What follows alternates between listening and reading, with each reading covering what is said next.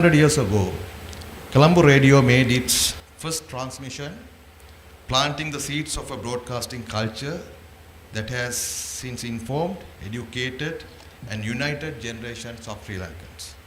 Today, as we gather under the theme, Reimagining Broadcasting for the Digital World, we do so not just to celebrate the past, but to look boldly toward the future.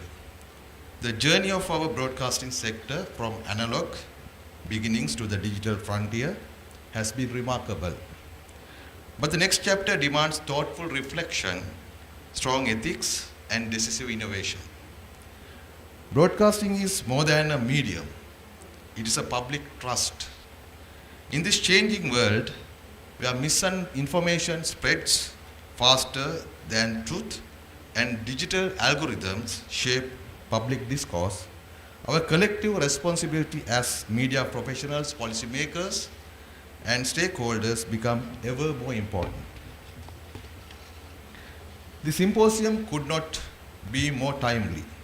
It brings together a unique mix of visionaries, from technology experts and AI researchers to seasoned journalists and community voices. The topics explored today: digital disruption, commercial sustainability, media accountability, and regulatory reform are at the heart of building a resilient, inclusive, and ethical broadcasting sector. As a Minister of Health and Mass Media, we remain committed to enabling this transformation. The draft National Media Policy outlines our vision: a media environment that is pluralistic, independent, responsible, and future-ready. It seeks to establish an autonomous regulatory framework, strengthen public service broadcasting, support community media, and promote innovation, especially as we transition into AI-enhanced and digitally driven ecosystems. But regulation alone is not enough. We must foster a culture of professionalism and integrity. Shared standards, continuous capacity building, and investment in local content creation are essential. We must also empower our citizens through media literacy so they become not only informed audiences but critical participants in our democratic discourse. Let me take this opportunity to extend our deepest appreciation to the Broadcaster Guild of Sri Lanka for its leadership in convening this landmark event, and to our valued partners, the UNDP, International Media Support, and all our sponsors for making this possible. Special note of thanks goes to Professor Matsuki and to all the distinguished speakers. I'm sure that they will enrich the dialogue today. I would also like to honor Mr. Shan Wickramasinghe, whose pioneering contribution have shaped the broadcasting industry in this country. Your legacy is an inspiration to all of us. As we look to the next 100 years, let us work together to build a broadcasting industry that reflects the values of truth, fairness, and inclusivity. One that embraces digital change without losing sight of its fundamental responsibility to the public. Thank you, and let us continue this journey together for a strong, more ethical, and future-ready media in Sri Lanka. Thank you very much.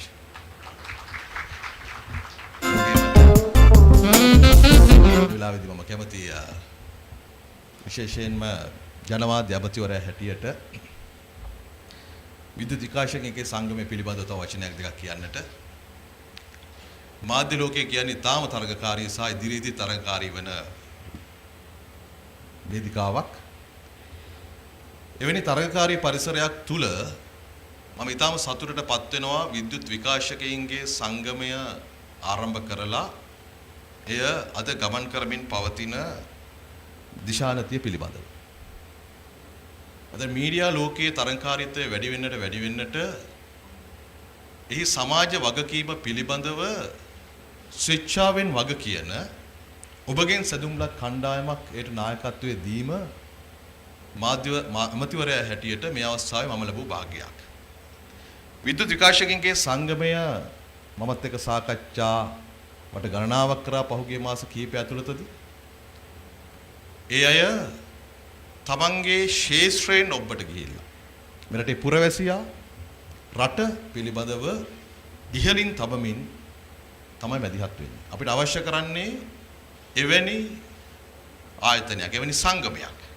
ඒ නිසා විශේෂයෙන් පහුගිය අපි විවිධ අර්බුද වලට මුහුණ දුන වෙලාවෙදී Covid අර්බුදයේදී ගම් වතුර ආදී ස්වභාවික විශ්වාසනවලදී පවා විද්‍යුත් විකාශකයන්ගේ සංගමය තමන්ගේ සමාජමය කාර්යභාරය ඊටම ඉහළින් කිරීම පිළිබඳව අපේ ගෞරවය හිමිනට ඕන. ඉතින් මම හිතනවා මේ සියලුම සාකච්ඡාවල ප්‍රතිඵල විසින් ඔවුන්ගේ ඒ කාර්යභාරය තව ශක්තිමත් වෙවි. වෘත්තීය ගරුත්වය, වෘත්තීය සුරක්ෂිතතාවය සහ සමාජීය වගකීම කියන මේ සියලුම කරුණු ආවරණය කරමින් ඔවුන් යන ගමනට මගේ සුවපැතුම එකතු කරන්නට කැමැති. අපිට රට ඉදිරියට ගෙන යාමේදී මාධ්‍ය ශේෂ්ත්‍රයෙන් අපි බලාපොරොත්තු වෙනවා ඊටාම විශාල භූමිකාවක්. මේ රටේ පුරවැසියාගේ චින්තනය උසස් කිරීමකින් තොරව අපි බලාපොරොත්තු වෙන රට ගොඩනගා ගන්නට බෑ.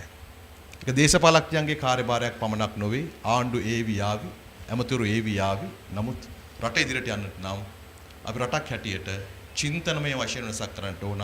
ඒ වෙනස කර හැකි ඉහළතම කණ්ඩායම තමයි මාධ්‍ය විද්‍යුත් විකාශකයින්.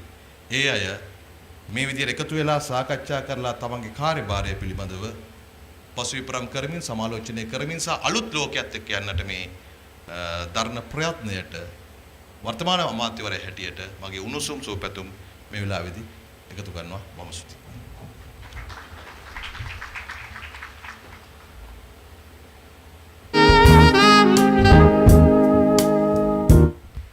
බොහොමත්ම ස්තුතියි ඔබතුමාන්ට. නැවතත් මතක් කරනවා මේ වැඩසටහන සම්පූර්ණ වශයෙන්ම සිංහල සහ දමිළ භාෂාවෙන් පරිවර්තනය ඔබට ලබාගත හැකි. ඒ සඳහා අපගේ සංවිධායකවරුන් දැනුවත් කරන්න ඔබට අවශ්‍ය නම් සිංහල සහ දමිළ භාෂාවේ පරිවර්තන.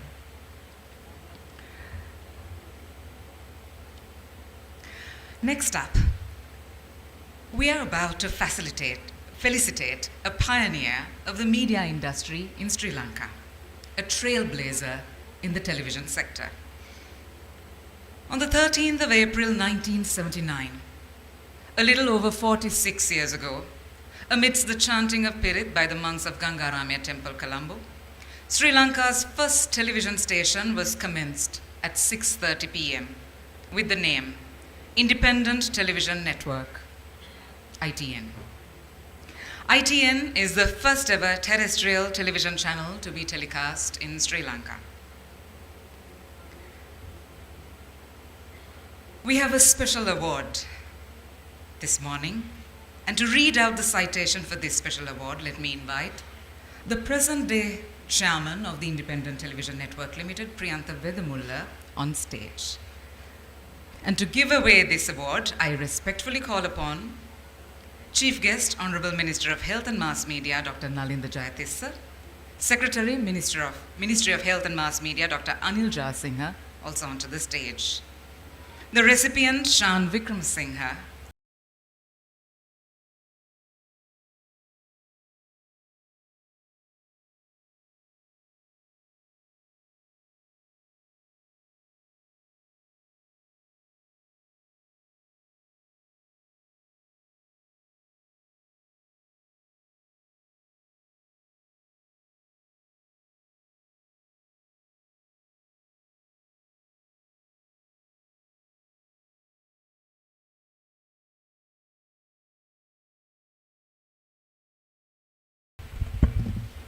අයිබෝවන්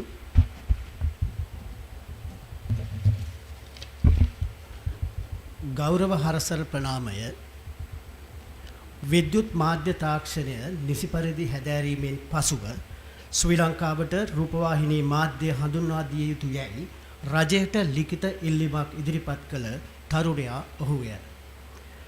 ඒ 60 දශකයේ අගභාගයේදීය.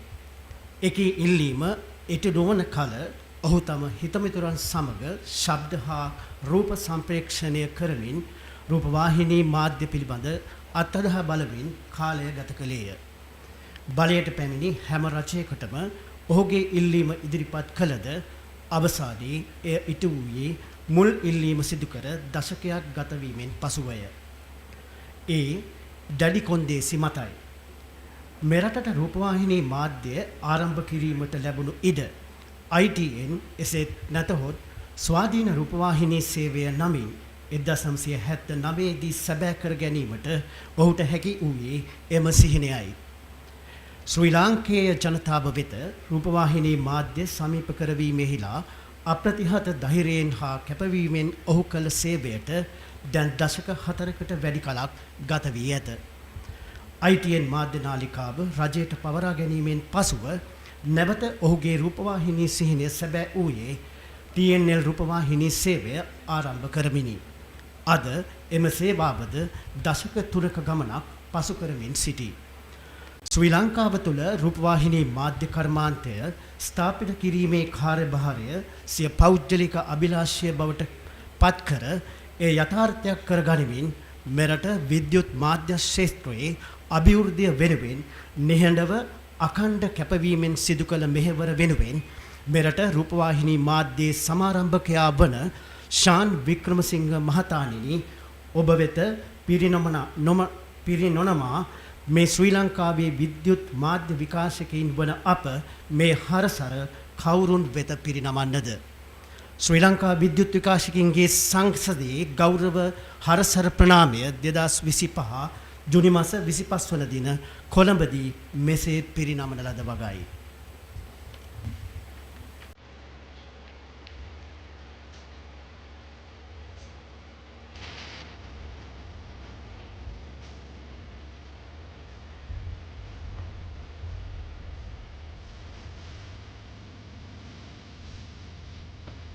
මේ හරසර ප්‍රණාම දක්වන්නට ඔබ සියලු දෙනාටම වේදිකාව මතට ගෞරවයෙන් ආරාධනා කරනවා.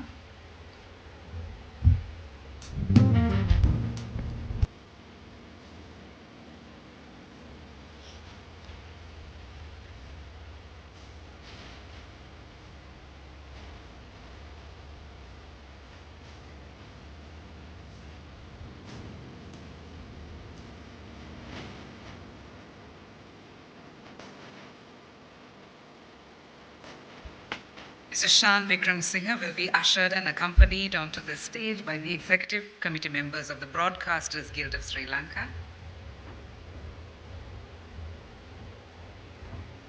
Ladies and gentlemen, let's put our hands together.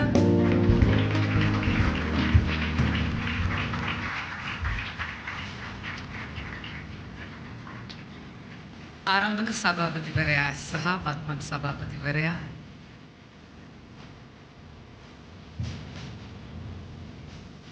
ITN නාලිකාවේ වත්මන් සභාපති ප්‍රියන්ත දෙදමුල්ල මහත්මයා තමයි මේ ඡායාරූපය සිටින්නේ. සියලු දෙනාට සමූහ ඡායාරූපයකට එහි සිට ලෙස මම ගෞරවයෙන් ආරාධනා කර සිටිනවා.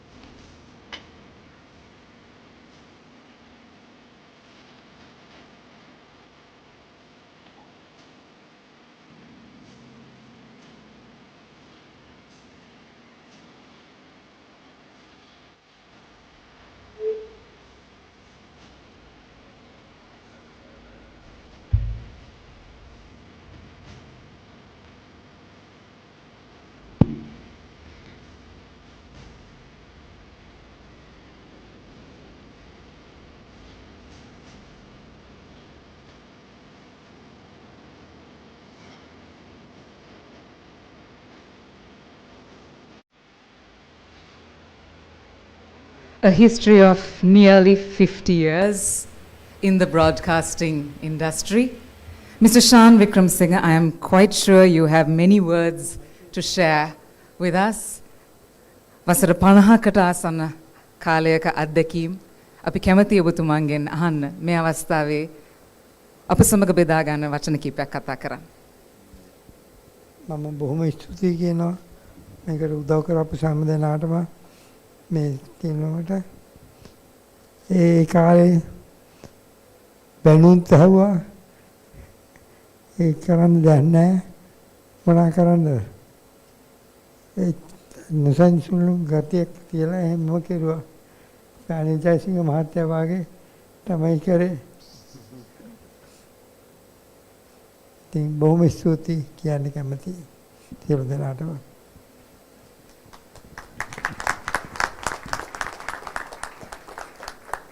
Thank you very much, sir, and thank you everyone for joining us on stage on this August occasion.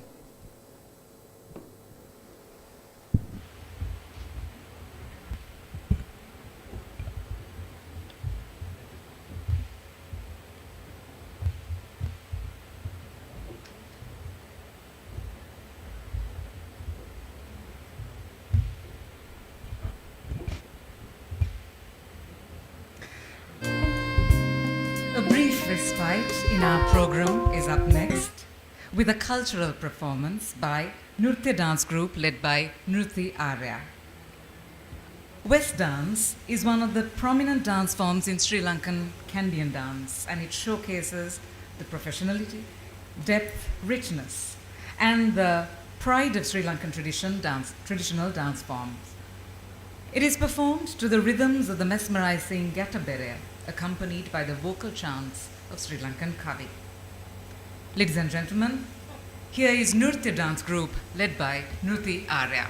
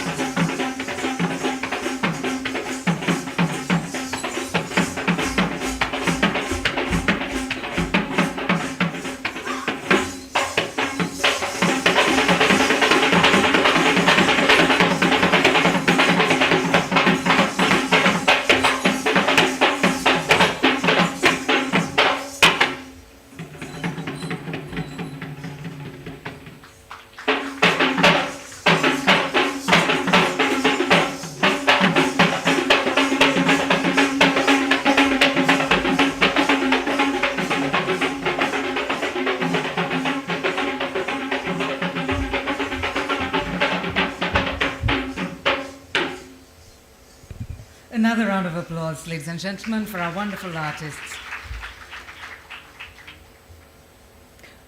We now turn to the keynote address of today's program, to be delivered by Professor of Media Studies and Journalism at Universitas Islam Indonesia, Professor Mastuki. Allow me to share a brief introduction. Mastuki is a professor in media and journalism at the Department of Communication, Universitas Islam Indonesia, Yogyakarta, Indonesia. He earned his doctoral degree at the Institute of Communication Studies and Media Research, University of Munich, Germany. He has a particular interest in media policy, comparative media systems, journalism, and digital activism. His PhD dissertation was published as a book entitled Public Service Broadcasting and Post-Authoritarian Indonesia by Palgrave Macmillan, Springer Nature, London in 2020. Aside from that, he has published several books on the Indonesian media system, and his articles have appeared in scholarly journals such as International Communication Gazette, Media Asia, International Journal of Communication, Asian Journal of Communication, Journalism Studies, Journal of Media History, Journal of Digital Media and Policy, etc. Professor Mastuki currently serves as the Indonesian ambassador to the International Association for Media and Communication Research, IAMCR, to deliver the keynote address of Sri Lanka Broadcasters Symposium 2025. Let's put our hands together and welcome Professor Mastuki.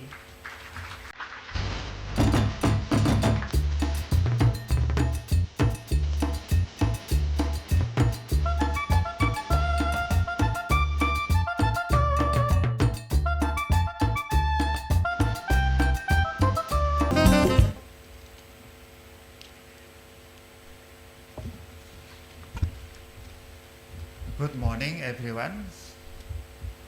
Assalamualaikum warahmatullahi wabarakatuh. Excellencies, Minister of Health and Media, the Sri Lankan Republic, Chairman of the Sri Lankan Broadcasting Guilds, and all the representatives of the parties involved in this very prestigious conference, very lovely symposium, and all the attendees who are gathered today in this very warm room of Colombo City. Before I start my talks, let me keep my appreciation, also my warm effort to all the organizer of this prestigious symposiums, my friends, also gathers here, the ambassador of Indonesia to the Sri Lankan Republic. I'm so honored. Once again, I'm so honored to be here to deliver my insights, my talks, and I'm going to talk very slow to be more understandable of what I'm going to share regarding the broadcasting in journalism in crisis, in transitions, with particular attention to the case studies of Southeast Asia, including Indonesia, my countries. So I hope what I'm going to deliver to you this morning could be a comparative perspective, could be an insight to you, especially for the Sri Lanka broadcasters, Sri Lanka journalists, Sri Lanka media community here. And of course, I'm so happy if I can get feedbacks during these one-day symposiums. The second point before I start my talk, I also have to say very much appreciate and thanks for the community, for the academic, for the journalists, and especially the excellencies of all parties involved in this forum who would be like sharing each others regarding the current development of media, communication, journalism in this region, South Asia, and I hope I can get many friends, colleagues forward following the end of this conference, the end of this symposium. Well, let me try to give some point to you regarding my topics.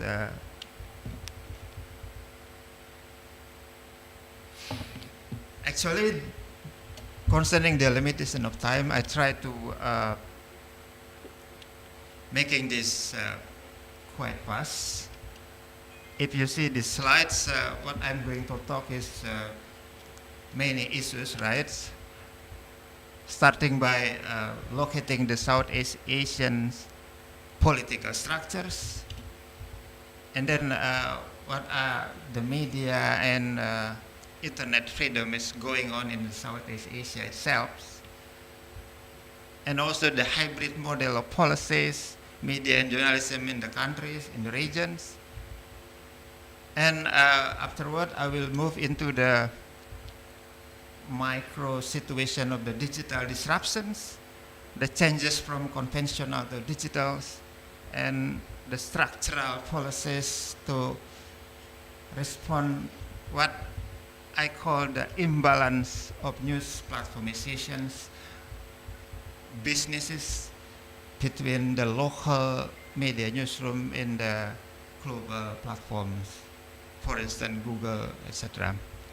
And lastly, I'm going to talk to share with you on the new way, on what we can learn of the policy reform, policy initiatives done by at least Australia, Canada, and also Indonesia, my countries. Hopefully this can be once again keep you insight during this forum. So let me just start by showing you these very provocating books published a long time ago by Professor Robert McChesney, that at current time in many countries, I'm sure including here, we have many numbers of media, so lots of media, especially online media, but poor democracies. In other words, we have many online media, cyber media, but no democracy there's, no quality of content there's. Mostly fake news and disinformation. Yeah? This is also a summary of, the correlation of what happened in the media itself can be returned to the political structure itself. Let's move this very fast. And if we look at this for a couple of minutes, this is a little bit of comparison between at least the three countries done by my research.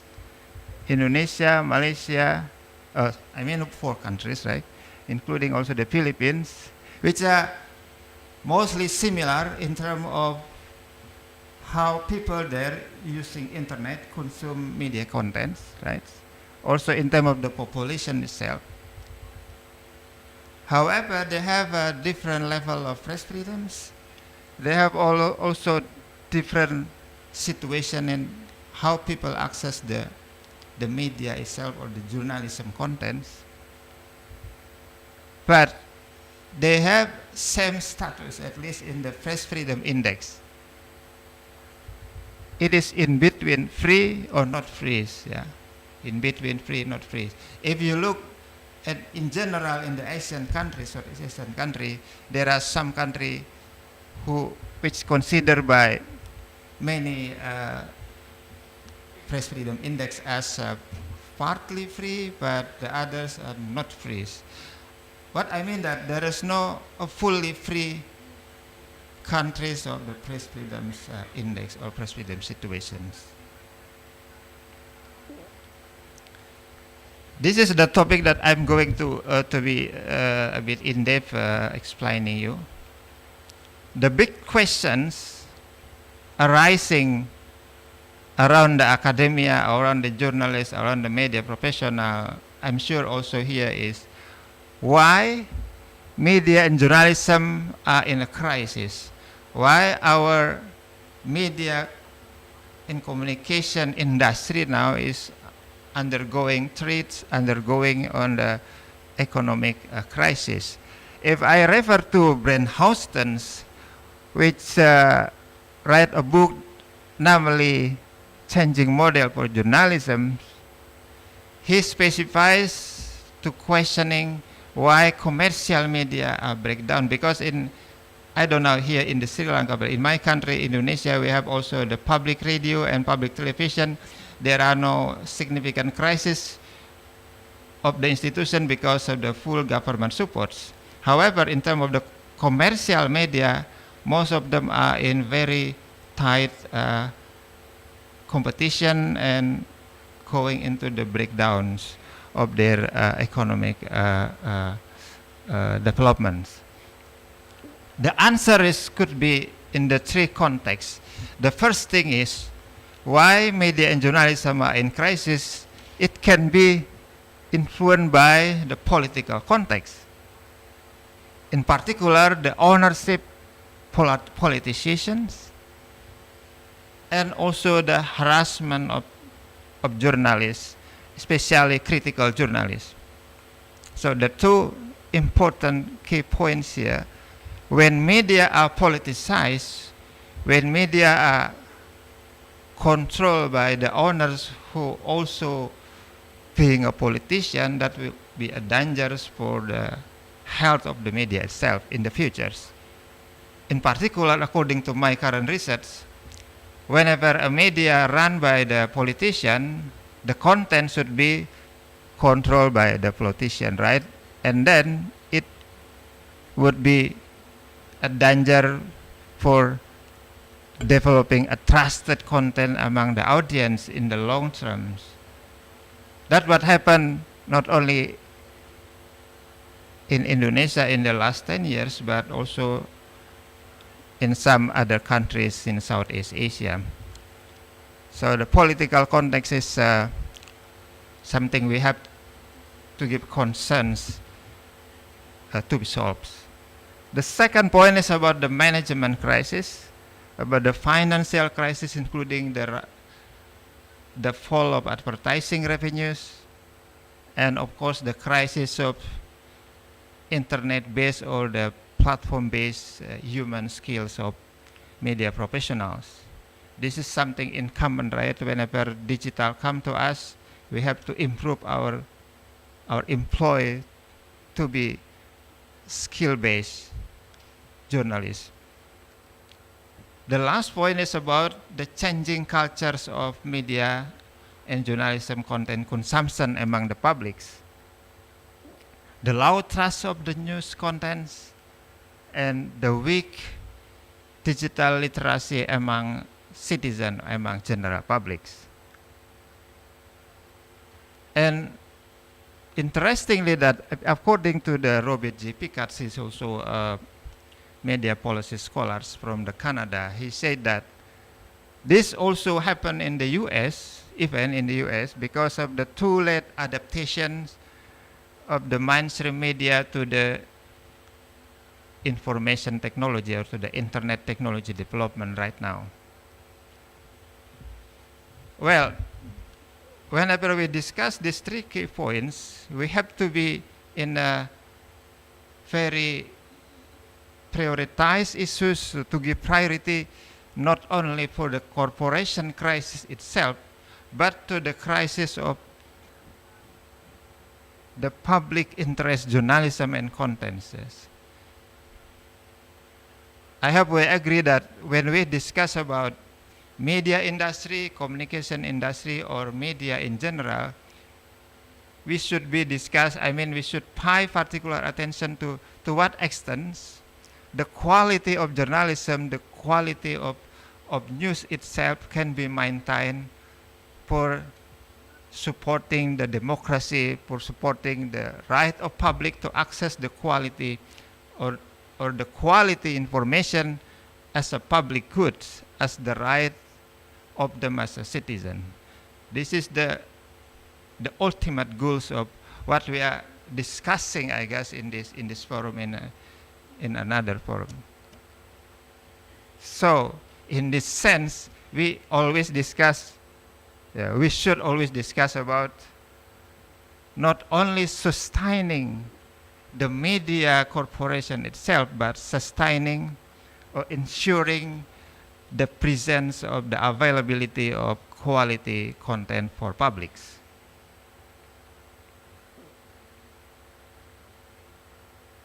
Okay. Let me give you these points. We have, of course, a shared problem, right? A shared issues regarding the imbalance between what done by the local media corporations with what we call the global platform dominations in terms of many revenues, in terms of advertising revenues, etc., including in terms of the digital reform itself. We can see here some example of global digital platforms, which I'm sure here also control at some point media businesses, journalism, culture, etc. For instance, Google, for instance, Apple, Facebook, Alibaba, etc. And what I'm going to share further here is, this is the problem, right? But also this is the opportunity. I mean, we have in between the two positions. We can see this as a problem. We can see also at some point the opportunity how to cooperate with them to still surviving the local media services. The other point is about the growing activities, the growing threats of what we call disinformation, hoaxes produced by peoples, produced by general citizens, including also who run for digital or online political contestations. There's some description, of course, regarding these issues. For instance, there are multiple motives. If we can see the disinformation hoaxes, at least in my country, Indonesia, or in more general in Southeast Asia, that the motive of the spreading disinformation and hoaxes could be politics, could be business, could be entertainment. And the key point here when we discuss about this information, once again, is about the crisis of freedom of expressions, because most of the content are fake news and disinformation.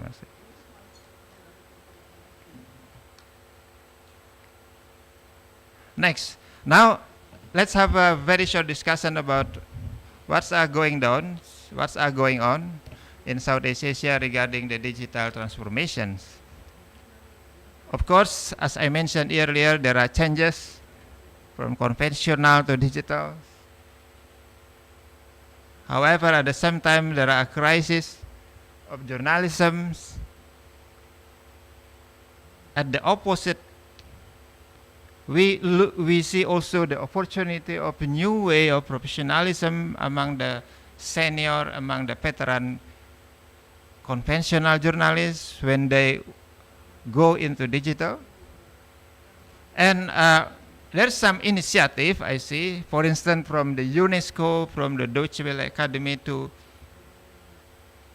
solve the problem, to mitigate the issues with their global campaign, namely media viability. Yeah. And also, in Southeast Asia, as far as I can see, there are some structural government approach to solve the problems. And if I try to summarize that, the digital disruption, of course, have changed the news media professional in journalism as well, through promising virtually network productions, which once again depend on the policy and the technological structure of the globally US-China based big tech companies. This once again the comparisons. I will just move to the next slide. So from the theoretical point of view, you can see what changes, right?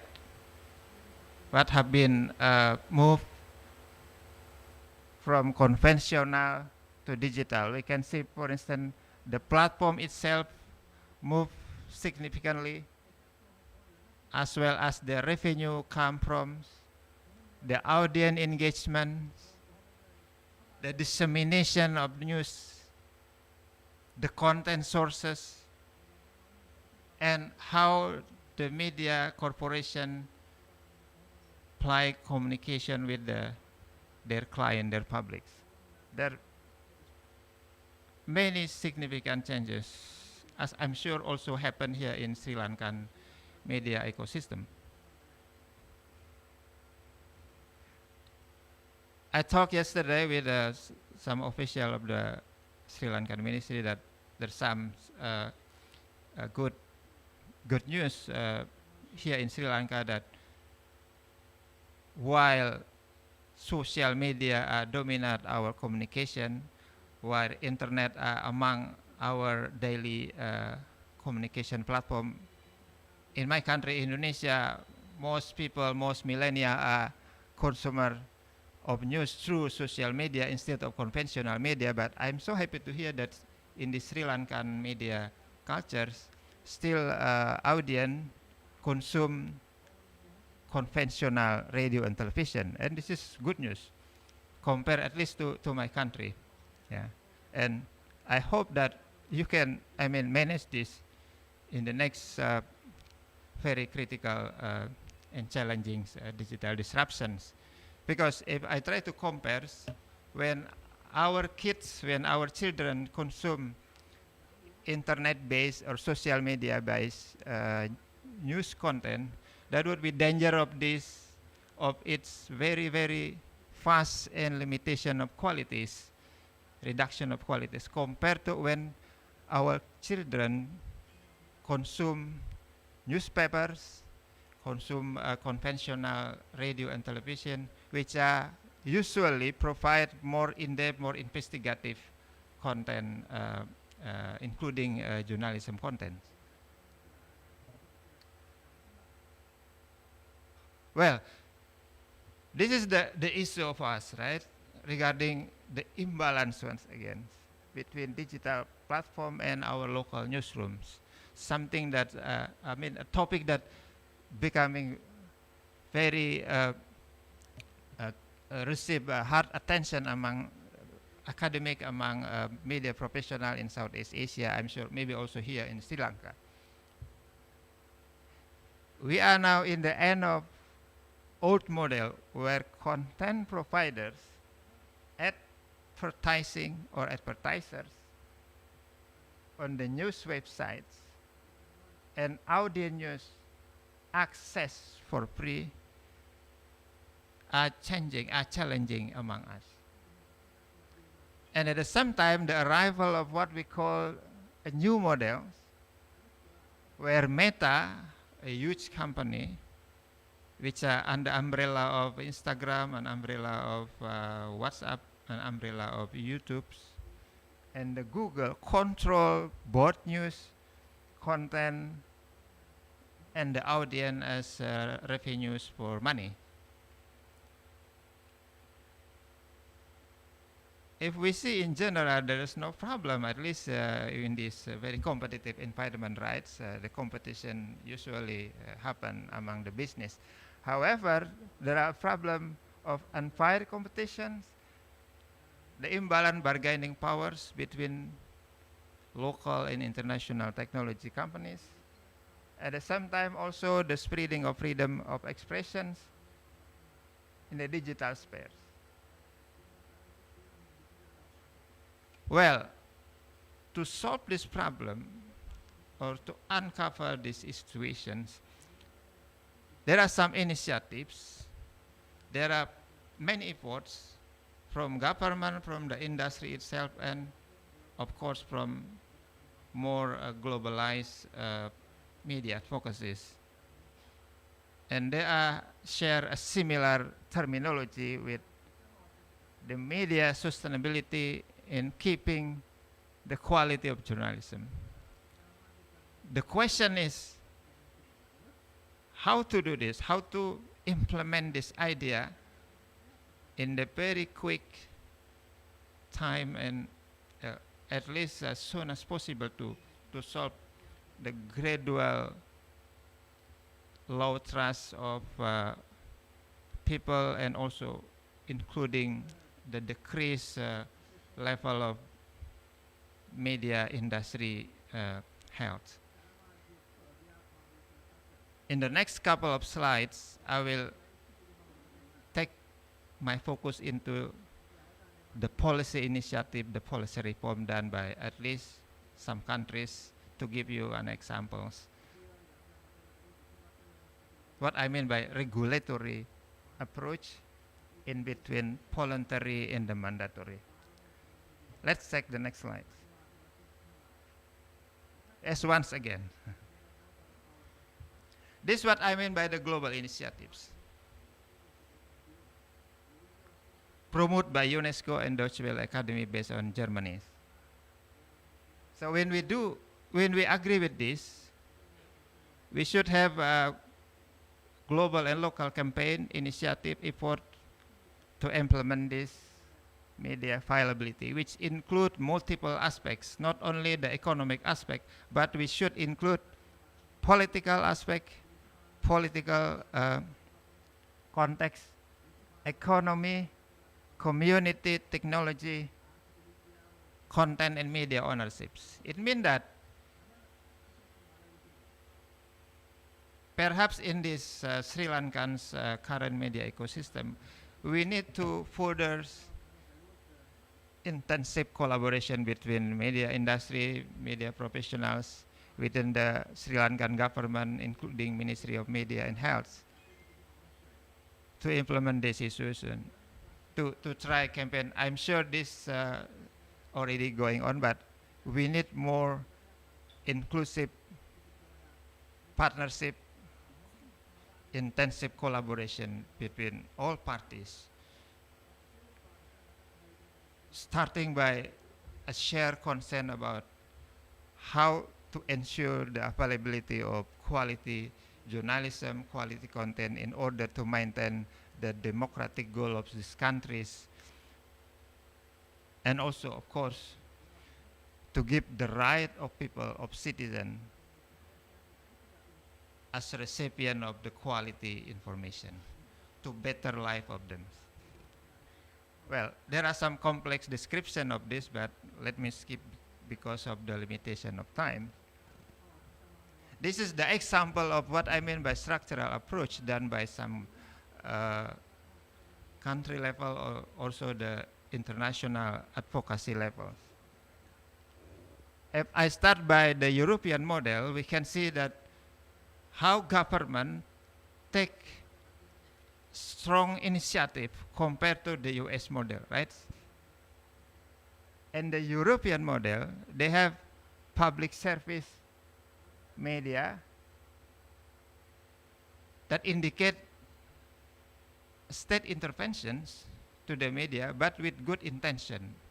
It means that, for instance, the Ministry of Health and Media own the public service radio and television, but give them independent editorial activities, give them enough time, enough activities, freedom to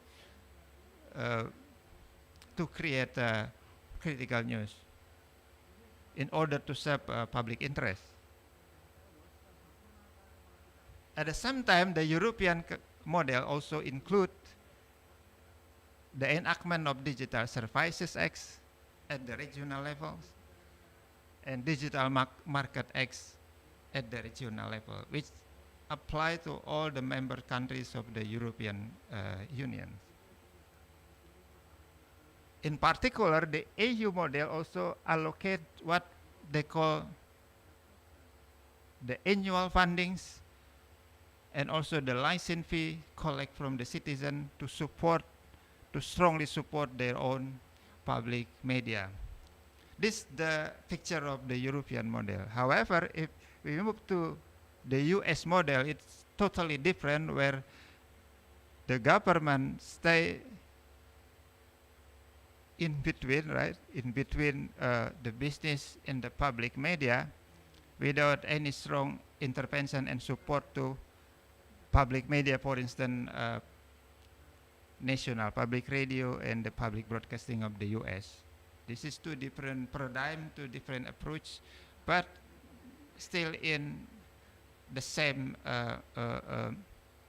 effort to solve their own media problem regarding digital disruption, regarding keeping the public interest media alive. From the two model, we can see the alternative, the another model, maybe apply here, maybe apply in Southeast Asia. We can see later, but there is a global trends where government, where the authorities try to push, to provide policies to accelerate what they call the share revenues, the more inclusive, equal position between the local newsroom and the global technology companies. In particular, between Google, Meta, and the local newsroom. This is also can be, inspiration for us to do, instead of doing what the European model and what the US model here. If you might have a question what Indonesian government did, this is one paragraph to explain you. Currently, we have a presidential decree number 32 in 2024, which apply a mandatory approach, not voluntary, indicate also government support, government interventions in a good way, and establish the external supervisory body, namely Committee for Public Interest Journalism, as a responsible way of the global platform. However, there are some issues still on the presidential decree. Yeah, I can discuss you later on, but at some point, Indonesian government try to do a support to manage this imbalance. But of course, at some point, there's some still limitation on the regulatory itself, which should be managed later on.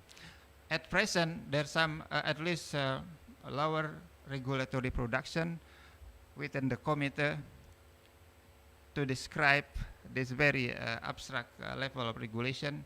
And there was a good news also from Google that starting last month, Google start to share the revenues to the local newsroom, which based on this policy efforts. This is a little good news, at least, yeah. That we have to see in the next couple of years, others still continue this sharing revenue or not, because at practice, sometimes regulation is only a text, right? It's only a papers. We have to push, we have to control, maintain the implementation, which is totally based on the dynamic interaction between Google, Meta, and the local newsroom itself. This is some things sometimes government cannot do interventions. Well, this is to detail a little bit about what we can do what Indonesia did, what the Southeast Asian country approach regarding the digital platform interaction to local newsroom. One is about the sharing revenues. My apologies, this is in Bahasa Indonesia. So maybe next slide. This is the Australian way as a comparative to Indonesia, which also in advance has similar policy, similar approach, which was raised controversy, yeah. Namely, news media in bargaining goods, which was initiated by the competition committee of the countries. And next slides. This is a more comparative study between the Australian model and the Canadian model, yeah, which show us about a good news, at least, on the implementation between the Google, the Meta, sharing revenues to the local, both public and commercial media. Yeah. Let's see. This is a good starting point and examples. I took this from one paper published by my friend who are scholars from the Australian country.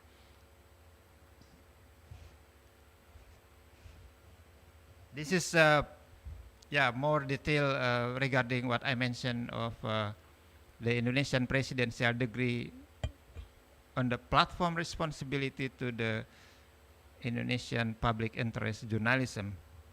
Yeah. Maybe we can discuss this later on the flexible forums. But other initiative, this is what I'm researching now with my colleagues in Indonesia, supported by International Foundation for Public Interest Media, which is based in London. We just currently finished our study regarding the initiative to provide the endowment funds for quality journalism in Indonesia. We learn from some countries, including the northern part of Africa, the Middle East. I mean the same context of transitional democratic countries. And from the readings from the publication so far, also of course from we did interview with stakeholders, I can see you some points as appear in the slides, that this also alternative solution to ensure the sustainability of quality of journalism, instead of course keeping the industry alive, keeping the economic revenue alive through many tactics, through many business competition models. This indicates, once again, to what extent the government can do to serve their public right to access the quality of journalism, which at some point can be the initiator to establish endowment funds. In case of Indonesia, what I propose, what my team propose is that the Indonesian government should be the key initiator, the key actors to establish this, in cooperation with the Indonesian Press Council, in cooperation with the Indonesian Broadcasting Council, as today the organizer of Sri Lanka does with, if I'm not wrong, the Sri Lankan Broadcasting Girl Rights. So these three institutions should share their cooperation, their initiative to establish this, in order to show the trust for the parties who should involve in these very strategic projects. Yeah. If you look at this slide, there's some initiative outside Indonesia, right? Which is, for instance, coming from a platform-based, as did by Google News Initiative, which supply a huge amount of money to organize training for journalists, for fact-checkers, for media professional in general. At the same time, if we look at the American model, of course, as I mentioned, there are some budgets delivered from government to donor to the local public media in that countries. And in the European model, there is, for instance, media democracy fund, where this non-profit organization taking involved with the movement of ensuring the connection between media and democracy and the countries, which at some point showing positive engagement. I mean, can show the positive engagement of many parties, individuals, philanthropists, local governments, and many others to donate their monies to this institution, and then the institution, by some criteria, deliver the money again to the newsroom to help them alive, at least to help them produce in a regular way in-depth news, in-depth content to the public. Because as I mentioned, if we mandate this rule to the cyber media, to the online media in general, which are surrounded by the fake news and disinformation, that would be a dangerous. There should be an alternative attention to the alternative media, to public media, to deliver quality news. However, they have no money. That's why we need to establish this kind of endowment funds. This is also perhaps a new alternative to solve this problem.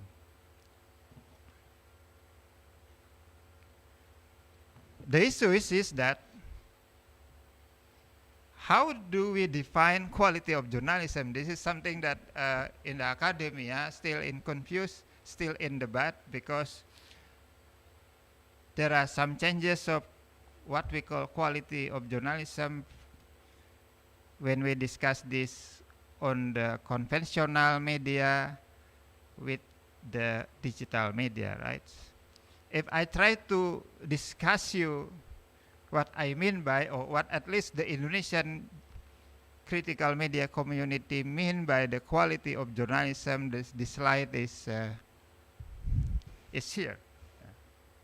We start by the ethical dimension itself. Every public interest news should be considered as quality news because we start from this very ethical, very elementary principle, right? That's why we have to, as mentioned also by the speakers before me, we do hope that in the very critical situation of media corporation, we still prioritize to serve ethical standards of journalism activities, including news production and deliveries, because that would be manage the trusted and at some point consider as the very important criteria of what I mean by quality of news. And then the second point is, when we do production and news, when we do journalism activities, right now in the digital ecosystem, we have to do a collaborative model of news production instead of newsroom exclusively produce a news, right? That's why audience engagement is important. And the third criteria is on the content itself, which should be diverse, which should be in-depth, and of course which should be a regular way, in-depth, diverse, and a regular way. At least perhaps once a week, so once a day is better.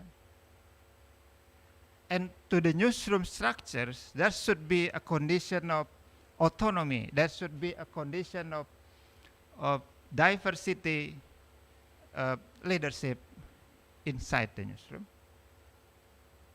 Next, on the geographical issues, there should be accessibility of minority to be covered, to be published, instead of minority in terms of ethnics, in terms of gender, etc.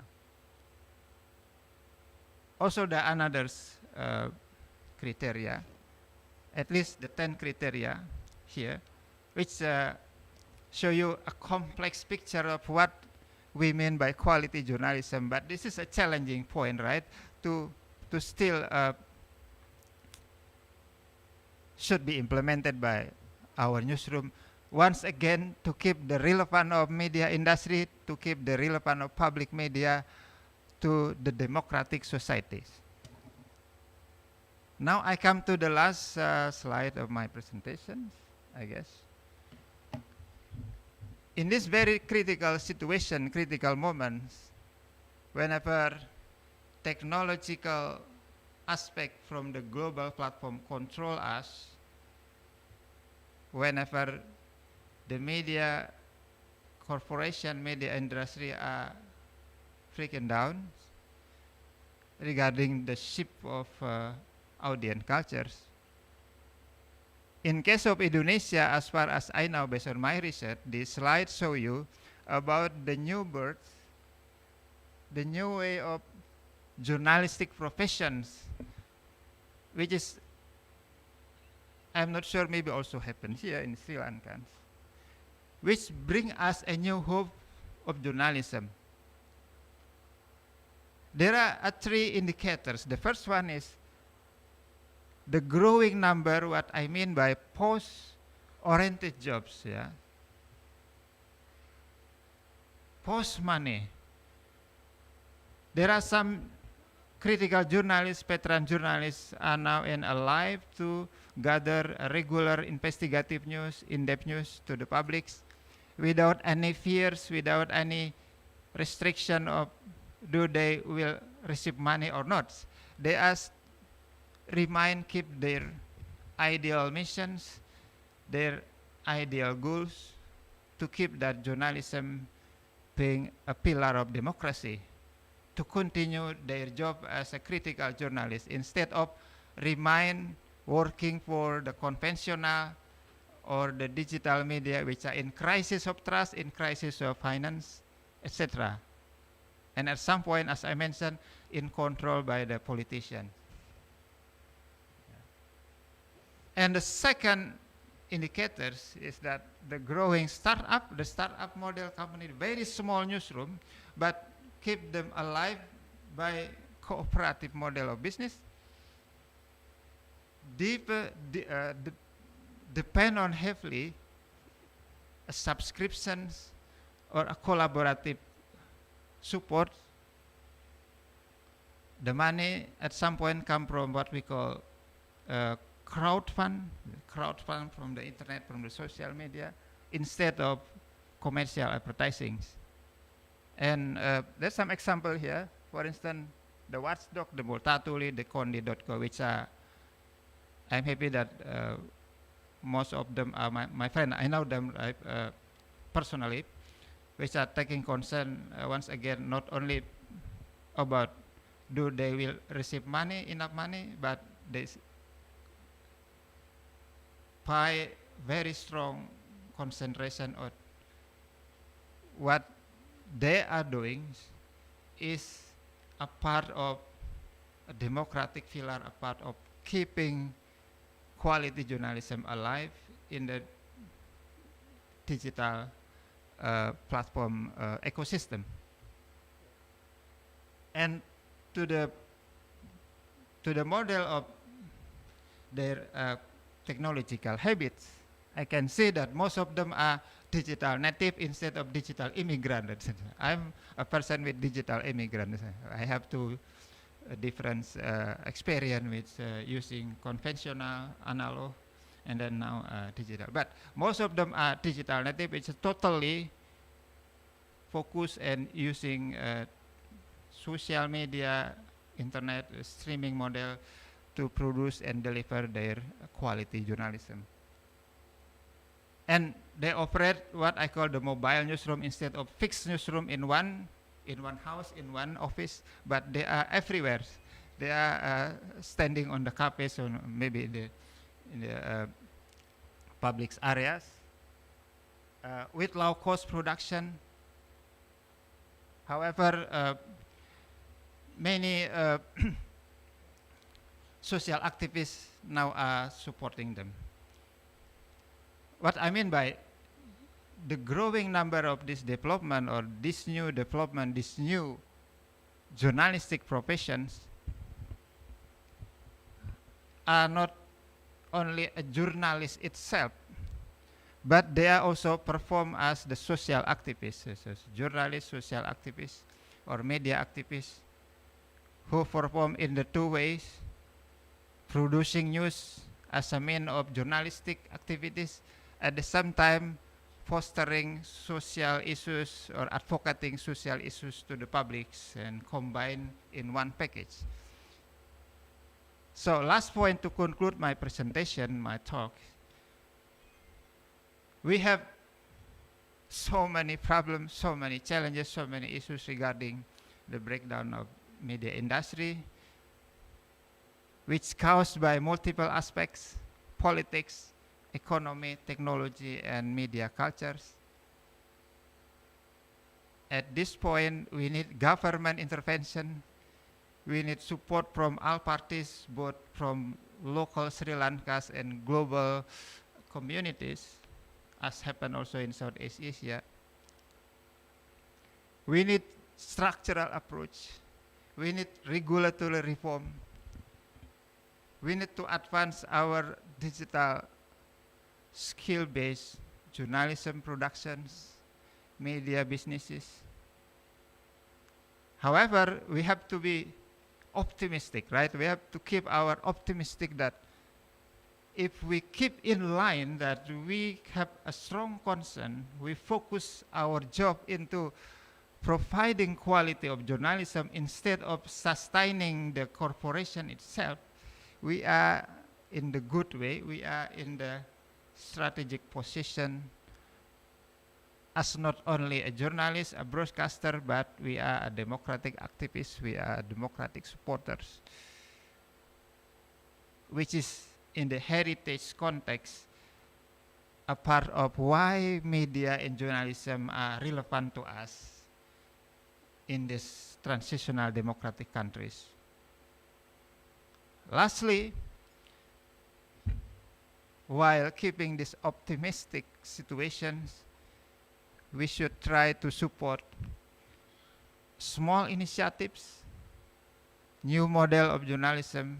We support the alternative media, which are, I'm sure, growing also here, that place their activities, that keep their ideal goals to serve quality journalism instead of clickbait journalism, in order to serve the democratic destination of this country and the democratic goals of Southeast Asia or South Asia and all over the world, further to keep that citizen of the world have the right access, have the inclusive right access to their right of receiving once again quality journalism to better their life. Thank you for your attention and hope to get feedbacks after this talk, and all the best for the symposiums. Once again, congratulations for the organizer, and wassalamualaikum warahmatullahi wabarakatuh. Thank you, thank you, thank you.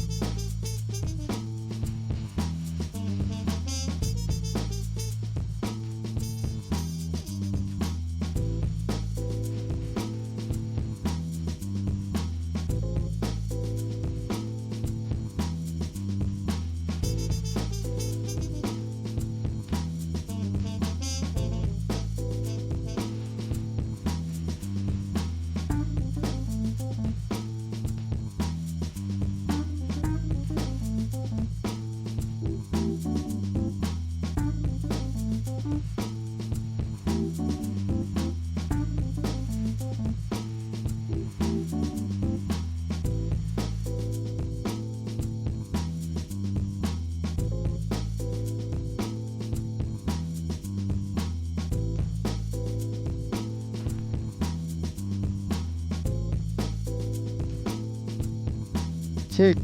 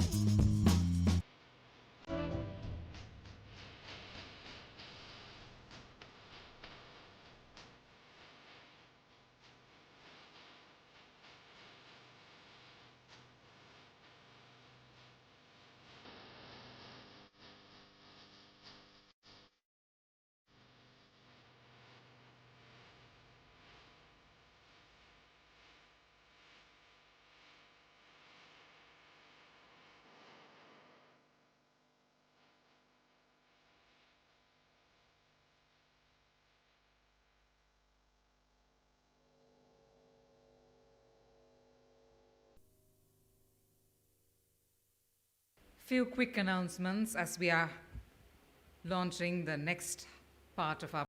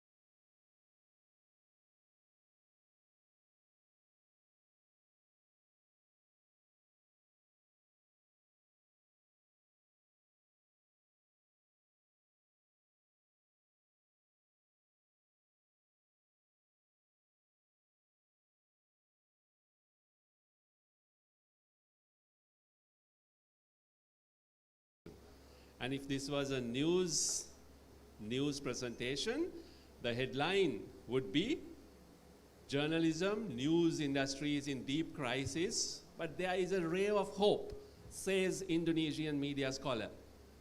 Now, we are going to explore that ray of hope with this panel, and it's happening everywhere, as we heard from Professor Masduki, and it's happening in Sri Lanka. News as we knew it is undergoing rapid transformation. News consumption is changing, audiences are changing, news production techniques and processes are changing, but some things like news values and ethics remain the same. So in this changing environment, how can news producers better engage news consumers, stay viable, stay relevant, and stay ahead of competition? When we say competition, it's not just the 75 radio and TV channels we have in this country today. The actual real competition is now with foreign news channels and much more news, analysis, opinion available online. And so that competition and mediated by the global tech platforms, how can our industry, our broadcast industry, survive in these turbulent times? So that's a question we want to explore. And I have, I think, a superb panel to take us through this, even if briefly. My panel begins with Dasuni Atauda, journalist and country lead Beyond News India, a global news initiative with its roots in India. And she's the youngest member of the panel, so I thought I'll start with her. And then we move on to Upendra Herath. He's the news director, Supreme TV, and followed by Madhushan De Silva, senior manager, Hiru News. Professor Raghuram, former journalist and documentary filmmaker, now a media academic and head of media studies at Jaffna University. I've known all these professionals in their professional capacities over the years, so let's turn this into a conversation. We'll have, this is what we are going to do. So I'm going to ask an opening question to each one of them, and they'll respond taking a couple of minutes. After that, we'll discuss among ourselves. I think there is plenty to talk about arising from the keynote speech itself. And then we'll take a couple of audience questions. Let's not allow language to be a barrier. So we'll discuss, we'll use both English and Sinhala. Api Sinhala English in dekema kata karamu, and there is translator service available. We may also use it here. So let me begin with Dasuni. I think you are the digital native on this panel, a term that was used by Professor Masduki.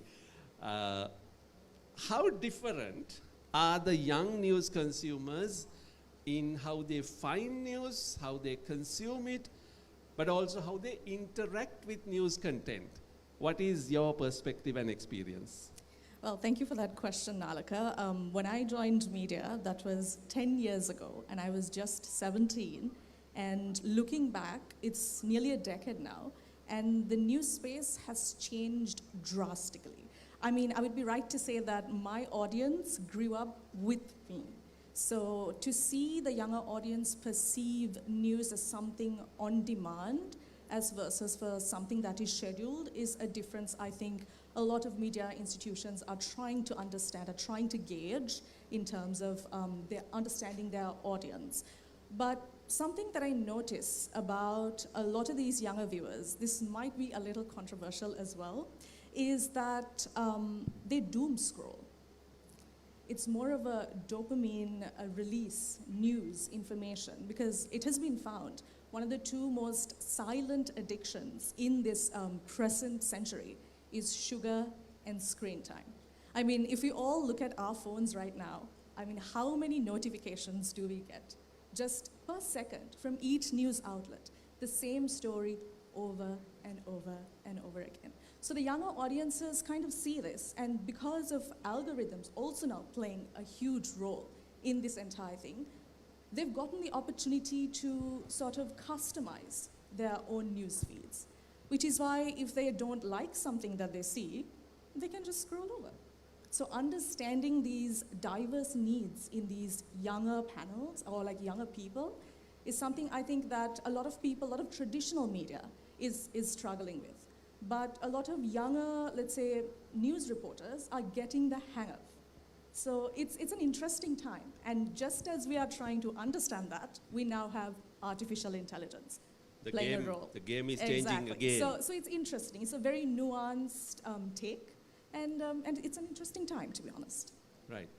උපේන්ද්‍ර දැන් මේ සිනාරියෝ එකේ මේ ක්‍රියාදාමේ සමාජ මාධ්‍යවල නැගීම ඔබ අවුරුදු 20කට වැඩි කාලයක් තිස්සේ දැක්කා අත්විඳා එතකොට 2015 විතර වෙනකන් මේ රටේ මහජන මතයට ප්‍රබලම බලපෑම කළේ ප්‍රධාන ධාරාවේ මාධ්‍ය විශේෂයෙන්ම රේඩියෝ සහ ටෙලිවිෂන්. හැබැයි ඒ ගෙවි ගිය අවුරුදු 10 ඇතුළත 2015 2025 අතර මේක උඩුකුරු යටිකුරු වෙනවා. සමාජ මාධ්‍ය තමයි අද ජනමතයට වැඩිපුරම බලපෑම් කරන්න කියලා කියන්න පුළුවන්ද? ඒ වගේම මේ අලුත් යථාර්ථයට මූණ දෙන්න මහා මාධ්‍ය වලට මොකද්ද කරන්න පුළුවන්? නන්නතර වෙලාද? සුදිනාලක ඇත්තටම මේ අවුරුද්දට මං අවුරුදු 30ක් 95 පටන් ගන්නකොට අපි රේඩියෝ ටීවී ඒ වගේම අද වෙනකොට රේඩියෝ ටීවී තියෙන තැනත් එක බලනකොට ඒක ලොකු චැලෙන්ජ් එකක්. ඒ කියන්නේ සෝෂල් මීඩියා කියන එක ලොකුම චැලෙන්ජ් එකක්. හැබැයි ඒකම අමතක කරන්න බෑ අපිට අද මේන් ස්ට්‍රීම් එකේ තියෙන හැම රේඩියෝ එකක්ම හැම ටීවී එකක්ම සෝෂල් මීඩියා එකේ තියෙනවා. ඒ කියන්නේ හැම ප්ලැට්ෆෝම් එකක්ම පාවිච්චි කරනවා. ඒ කියන්නේ අපි ගත්තොත් එහෙම TikTok වගේ සෝෂල් මීඩියා ප්ලැට්ෆෝම්ස් ඉස්සල්ලාම තිබ්බේ දසුන කිව්ව විදිහටම ගොඩක් යං ජෙනරේෂන් එක ඇතුලේ ඒගොල්ලන්ගේ එක්ස්ප්‍රෙෂන්ස් එළියට දාන්න. ඒගොල්ලෝ නටන ඒවා ඒගොල්ලන්ගේ පොඩි ඇක්ටිවිටීස් ඒ වගේ දේවල්. but now ඒක සම්පූර්ණයෙන් මේක චේන්ජ් වෙලා තියෙන්නේ. අද TikTok Instagram කියන්නේ නිවුස් ඩිස්ට්‍රිබියුට් කරන නිවුස් සෝස් එකක් විදිහට පාවිච්චි කරන්න පුළුවන්. ස්පෙෂලි LinkedIn වගේ එකක් එහෙම නැත්නම් Twitter ගත්තොත් එහෙම ඒවා දැන් අපි ඔෆිෂියල් සෝසස් විදිහට ගන්නවා. දැන් X එක කවුරු හරි එක්කෙනෙක් වෙරිෆයිඩ් account එක යාගේ මැසේජ් එකක් දානවා නම් අපි ඒක ගන්නවා ඔෆිෂියල් සෝස් එකක් විදිහට. හැබැයි අපි way back 1995 දිහා ගත්තොත් එහෙම නැත්නම් 95 to 2000 වගේ ගත්තොත් එහෙම මිනිස්සු conventional media එකත් එක්ක තමයි traditional media එකත් තමයි ගොඩක්ම trust කරේ. මට හොඳ example එකක් මතක් වෙනවා. මම මුලින්ම වැඩ කරපු ආයතනයේ පොඩි වචන වෙනසක් වෙලා නිවුස් එකේ ලොකු ප්‍රශ්නයක් වුණා. හදිසි නීතිය ඇඳිරි නීතිය විදියට මාරු වෙලා ලොකු එතකොට මුළු කොළඹ ටවුන් එකේම එක වෙලාවකදී කඩවල් වහන්න පටන් ගත්තා. ඒ තරම් ලොකු බලපෑමක් ඒ දවස්වල කන්වෙන්ෂනල් මීඩියා එකට කරන්න පුළුවන් ගල් තිබුණා. ඒක ට්‍රස්ට් එක සහ ඒ තරම් වයිඩ් ස්ප්‍රෙඩ්. හැබැයි වැරද්දට ඒ channel එකට පොඩි දණ්ඩනයකුත් සිද්ධ වුණා. එතකොට ඒක තමයි. දැන් මම කියන්නේ අපි ඒ තරම් බලපෑම් කණ්ඩායමක් ඒ කාලේ. හැබැයි දැන් ඒ බලපෑම කෙලින්ම shift වෙලා තියෙන්නේ social media එකට. මම ඔය අහපු විදිහටම 2015 විතර වගේ ඉඳලා තමයි මම හිතන්නේ drastic change එක උනේ. මොකද 2015 වල regime එක government එක change කරන්න මම හිතන්නේ social media එක එතන තමයි initiative එක තිබ්බේ. ඒගොල්ලෝ තමයි පටන් ගත්තේ. rather than the mainstream media social media වලින් ඒ kick off එක අරන් දුන්නා. ඊට පස්සේ ඒක තව double triple වෙලා ඊළඟ ඉලෙක්ෂන් එකේදී ඒක තව වැඩි වුණා. ඒ කියන්නේ සෝෂල් මීඩියා ඉන්ෆ්ලුවන්ස් එක ඒ බැකින් එක ඒ බලපෑම ගොඩක් වැඩි වුණා. ඒ වගේම ලාස්ට් එකේ මේ 2024 වල ඉලෙක්ෂන් එකේදී ඒක අපි හොඳටම දැක්කා. මොකද එතන ලොකුම ගේම් එක ප්ලේ කළේ සෝෂල් මීඩියා. ඒකේ හොඳට අපි දැක්ක දෙයක් තමයි මොකද ඔපිනියන් මේකර්ස්ලා විදිහට කන්වෙන්ෂනල් ට්‍රැඩිෂනල් මීඩියා එකට තිබ්බ ග්‍රිප් එක සෝෂල් මීඩියා එක ගත්තා. ඒක අරගෙන ඒගොල්ලෝ social media platforms වල තමයි ගොඩක් දේවල් share වුනේ, ගොඩක් දේවල් මේ වුනේ. මොකද social media තමයි ඒකේ ගොඩක් දේවල් handle කරේ.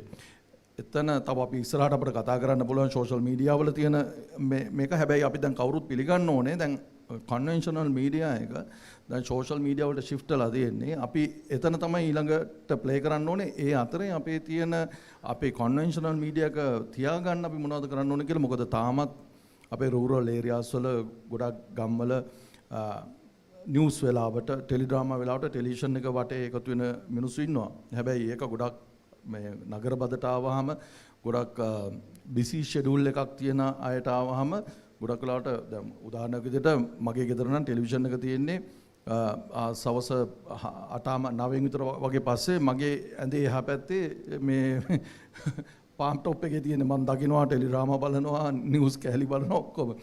ඒක ඒ කියන්නේ විසිත කාමරේ ඉඳලා දැන් නිදන කාමරේට ඇවිල්ලා තියෙන ටෙලිවිෂන් එක. ඔව් ඒ වගේම අර දසුනි කිව්වා වගේ on schedule තිබ්බ මේ program follow කරන ඒ habit එක on demand බවට දැන් ටිකෙන් ටික පත්වෙගෙන යනවා. ඒ කියන්නේ රටේ හැමෝම digital නෑ හැබැයි.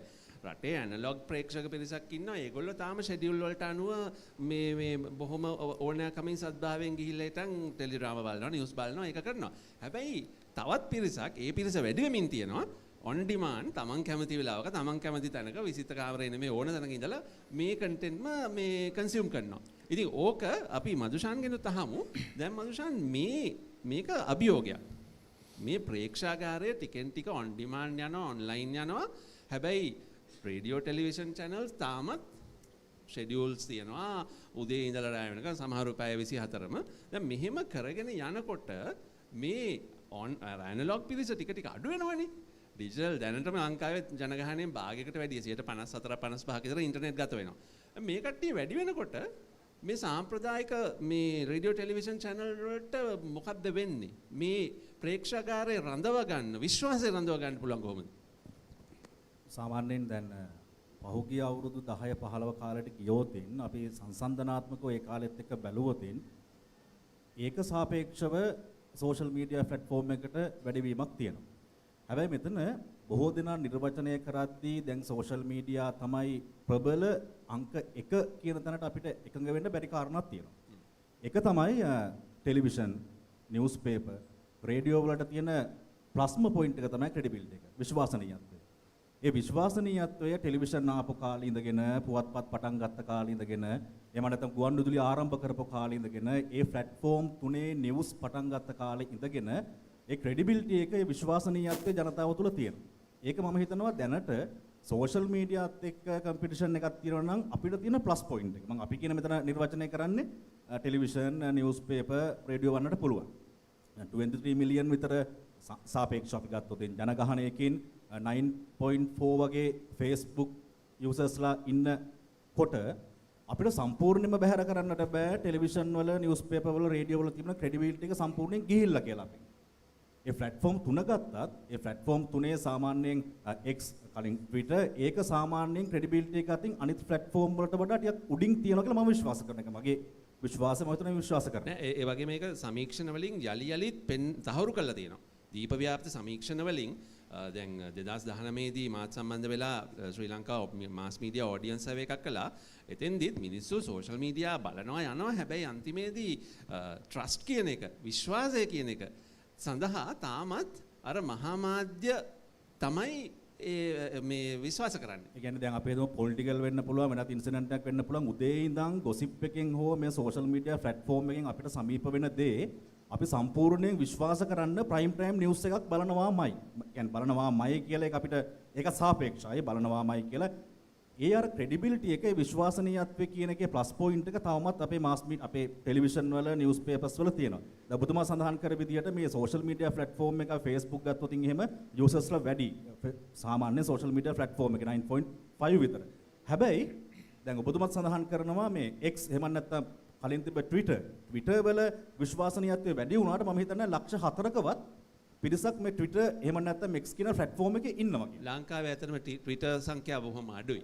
ඔව්. එතකොට අපිට නිරන්තරයෙන් තියෙන ප්ලස් පොයින්ට් එක තමයි අපිට අපේ තියෙන ක්‍රෙඩිබිලිටි එක. ක්‍රෙඩිබිලිටි එක විශ්වාසනීයත්වය. අනිත් කාරණේ තමයි දැන් නිවුස් අපි මේන් අපි ටාගට් කරන්නේ නිවුස් නේ.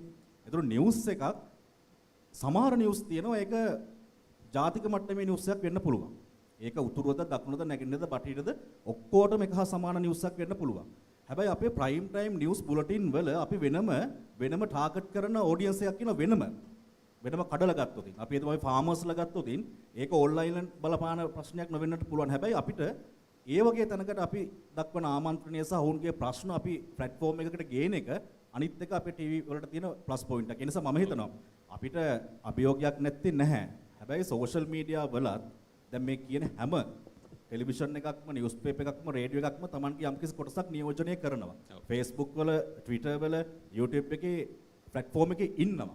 ඒ නිසා අභියෝග තියෙනවා. ඒ අභියෝගය අපි පිළිගන්නට ඕනේ සහ හැබැයි අභියෝගය මැනේජ් කරගන්නට පුළුවන් ප්‍රධාන කාරණේ විදිහට මම දකින්නේ අපිට තියෙන credibility.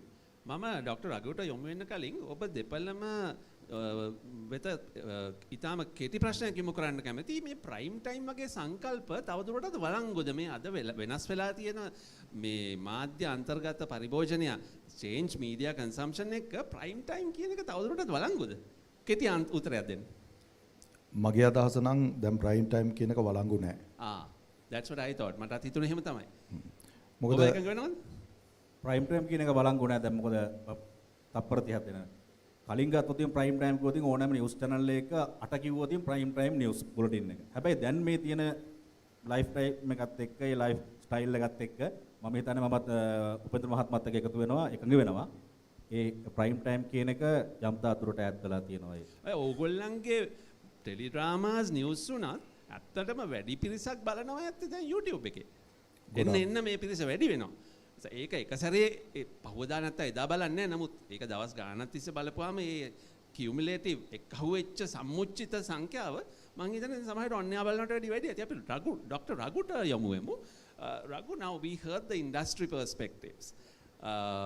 I'm looking for a more analytical or more critical kind of perspective from you, because industry colleagues claim that they still have credibility. Do they? Because in news, what we see, especially on television, is mostly voice cuts strung together with a little bit of anchoring. Is this news? Yeah, when we consider the social media, the news consumption through the social media, now that the consumers become producers. So in that way, they are the people not only the receiving the news, there's a space created by them for the analyzing the news, collecting different opinions, and even they are ready to send their feedback, share their the comments regard to whatever is going on. So that this is the platform now that we can't say that just only that consumption of news or receiving news, but they are ready to become as a very critical about that news consumption. So this is a little bit change. So when we see the mainstream media always tend to pass the news in a single channel, that linear way. But that when we put up the things in the social media provide a platform to go for the discussions, observation sharing and all. So this is actually make the platform more democratic. But there's a problem that when the social media act quickly to deliver the news item, even that unspoken news or not attended by the mainstream media, there is a very huge challenge to get about that trustworthiness and the credibility. Yes, it's true. But that the people, normally the consumers, they are now that change the behavior to check the credibility through the various news sources. So even for that, if they receive a news item from one person through the social media, now they have the tendency to look at that others what they say about these things. So that I think that that people, they are become very critical about that news consumption nowadays. So in the mainstream media, television, they have to think about that whether they have to follow the same conventional model of news broadcasting. So they have to see the things to get the people, access them. So that they have to change their even that presentation of news items. So even when we are talking about these things regarding that prime time, the news bulletins and all, the people, they have that complete faith on that. Even they are receiving that 24/7, the news item through the social media, but they are waiting to get the prime time news item to get confirmed that things going on. So that there are two things I am able to identify there.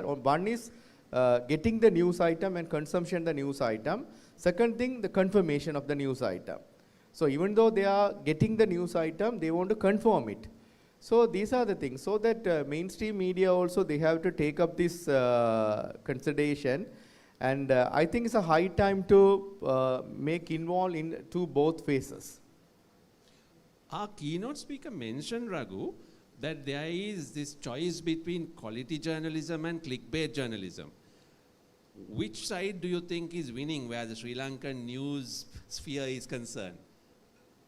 Yes, always actually we expect that the very quality news reporting. That is true. That's we are expecting that one, because the news can't be mixed with views. So that views are, then observations are differ from the news. The fact is fact. So that when we go for the quality journalism, that final ultimate aim is to get that exact news, the fact. So that before that, if you go for the various sources, you can survive. You can get something to actually satisfy your needs, that consumption needs. But that finally you have to go for the confirmation. So that that type of the quality news, getting the quality journalism is paramount. It's very important one, I think so. Thank you. So I'm going to pose a couple of open questions. Any one of you or several of you may answer, and very quick answers because we are short of time. So 3 of you, my industry colleagues, you supply verified and processed news through your different outlets and platforms. What do you consider to be your main competition today? Where is your competition? Quick answers from your perspectives, please. I would say misinformation, disinformation, and malinformation. That is your competition? Yes. No matter who produces it, that's your competition? Correct. It's the different not other false. channels, not news websites? Not exactly, because I'm in a position where I work both locally and globally, because I focus on South Asia as well as now Asia Pacific. So that is a common trend that I have seen, especially I think everyone in media now has to work twice as harder to dispel misinformation and be cautious of malinformation as well. There is a difference in all of these 3 aspects, which is not quite spoken of. Can you tell us what malinformation is? Malinformation is where you have a deliberate intent to cause harm with the information that you post. The information itself may be correct. Actually, it is correct, but it's released with intent to harm. Correct. That's malinformation.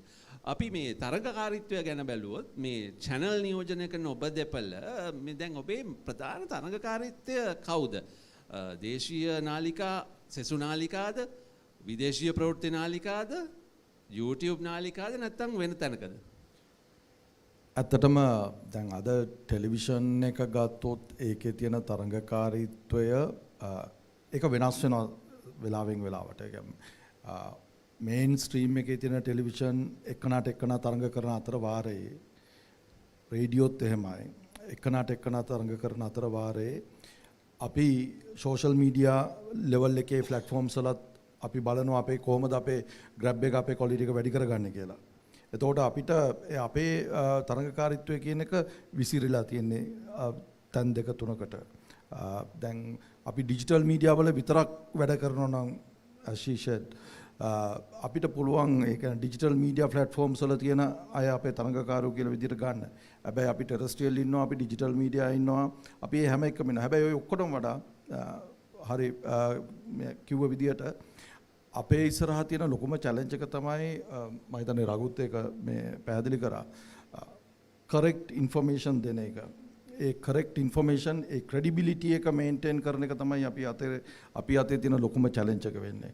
මොකද credibility එකත් එක්ක තමයි අපිත් එක්ක මිනිස්සු ඉන්නේ. මොකද ඒක අපේ ටෙලිවිෂන් රේඩියෝ හිස්ටරි එක පුරාම තියෙන දෙයක්.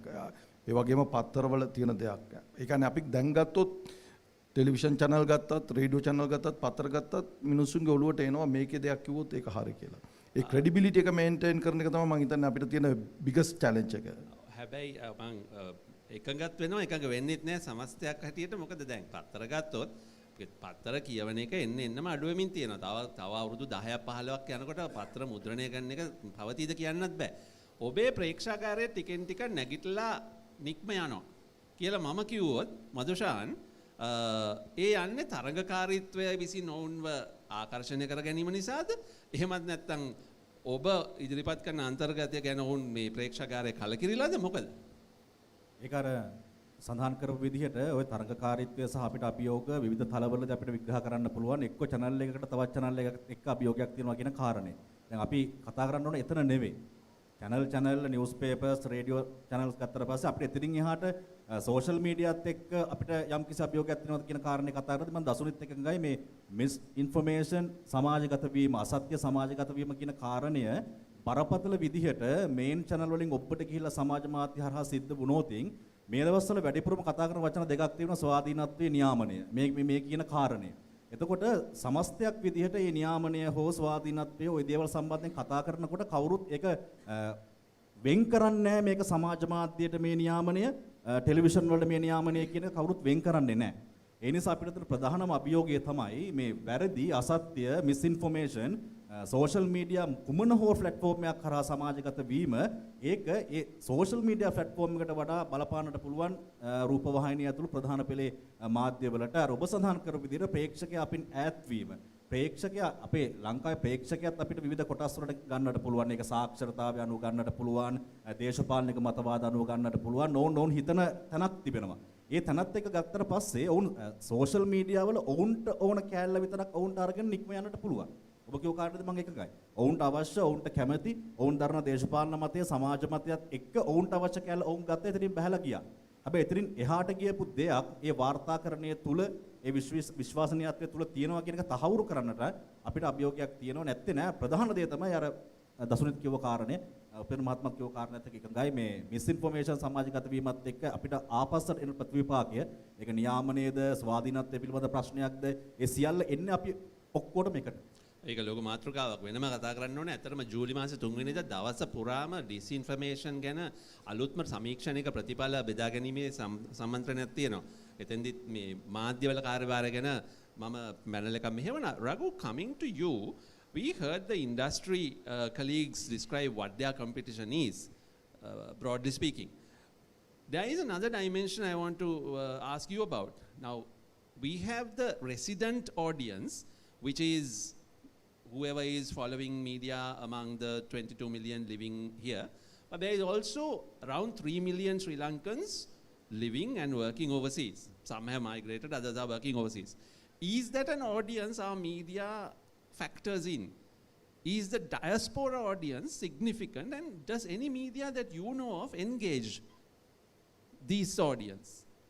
Yeah, that regard to that Tamil community, you know that there are considerable that number of people they are living abroad. So they are getting news items from the through the social media first initially. So that when they receive the social media, now you know that in Jaffna there are 2 daily newspapers. They are publishing their e-papers morning and evening. So that reach that diaspora audiences. So even though they want to go for the print version, but they want to simultaneously manage the situation by publishing e-newspapers also. Because the target audience who are residing in outside of the country, so they are able to get that one through their WhatsApp groups and all in the early morning and even in the evening time. So that mainstream media, the publication of mainstream media or presentation of the mainstream media or distribution of the mainstream media is now become little bit changed according to the situation. So, but that regard to that audiences in outside, they are very actually keen on just get to know that what's going on, the first initial the level. But later they want to confirm it, as I said in the first the question. So that the print media is also actually to make them manage to reach that type of audiences also. Even not only the diaspora audiences, even in the local audiences also, they want to go for these type of getting the new e-newspapers. So that this type of scenario has been changed from the very conventional model to the digital model. So and it's all converged. The consumer doesn't really care whether it's originating from print or radio, television or a website. They consume in a converged manner, right? Yes, because they are getting, given that nowadays you know that there are 2 television channels functioning from Jaffna. They are also actually targeting the diaspora audiences. The one example, the IBC Tamil, they are even that producing the local contents, but not for the local audiences, because they don't have a space in the local spectrum, the broadcasting spectrum. So now that they are targeting the diaspora audiences, but marketing the local contents, local productions. So these type of things are making changes in the pattern of conventional media also. Thank you. We have a few minutes left and we'd like to give a chance to 1 or 2 questions from the audience. Please don't make speeches. Please ask a short, pointed question. Can mics come to you with a show of hands? Anyone who wants to ask a question, Singaling, Englishing, Basa, තුනෙන් ඇත්තටම ඕන එකකින් අහන්නට පුළුවනි. අපිට පොඩි indication එකක් දුන්නොත් මයික් එකක් එවන්න පුළුවනි. එවීමට සූදානමක් තියනවද?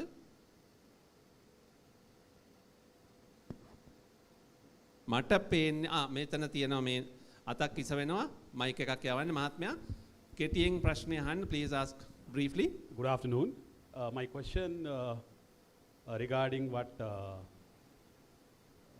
this female panelist was raising, misinformation, disinformation and malinformation being produced.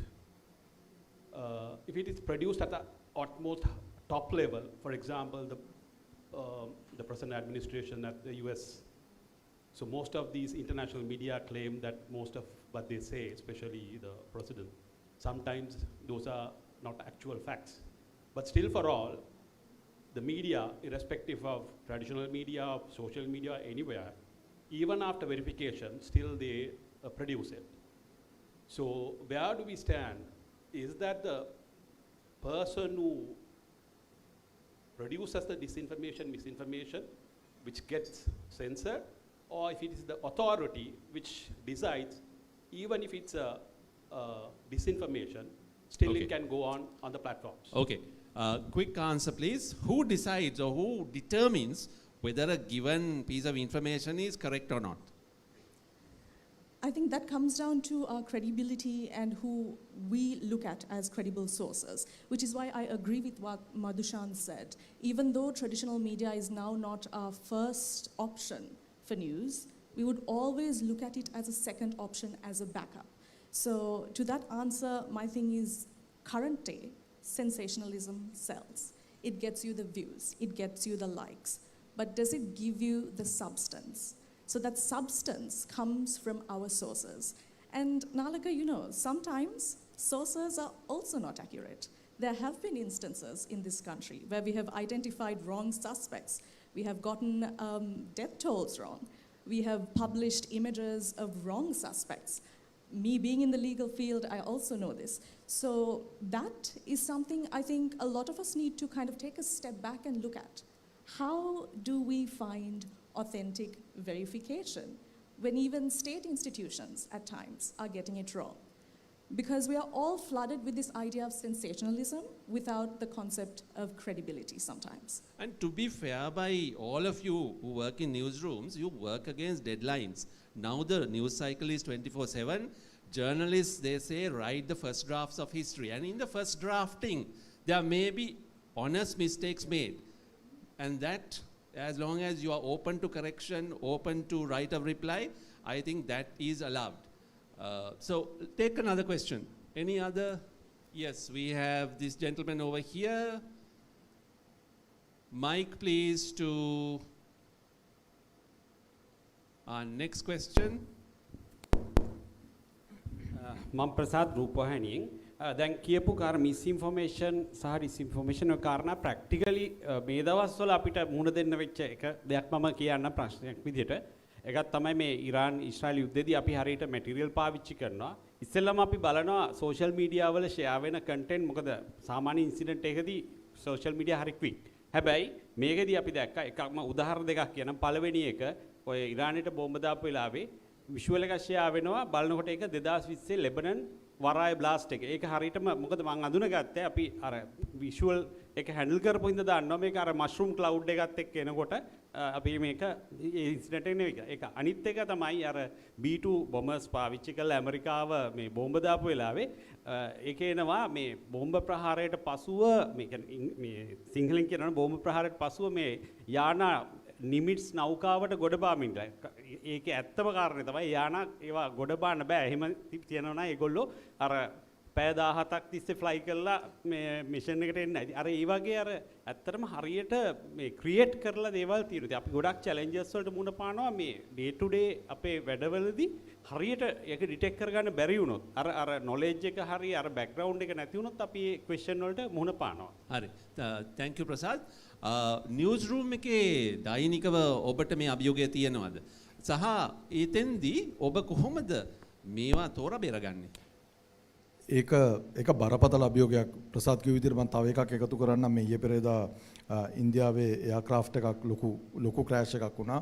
ඒකේ වීඩියෝ එකක් ෂෙයා වුණා. ඒකේ පළවෙනි වීඩියෝ එක ඇවිල්ලා මේ ඒ කියන්නේ අර කොමන් වීඩියෝ එක.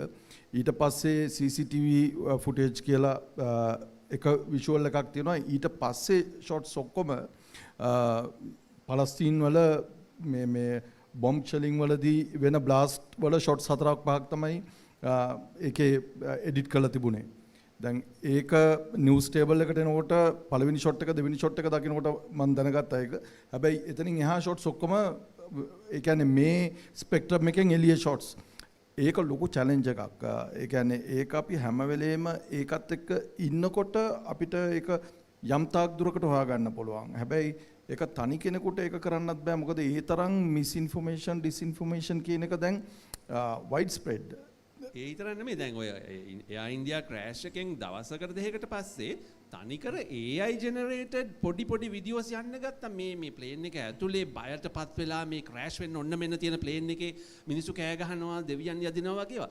තනිකර එන්ටයර්ලි AI වීඩියෝ. ඔතකොට ඒ වගේ ඒවා සමාජ මාධ්‍යවල තියෙනවා. නමුත් ඔබට බෑ මේවා මේ නිවුස් කියලා දාන්න. එතකොට මේ වෙරිෆිකේෂන් එක තවදුරටත් තද වෙන්න වෙනවා. ඔව් මන්දුෂාන් කැමතිද යමක් එකතු කරන්න නිවුස් රූම්ස් වලට තියෙන අභියෝග? ඔව් දැන් සාමාන්‍ය ටෙලිවිෂන් එකක නිවුස් වලට ෆුටේජස් ගන්නකොට ඒ විශ්වාසනීයත්වයේ තියෙන යම් තැන් තියෙනවනේ. අපි දැන් ওই කාරණා දෙකම ඔය ඉන්දිය ගුවන් අනතුර සහ ඉරාන ඊශ්‍රායල් අර්බුදය සම්බන්ධ කාරණා ගන්නකොට ඒක තොරතුරු ගන්න විශ්වාසනීයත්වයක් තියෙන සාම්ප්‍රදායික තැන් තියෙනවා. විදේශ මාධ්‍ය වන්නට පුළුවන් රොයිටර්ස් වෙන්නට පුළුවන් BBC ඒ විදිහට ගත්තොත් ඉන්දියාවෙන් NDTV ගත්තොත් අපිට ඒ වගේ තියෙනවා. ඒතකොට ඒක පිළිබඳ යම්කිසි විශ්වාසයක් මත අපිට ගන්නට පුළුවන්. හැබැයි ඔබ හිතන්න 9.4 මිලියන් accounts වල Facebook accounts වල AI වීඩියෝ එකක් උදේ ඉඳන් රෑ වෙනකන් ෂෙයා වුණොත් මිනිස්සු ඔටෝම රෑ බුලටින් එකෙන් බලාපොරොත්තු වෙනවා කෝ ඒ විෂුවල් එක කියලා. ඒතර එතෙන්දී අර උපේන්ද්‍ර මහත්මයාත් එක්කත් එකඟ වෙන්න වෙනවා. මේ තොරතුරු වෙරිෆයි කර ගැනීම තෝරා ගැනීම පිළිබඳ බරපතල ප්‍රශ්නයක ටෙලිවිෂන් නිවුස් පේපර් රේඩියෝ තියෙනවා. ඒ මොකද ජනතාවට සෝෂල් මීඩියා හරහා ওই වැරද්ද යාම ගැටලුවක් වෙන ප්‍රමාණය අඩුයි. හැබැයි ඕක ටෙලිවිෂන් ප්‍රයිම් ටයිම් බුලටින් එකක ওই වැරද්ද යාමේ බලපෑම වැඩි. එතිනින්ම අපිට පැහැදිලි වෙනවා මේ සමාජයේ පැවැත්මට තවමත් මේන් බුලටින් නිවුස් channel කරන බලපෑම වැඩි කියලා. තව එක ප්‍රශ්නයකට ඉතා කෙටි ප්‍රශ්නයකට අවසර තියෙනවා අවකාශය තියෙනවා. අපි මේ ඉස්සරහා මේසේ ඉන්න TMG මයික් එකක් එවන්න පුළුවන්ද? නිවුස් ෆීල්ඩ් එකේ වෙටරන් කෙනෙක් අත උස්සලා තියෙනවා.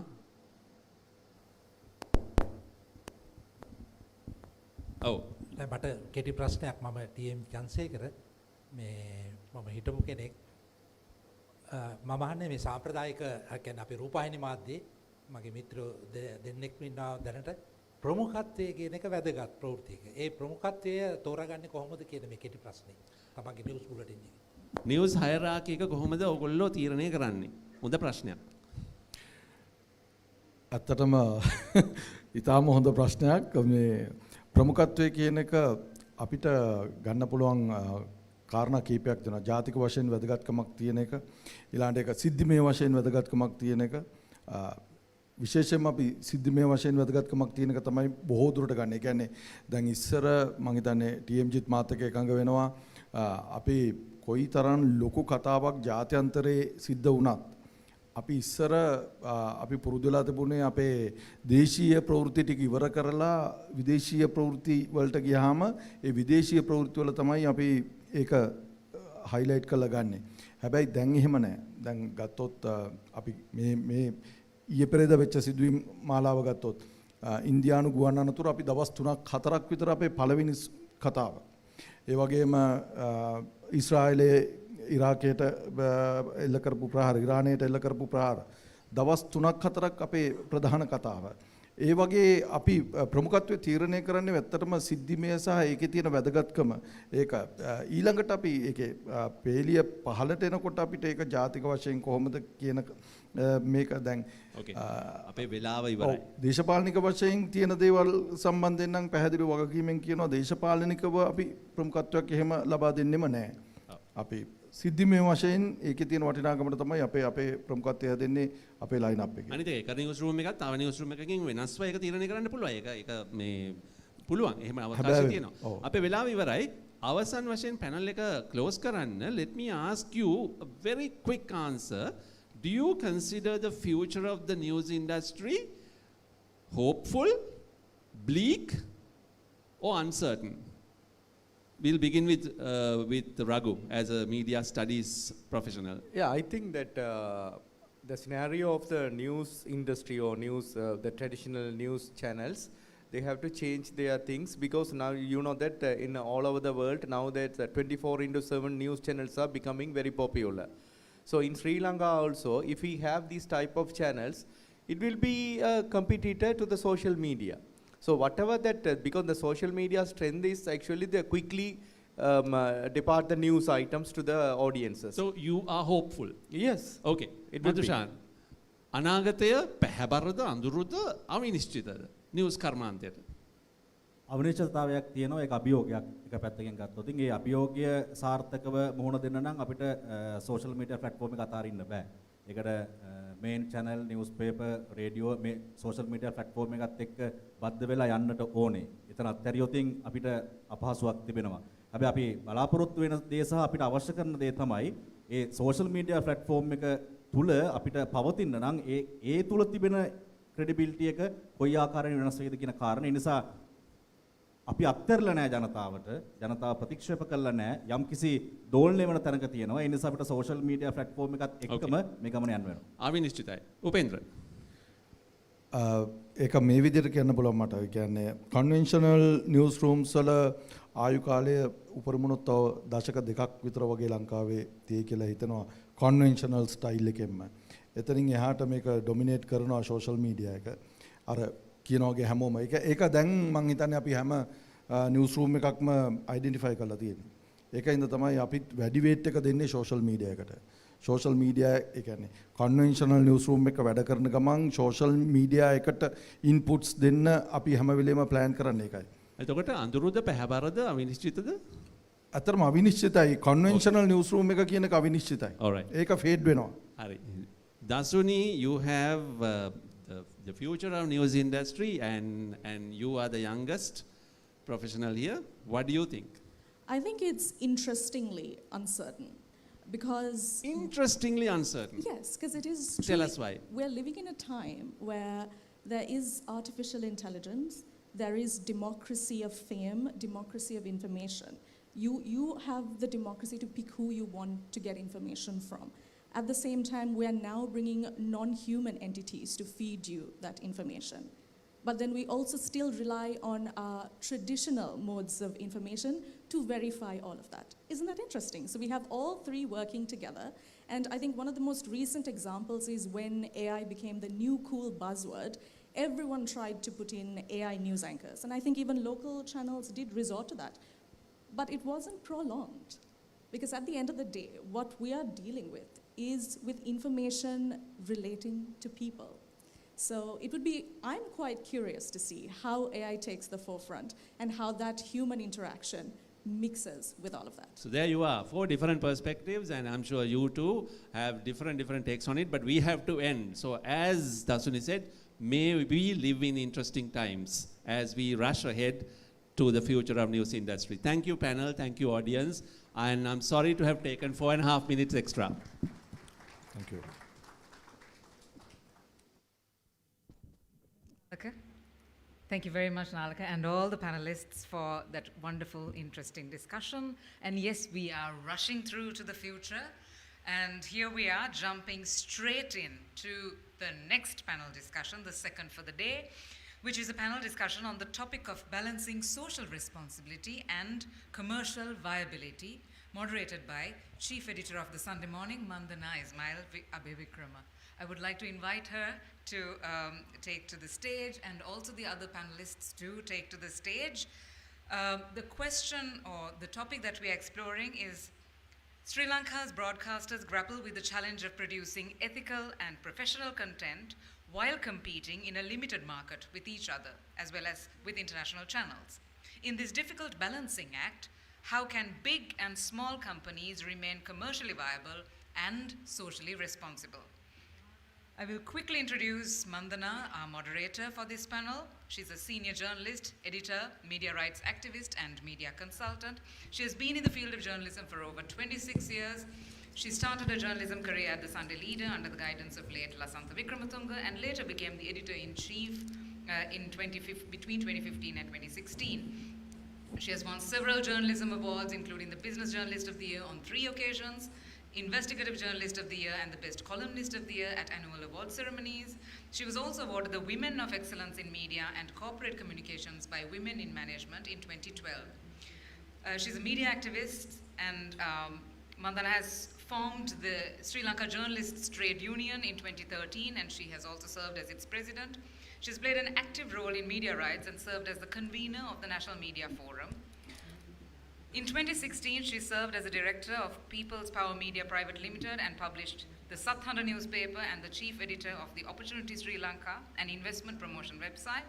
Additionally, she's a member of the committee working on the national media policy. I think there's a lot more I can go on about Mandana, but in the interest of time, let me quickly hand over to her to take the panel forward. Thank you, Bimsara. Thank you for those kind words. In the interest of time, I think let's proceed. I'll first introduce the panel today. Seated right next to me is Mr. Laksiri Wickramagrace, Secretary of the Broadcasters Guild of Sri Lanka. Then we have Vijayananda Rupasinghe, Senior Lecturer in Mass Communication at the Kelaniya University. Then Mr. Prasanga Jayatunga, Group CEO of MTM Group. And then at the far corner, we have Lahiru Mudalige, Founder and CEO of Hari Global. So now I would like to thank Nalaka for the good start I think he has given this panel as well.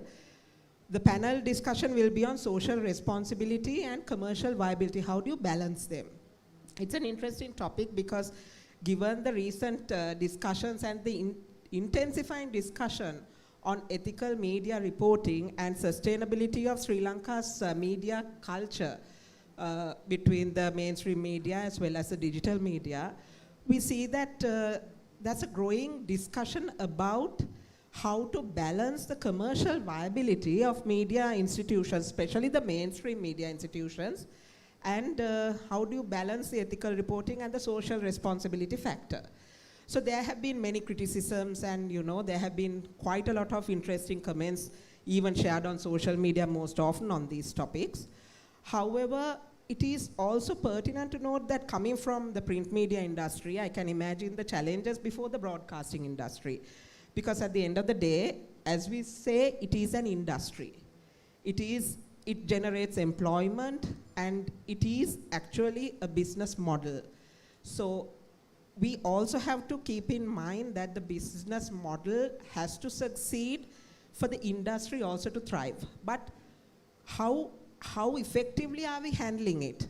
Are we losing sight of the fact that there's a social responsibility when it comes to ethical media reporting, given the increasing threats formed by misinformation, disinformation, as Dasuni pointed out, even malinformation? So given all these factors, I would like to start with Laksiri, I think, who has also been in the marketing field as well as now in the media field.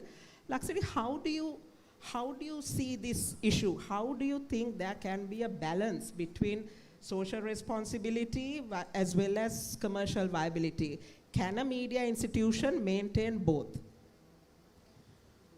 Yeah, Vandana. First of all, thank you for inviting me here. Yeah, it's a very complex issue because the media landscape and the competitive environment is just not limited to a certain geographical area. So it's in the air now. So it's not like the good old days, you know, you're competing with another channel or something like that. It's just a competition that you have to face, you know, worldwide. So what are we competing for? We are competing for eyeballs.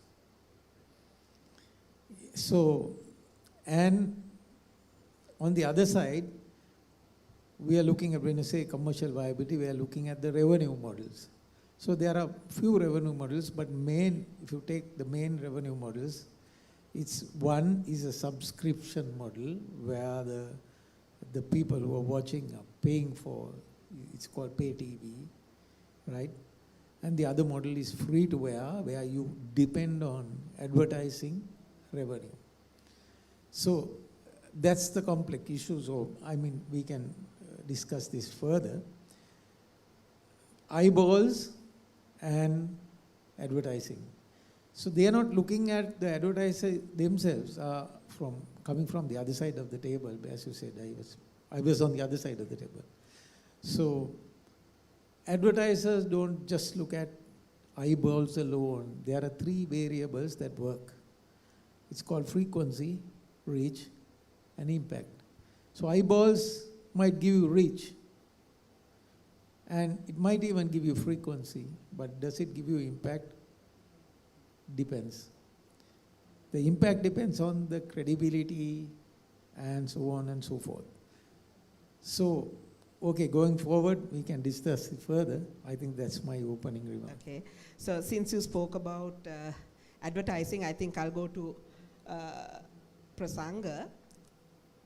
Would you agree with what Laksiri just said, like in the sense, as someone who's involved directly in the advertising and dealing with the broadcast media heavily, how would you go about, because it's a very competitive field now and the advertising budgets are limited.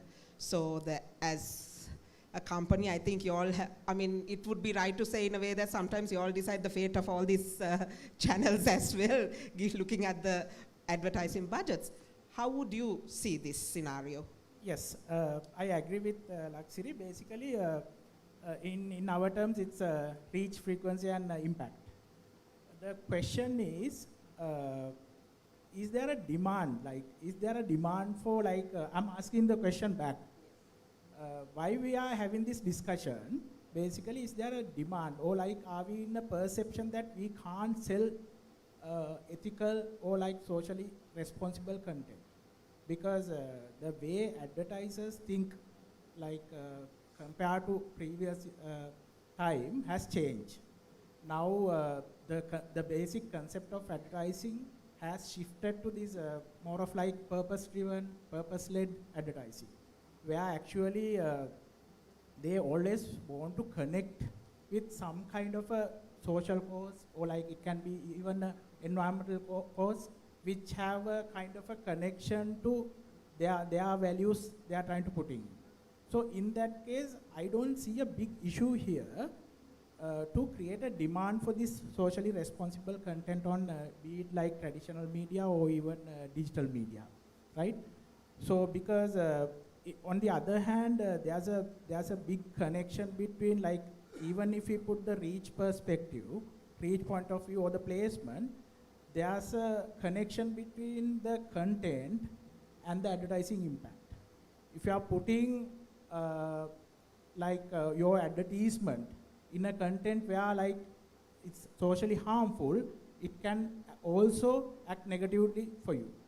So, and in this digital age, definitely people can give that feedback to you, like it can kill your brand or kill your reputation. So always, I think the industry thinking, the core thinking is shifting towards the social responsibility and ethical content. And even advertisers like these days talking about like producing ethical, social responsible content more than ever, right? So, see, for me, I don't see like, I'm not in a position to say like we can't sell or there's no demand for like social responsible or ethical content. Yeah, just a follow-up to that. Now, there has also been discussion about sometimes certain advertisements, like, you know, products that are advertised and like whether, you know, the kind of advertisement, right, it gives out a wrong message to the public. Because, I mean, another thing that also comes to mind is the fact that even the viewers have rights. We always speak about freedom of expression and the rights of journalists and media, but even the viewers, spectators, you know, the readers have their rights as well. Have you seen, like, you know, sometimes instances where the advertising industry content might have an impact when it comes to this whole social responsibility factor?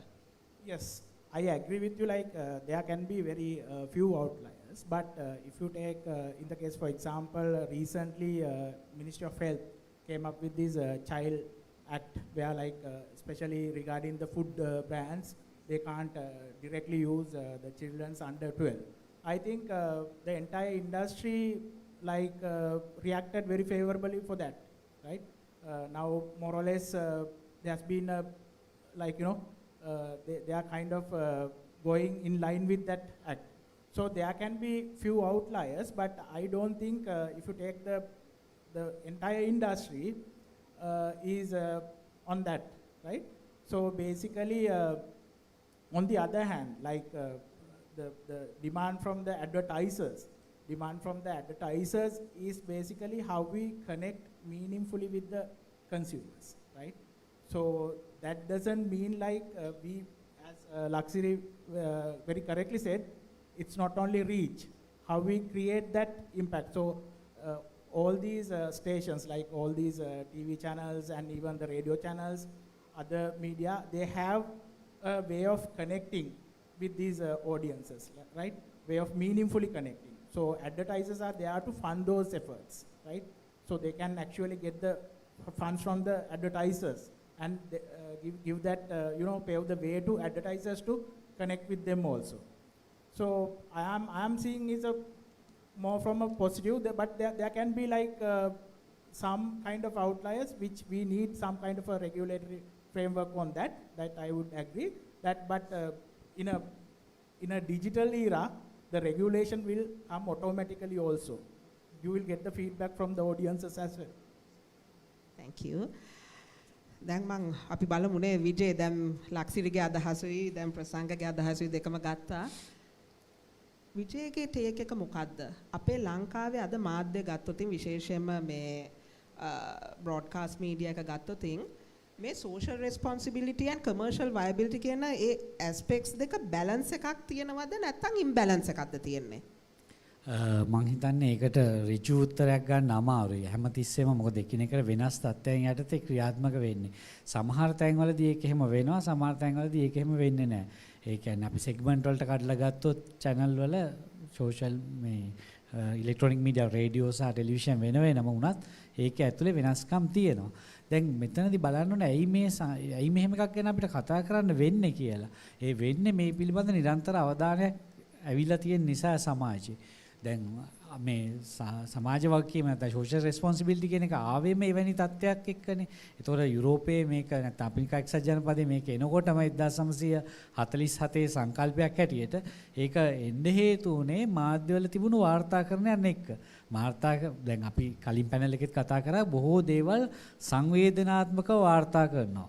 අපරාධ ගැන වෙන්න පුළුවන්, මිනිමැරුම් ගැන වෙන්න පුළුවන්, දිවිනසා ගැන වෙන්න පුළුවන්. ඒ ක්‍රියාවලිය ඒ විදිහටම ඇමරිකානු සමාජයේ වුණා දෙවන ලෝක යුද්ධයේ ආසන්න කාලෙදී. ඒතකොට ඒගොල්ලම තීරණය කරා, ඉන්ඩස්ට්‍රි එකම තීරණය කරා මේක මෙහෙම ගියොත් එහෙම අපේ ඒතකොට පත්තර තමයි ප්‍රධානම එක. පත්තර කර්මාන්තේ බිඳ වැටෙනවා, සංගරා කර්මාන්තේ බිඳ වැටෙනවා. ඒගොල්ලම ෆන්ඩ් කරා කමිෂන් එකක් දාලා යුනිවර්සිටි කට්ටිය ඇකඩමික්ස් සහ වෙන ඉන්ඩස්ට්‍රි දාලා මේක හොයන්න කියලා. එතනින් තමයි ඇත්තටම ආවේ මේ සමාජ වගකීම එකක් තියෙනවා. ඒ කියන්නේ නිදහස සහ ඔය වාර්තා කරන දේවල් ඔක්කොම යනවා තමයි. හැබැයි ඒ අතරේ සමාජ වගකීමට යම්කිසි තැනක් දෙන්න ඕනේ කියලා. ඒතකොට ඒ කාරණේ මත පදනම් වෙලා ආව සාකච්ඡාව අපි තවදුරටත් ගෙනියන්නේ ඇයි අදත් අපිට සමහර අවස්ථාවල මේ සිදුවීම ඒ විදිහටම දකින්න ලැබෙන නිසා. ඒක ඇඩ්වර්ටයිසිං වලදීත් යම් විදිහකට එන්න පුළුවන් අර කිව්වා වගේ.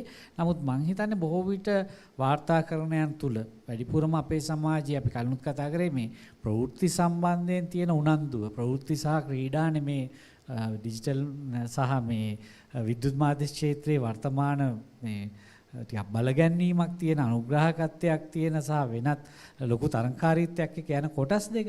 ඒතකොට ඒ කොටස් දෙකේ වාර්තා කරන ඇතුලේ මේක කොහොමද එන්නේ? ඒ කාරණා ටික මම හිතනවා එතනදී බැලුවාම ওই වාර්තාකරණයේ තියෙන යම් යම් දේවල් එක්ක මේක සම්බන්ධ වෙනවා. ඉතින් ඒ පසුබිමේ තමයි අපිට මේක කතා කරන්න වෙන්නේ. දැන් මම අහන්න කැමති ලහිරුගෙන්. ඒ කියන්නේ ලහිරු මුදලිගේ කිව්වම අපි දන්නවා ඉතින් හරි ටීවී එක ඉතින් අර මේන්ස්ට්‍රීම් මීඩියා එකේ ඉඳන් ලහිරු ඔයා බෝල් ස්ටෙප් එකක් ගත්තා ගිහිල්ලා ඩිජිටල් ප්ලැට්ෆෝම් එකට මේන්ස්ට්‍රීම් එක ඩිජිටල් කරන්න ඔයා ලොකු මෙහෙවරක් කරලා තියෙනවා. දැන් මේ කියන මේ සෝෂල් රෙස්පොන්සිබිලිටි එකයි ඒ කමර්ෂල් වයබිලිටි කියන ඇස්පෙක්ට් එකයි ලහිරු ඔයාට කොහොමද හරි ප්ලැට්ෆෝම්ස් වලදී දැන් ඔයා වැඩ කරනකොට ඔයා කොහොමද ඒ දෙක බැලන්ස් කරන්නේ? මොකද මේක ගත්තම ඉතින් දැන් මේක තමයි දැන් ඉදිරියට යන ප්‍රවණතාවය වෙන්නේ. ඉතින් එතකොට ඒ ප්‍රවණතාවය තුල කොහොමද ලහිරු ඔයා මේ බැලන්ස් එක මැනේජ් කරන්න? ඔයාට මේක ප්‍රශ්නයක් වෙලා තියෙනවද නැත්නම් ඔයාට මේක ලේසි බැලන්ස් එකක්ද? Thank you, Mandana. I'm honored to represent Hari TV, especially this summit, because this is a very wonderful movement. And before the topic, I would like to say something about the Hari TV. Actually, now we are in 2.5 million subscribers and followers in our network across the social media, YouTube, Facebook, and other social media.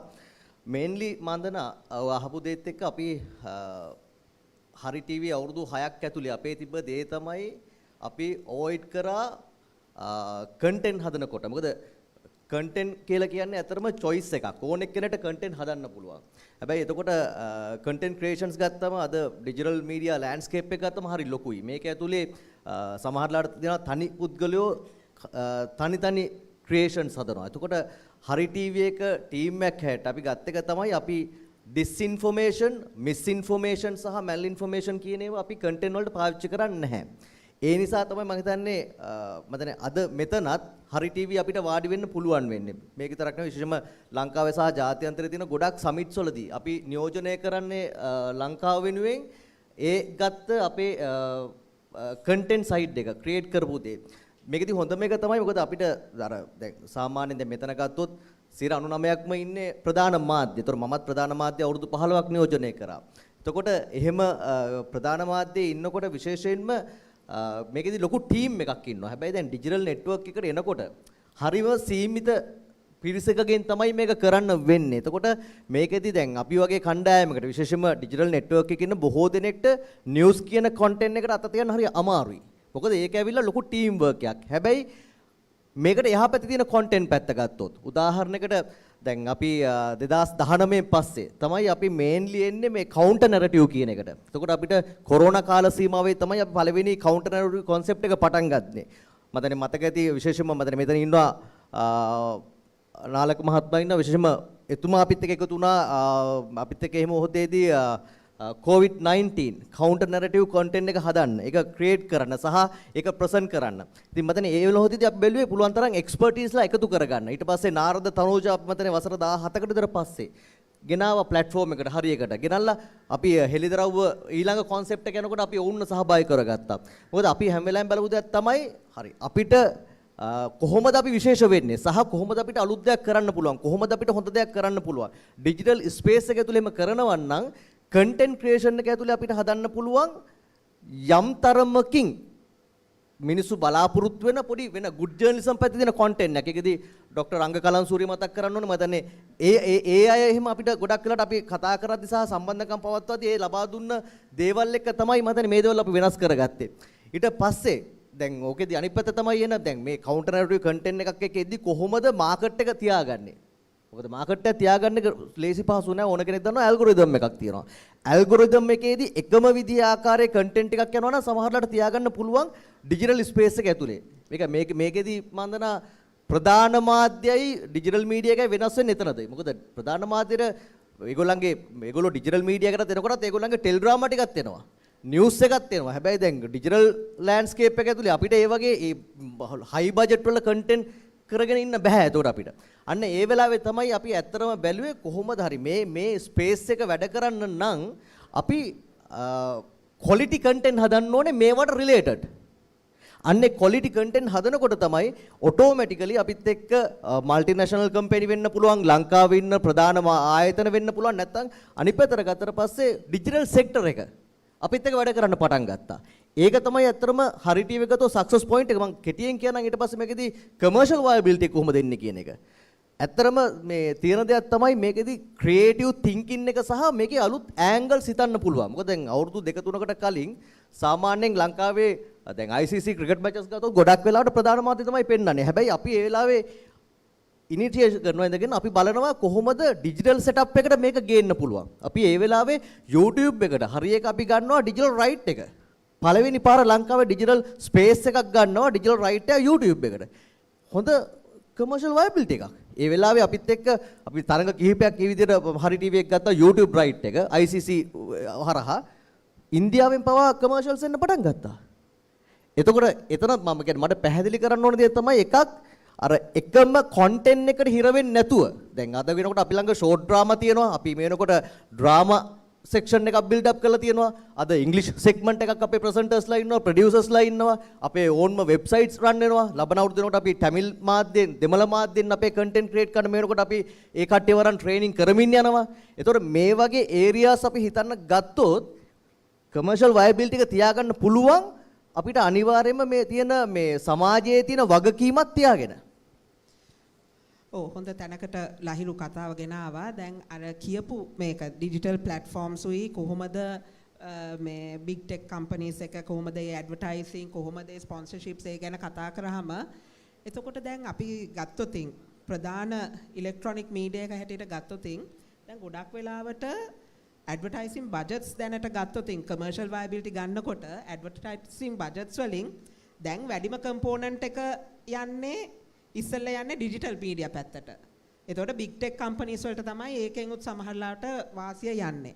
එතකොට ඒකෙන් ඉතුරු වෙන එකෙන් තමයි ප්‍රධාන කොටස ඉලෙක්ට්‍රොනික media එකටයි ඊට පස්සේ ඉතුරු වෙන මොනවා හරි තිබ්බොත් ඔන්න print media එකටත් කොහෙන් හරි චුට්ටක් වැටෙයි. දැන් එතකොට දැන් අපි කතා කරන මේ commercial viability කියන aspect එකේදී ලක්සිරි කොහොමද මෙන්න ඒ evolve වෙන මේක දැන් fast evolve වෙන මේ scenario එකක් තියෙන්නේ landscape එකක් තමයි media කියන්නේ. එතකොට අර විදිහට budgets advertising budgets වැඩි digital media එකට යන වෙලාවකදී කොහොමද broadcast media එකේ ඒ sustainability එක ensure කරගෙන commercial viability එක එතකොට ensure කරන්නේ? වන්දන මං හිතන්නේ මේ අපි මේ ප්‍රශ්න ටිකක් උඩින් බැලුවොත් පළවෙනි කාරණාව තමයි ට්‍රැඩිෂනල් මීඩියා ඔක්කොම දැන් ඩිජිටල් එකෙත් ඉන්නවා. දැන් සබ්ස්ක්‍රයිබර්ස් ලා ගත්තත් දැන් මම දන්නවා අපේ සබ්ස්ක්‍රයිබර්ස් ලා over almost 6 million. එතකොට ඒක එකක්.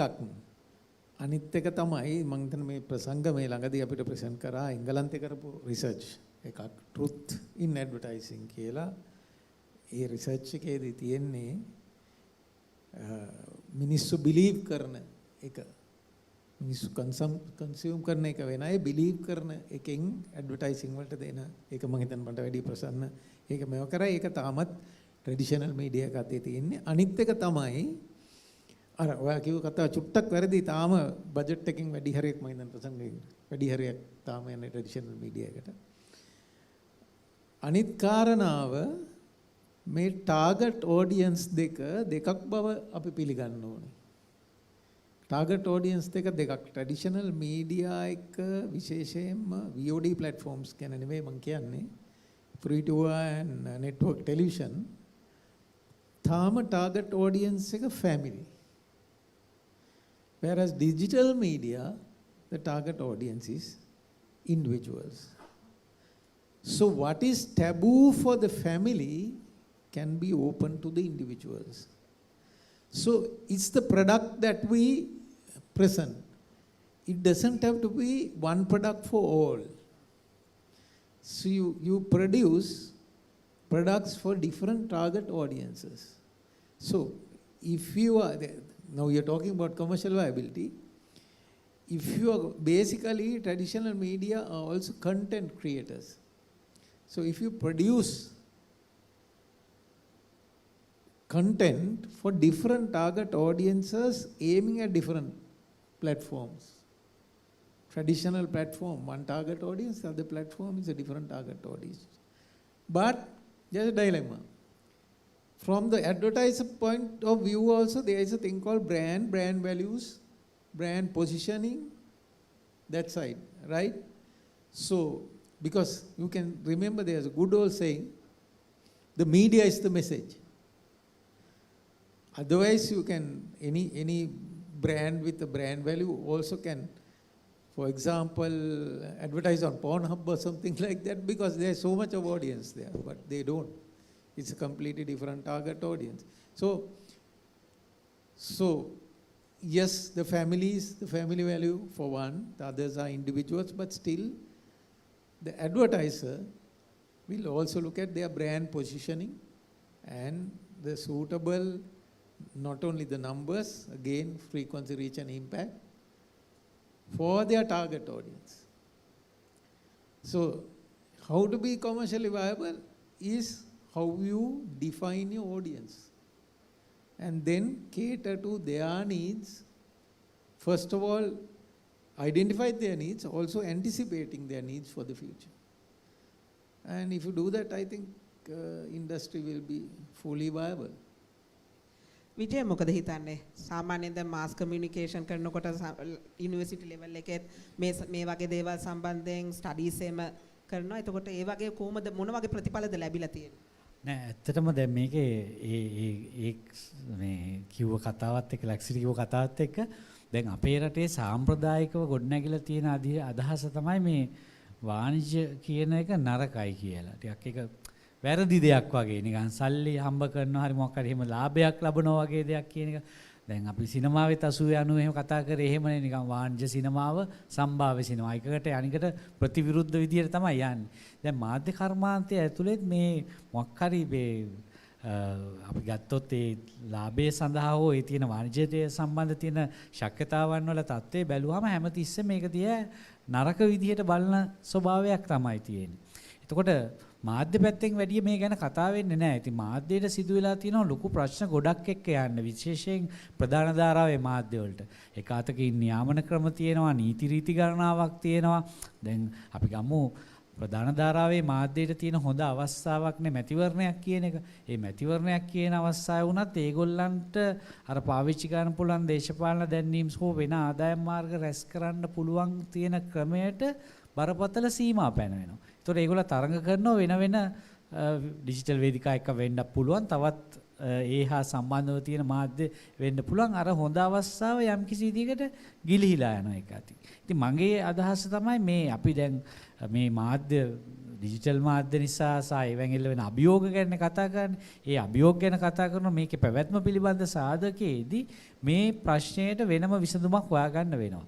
ඒකෙදි එක අතකින් මාධ්‍යයට සිද්ධ වෙනවා තමන්ගේම වන අලුත් ආදායම් නැත්තම් රෙවිනියු මොඩල් හොයාගන්න. ඔය කියන සාම්ප්‍රදායික දැන්වීම් ක්‍රම කියන එකද එහෙම නැත්තම් වෙනත් මොනිටයිසින් කරන ඒවා සහ වෙන දැන් අපි දන්නවා ඩිජිටල් වේදිකා ඒගොල්ලෝ අපිට ටිකක් හුරු කරලා වැඩසටහන් ටිකක් හුරු කරලා ඊට පස්සේ subscribe කරන්න කියනවා. $1 1යි 2යි 3යි ගන්න ඕන. එතකොට content එළියේ පෙන්නන ප්‍රමාණයක් තියෙනවා පොදු අවකාශයේට. ඊටු ටික කියනවා අපිට subscribers only කියලා. එතකොට සමාජිකත්වය ගත්තොත් තමයි ඒක ගන්න පුළුවන්. ඒතකොට ඒගොල්ලෝ මේ මොඩල් එක අපිට හුරු කරගෙන තියෙනවා.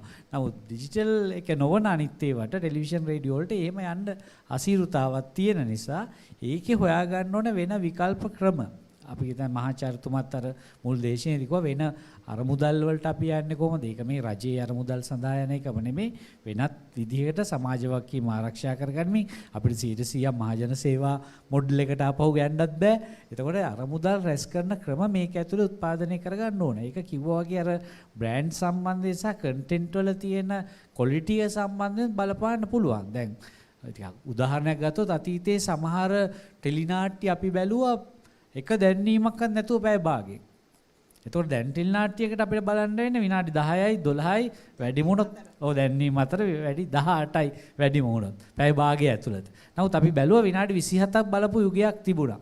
එතකොට මේ නිර්මාණකරුවගේ පෞරුෂය, ඒ channel එකට තිබුණු තත්ත්වයන් මේ සියල්ල මේකේ යම් විදිහකට භූමිකාවක් නිරූපණය කරා. මම හිතන්නේ මේ ඔක්කොමත් එක්ක තමයි අපි මේ තත්ත්වයට එන්න ඕන. විශේෂයෙන් අපේ මේ ඇවිල්ලා තියෙන අර අදහස මේ ලාභ ලබන්න හෝ මේ වාණිජත්වයෙන් සාර්ථක වෙන්න ඕනේ කියන මේක කර්මාන්තයක් කියන අදහස සමාජයේ පිළිගන්න ඕනේ. ඒසේ පිළිගන්නේ නැති තාක්කක් මේ ගැන විවිධ ගැටලු මතුවෙන්න පුළුවන්. ඔව්. අපි පොඩ්ඩක් ලහිරුට මොනවාරි ඇඩ් කරන්න තියෙනවද? අපි එහෙනම් ප්‍රශ්න තියෙනවා නම් ප්‍රශ්න වලටත් ඔඩියන්ස් එකට යොමු වෙලා ප්‍රශ්න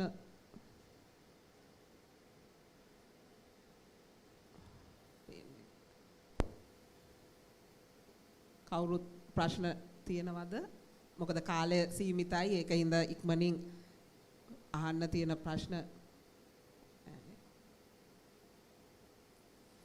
හරි. එහෙමනම් අපි මේ අපේ ප්‍රශ්න ටික කරගෙන යමු. ඔඩියන්ස් එකෙන් ප්‍රශ්නයක් තිබ්බොත් අපි යමු. දැන් විජේ දැන් කියපු මේ ඒ ටික බැලුවා මේ පොඩි බ්‍රීෆ් ඇනලිසිස් එක දිහා බැලුවම ඒක කොහොමද ප්‍රසංග දකින්නේ? එතකොට අපිට ඒ කියන්නේ ඒ කන්ටෙන්ට් එකත් එක්ක සෝෂල් රෙස්පොන්සිබල් කන්ටෙන්ට් වලට ඒ කියන්නේ ඉල්ලුමක් තියෙනවා සමාජයේ. හැබැයි එතකොට දැන් මේ කතිකාවතක් ඇති වෙලා තියෙන්නේ ඩිස්ඉන්ෆර්මේෂන් මිස්ඉන්ෆර්මේෂන් ඒ වගේම සමහර කන්ටෙන්ට් සම්බන්ධයෙන්. දැන් ඒ ක්‍රෙඩිබිලිටි ෆැක්ට් එකට ඒක ලොකුට බලපාලා තියෙනවා. ඒව කොහොමද එතකොට ඇඩ්වර්ටයිසින් පැත්තෙන් කොහොමද ඒ පැත්ත බලන්නේ?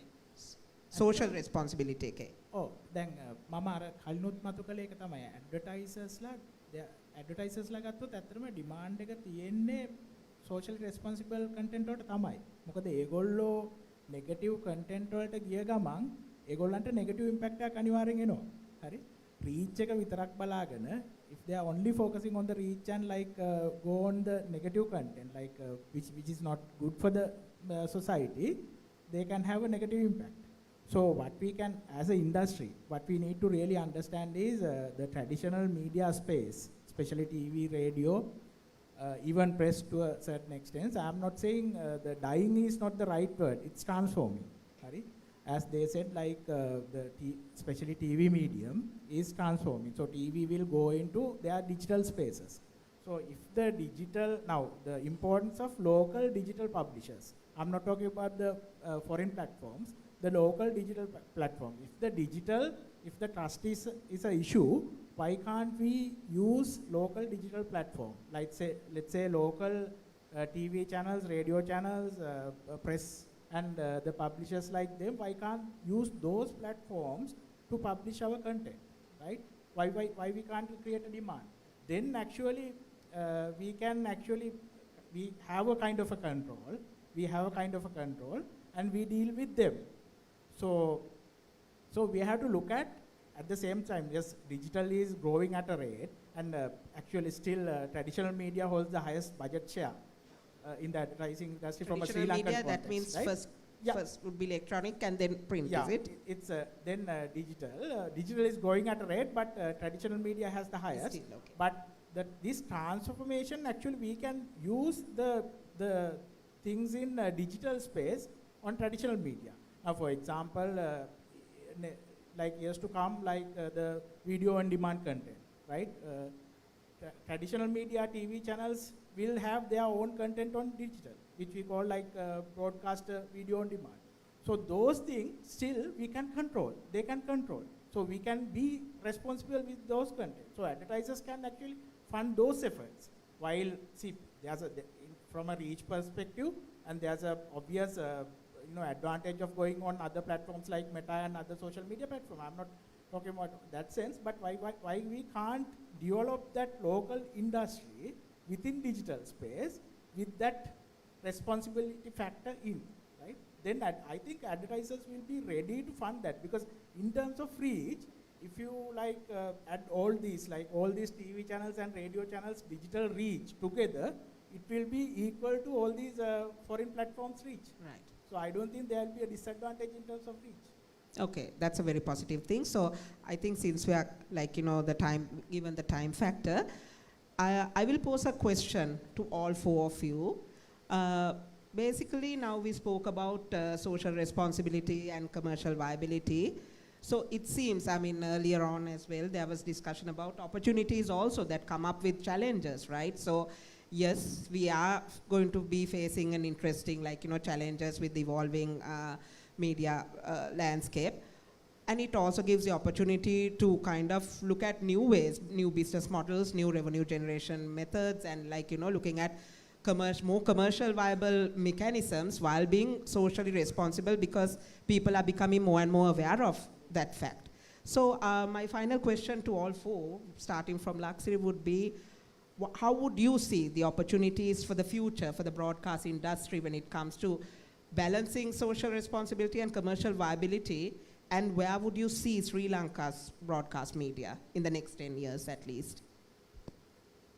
Yeah, it all depends on the environment that is created, and the main party being the government, because it's the government that has to facilitate a level playing field, not amongst the whatever called the local channels or platforms, but a level playing field amongst the foreign platforms and everything, because your competitor is now worldwide. What generally tends to happen is, protectionism, which is generally used to protect the local industries, turn out to protect the foreign industries as against the local industries.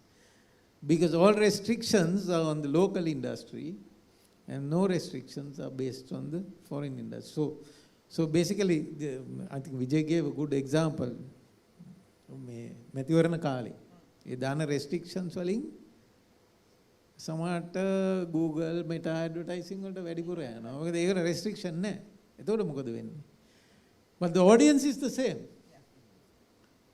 දැන් ඒක නිකන් අපි consumer products වලට දැම්මොත් අපි තම biscuit වර්ගයකට ලංකාවේකට වෙන නීතියක් දාලා අපිට රටින් එන බිස්කට් එකේ මෙන්න මේ ingredient එක තියන්න පුළුවන් වගේ එකක්.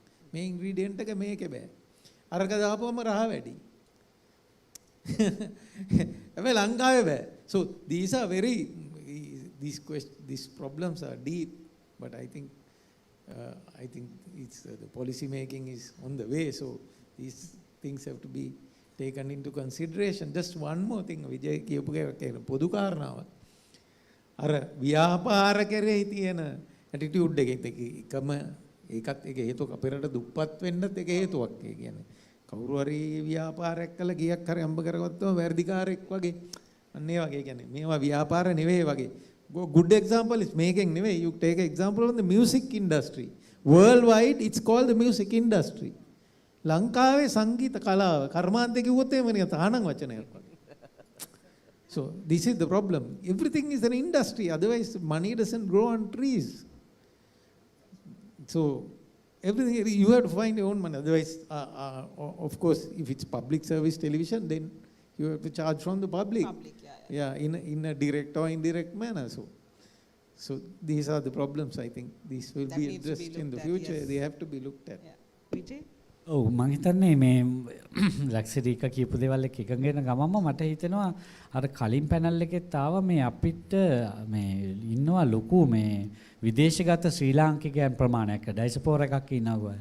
එතකොට මට හිතෙනවා දැන් මේ බිස්නස් මොඩල් ගැන අපි කතා කරමින් යන අවස්ථාවේ දැන් අර්බුදක් තියෙන නිසා ලංකාව ඇතුළේ බිස්නස් වලට තියෙන ප්‍රශ්නයක් තියෙන නිසා ඒ පිරිස ඒ වගේම ලංකාවේ මේ බ්‍රෝඩ්කාස්ටිං මීඩියා ඔක්කොම වගේම දැන් ඩිජිටල් ආම් එකකුත් පාවිච්චි කරන නිසා මේ අයව කොහොමද මේක ඇතුළට ගේන්නේ කියලා. ඇත්තට ඒගොල්ලෝ ඉන්නවා. දැන් ලංකාවේ මං හිතන්නේ මේ ලංකාවේ චිත්‍රපටියක් දැන් පෙන්වන්න කලින් ඒ පෙන්වන වාර්තාවට වඩා සෙනඟ ප්‍රමාණයකට පිටරටවල ඉන්න අපේ ඇයට කියලා බලනවා. මම හිතන්නේ ලංකාවේ දේශපාලන රැස්වීමුත් තිබ්බම හෙට වඩා විදේශගත ශ්‍රී ලාංකිකයන් වෙනුවෙන්. මොකද ඒක ඉන්ඩිරෙක්ට්ලි ඒගොල්ලෝ මෙහෙට කතා කරලා මොකද ඒගොල්ලෝනේ ෆන් කරන්නේ ලංකාවේ පවුල් වලට. ඒතකොට ඒකෙන් වෝට් එකටත් යම් බලපෑමක් එනවා වගේ මේ අපි ඉන්ඩස්ට්‍රි එකටත් පුළුවන් ඒගොල්ලන්ව ටැප් කරන්න මං හිතන්නේ. එතන ලොකු තියෙනවා ඉඩ කඩක් ඔය. එතකොට සෝෂල් රෙස්පොන්සිබිලිටි ප්‍රශ්න සමහරලාට වාණිජත්වයේ හරහා එන සමහර ඒවා අඩු කරගන්න පුළුවන්.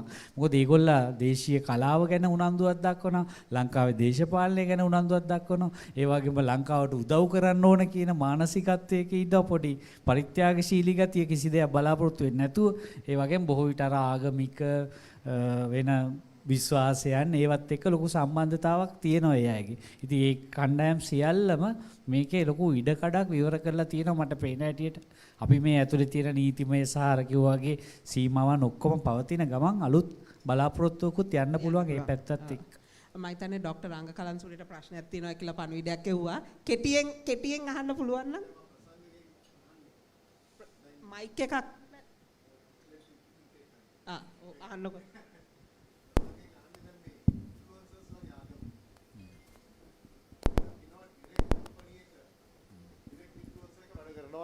ඩිරෙක්ට් කම්පැනි එකට ඉන්ෆ්ලුවන්ස් එක වැඩ කරන ඇඩ්වර්ටයිසින් වලදී ඒගොල්ලෝ TikTok එක තමන්ගේ platform එක පාවිච්චි කරලා ඒක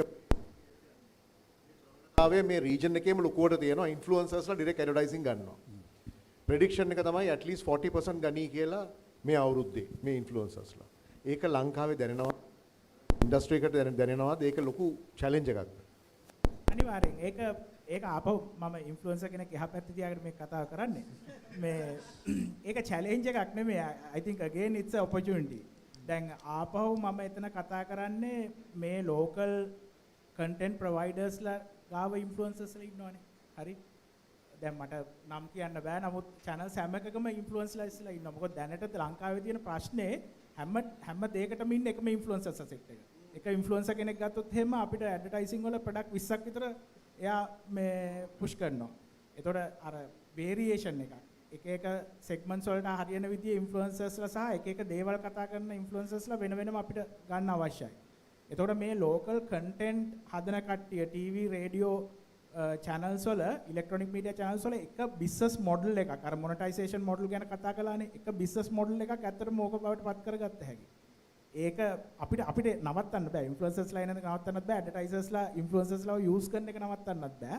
අපේ මොනටයිසේෂන් මොඩල්ස් වෙනස් කරලා ඒක එකක් ලොකු එකක් බවට පත් කරගත්තා. ඔය හැම channel එකක ගොඩක් ඉන්නවා ඉන්ෆ්ලුවෙන්සර්ස්ලා and as you said like even we will prefer to go through them rather than going direct.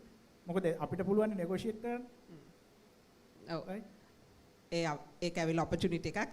එහෙනම් මේ ඉවර කරන්න මම හිතන්නේ ලහිරුගෙට එක ගමු මේ දැන් කතා කරපු ඒවා මේ අවසානයෙන් ආපු මම හිතන්නේ ප්‍රශ්නෙත් අදාළ වෙනවා ඉන්ෆ්ලුවෙන්සර්ස්ලා ගැන කතා කරපු හින්දා ලහිරු. ඔව් මම මට විනාඩියක් විතර මම ගන්නවා දැන් ඔය කියපු කාරණේත් එක්කම ඇත්තටම I'm not a influencer. The thing is දැන් මොකක් හරි ප්‍රශ්නයක් වුණොත් මොකද ගොඩක් වෙලාවට ලෝකේ වෙන දේ තමයි ඉන්ෆ්ලුවෙන්සර් කෙනෙක්ට ලොකු මාකට් එකක් හදන්න පුළුවන්. මම අර කියපු ඇල්ගොරිතම් එකත් එක්ක. හැබැයි මොකක් හරි නරක දෙයක් වුණොත් entire setup එකම ඉවර වෙනවා. එතකොට ඒ නිසා තමයි අපි හරි TV කියන concept එකක් හදුවේ. ඇත්තටම මේක හදනකොට මට තිබි මම රූපවාහිනී මාධ්‍යයේ ස්වර්ණවාහිනියත් එක්ක අවුරුදු 15ක් වැඩ කරලා ආපු කෙනෙක් හැට රූපවාහිනී මාධ්‍යයේ හිටපු කෙනෙක් හැට මොබයිල් එකෙන් බලන TV concept එකක් හදන්න මට ඕනලා තිබුණේ. ඒතකොට ඒක ඇතුලේ මම විතරක් නෙමෙයි තව team එකක් ඉන්නවා. ඒතකොට presenters-ලා ඉන්නවා, producers-ලා ඉන්නවා. ඒතකොට එහෙම වුණාට පස්සේ අර එක content එකක් නෙමෙයි content ගොඩක් හදන්න පුළුවන්. අපිට sports වල ඉන්න පුළුවන්, education ඉන්න පුළුවන්, talk shows වල ඉන්න පුළුවන්. දැන් එතනදී තව මට පොඩි දෙයක් මම එකතු කරන්න. දැන් අපි talk shows ගත්තොත් දැන් අපි සාමාන්‍ය දැන් අන්තිම ජනාධිපතිවරණය සහ පාර්ලිමේන්තු මැතිවරණය ගත්තොත් අපිට පුළුවන් වුණා හරි ටීවී එකට අපි අන්තිම පැය 48ම අපි කවර් කරා ටෙලිකාස්ට් එකක් හැටියට. එතකොට ඒකෙදි ලංකාවේ අද ඉන්න ජනමාධ්‍ය මැතිතුමා පවා අපේ පැනල්ස් වල හිටියා. සහ වර්තමාන ජනාධිපතිවරයා අවසාන දවස් 2-3ට කලින් දෙන අන්තිම ඉන්ටර්විව් එක ඩිජිටල් ස්පේස් එකේ කරන එකම කන්ටෙන්ට් එකකට හරි ටීවී අපිට කරන්න පුළුවන් වුණා. ඒ වෙන්නේ අපි build up කරපු trust එක. මම කියන්නේ trust එක තමයි ඕනම space එකකට වැදගත්. එතනට තමයි ඕනම කෙනෙක් එන්නේ. සහ අනිත් එක තමයි දැන් content වල තියෙන quality කියන දෙක අතර පස්සේ මන්දනා අද අපි මේ ස්පේස් එකට දැම්මට පස්සේ මේක මේන්ස්ට්‍රීම් එකේ තියෙන quality එකක්ද නැත්නම් ඩිජිටල් එකේ තියෙන content එකක්ද කියලා බලන්නේ නැහැ. මේ ඉන්න පබ්ලික් එකට ඒක quality එක අතිශය වැදගත්.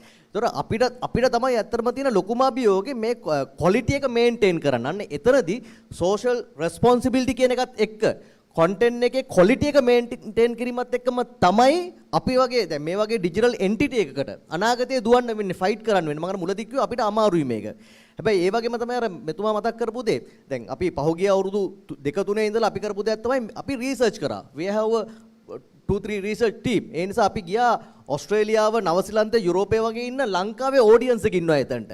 හරි TV එක එතනට establish කරා. අපි ඒ stories ගෙන්න ගත්තා මෙහෙට. ඒ ඇඩ්වර්ටයිසින් දැන් අදටත් මේ මොහොතේ හරි TV බැලුවොත් අපේ. මොකද හරි TV එක තියෙන YouTube එක විතරක් නෙමෙයි. මොකද ඇඩ්වර්ටයිසින් වලට එනකොට ගොඩක් වෙලාවට බල්ක් පැකේජ් එකක් ඕනේ. අද මේන්ස්ට්‍රීම් කරන්නේ බල්ක් කරනවා. TV එක, YouTube එක, Facebook එක, TikTok එක බල්ක් තමයි අද විකුණන්නේ. එතකොට හරි TV එක අපිත් බැලුවේ මේක තනි YouTube content market එකේ ඉඳලා ඇඩ්වර්ටයිසින් අල්ලන්න බෑ අපිට.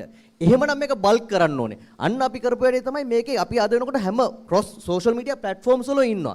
ඒතොර අර ඇඩ්වර්ටයිසින් අද වෙනකොටත් අපේ ඕස්ට්‍රේලියාවේ නවසීලන්තයේ තියෙන ශ්‍රී ලංකන් බිස්නස්මන් ලගේ ඇඩ්වර්ටයිසින් රන් වෙනවා. ඒතොර commercial viability එක social responsibility එකට issue එකක් නොවෙන්න අපිට අරගන්න පුළුවන්. ඉතින් අර වගේ ඒතර මේකේ හෙව්වොත් ඕන තරම් තියෙනවා spaces.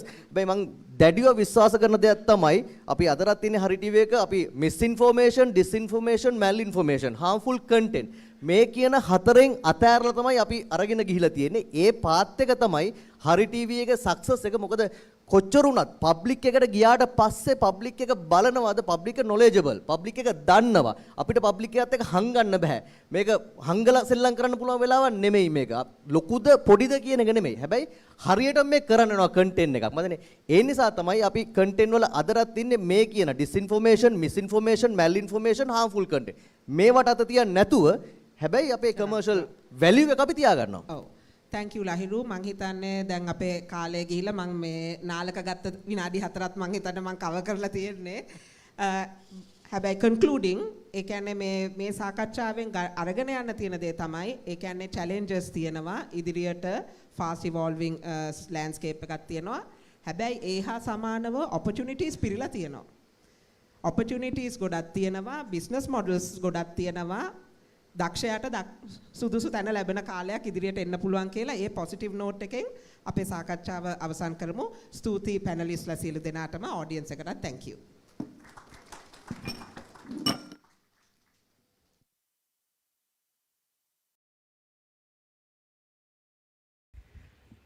Thank you, Mandana, and thank you very much to all the panelists. Very interesting discussions, and I think we are now going into a break, which is a lunch break. But after the lunch, we have 2 more panel discussions, again on very interesting topics. We have participation from panelists who are visiting Sri Lanka, who have traveled to be participants at these panels. So a quick reminder, the 3rd panel will be on future-proofing media, and the 4th panel will be on media regulations and the national media policy. So very interesting content coming up. The lunch break is going to be 45 minutes. So we would expect everybody to be back in the room to commence the 3rd panel at 1:25. 1:25 p.m. We expect everyone back in the room. Thank you very much. See you soon. Enjoy your lunch. Lunch will be served up one floor up at the atrium.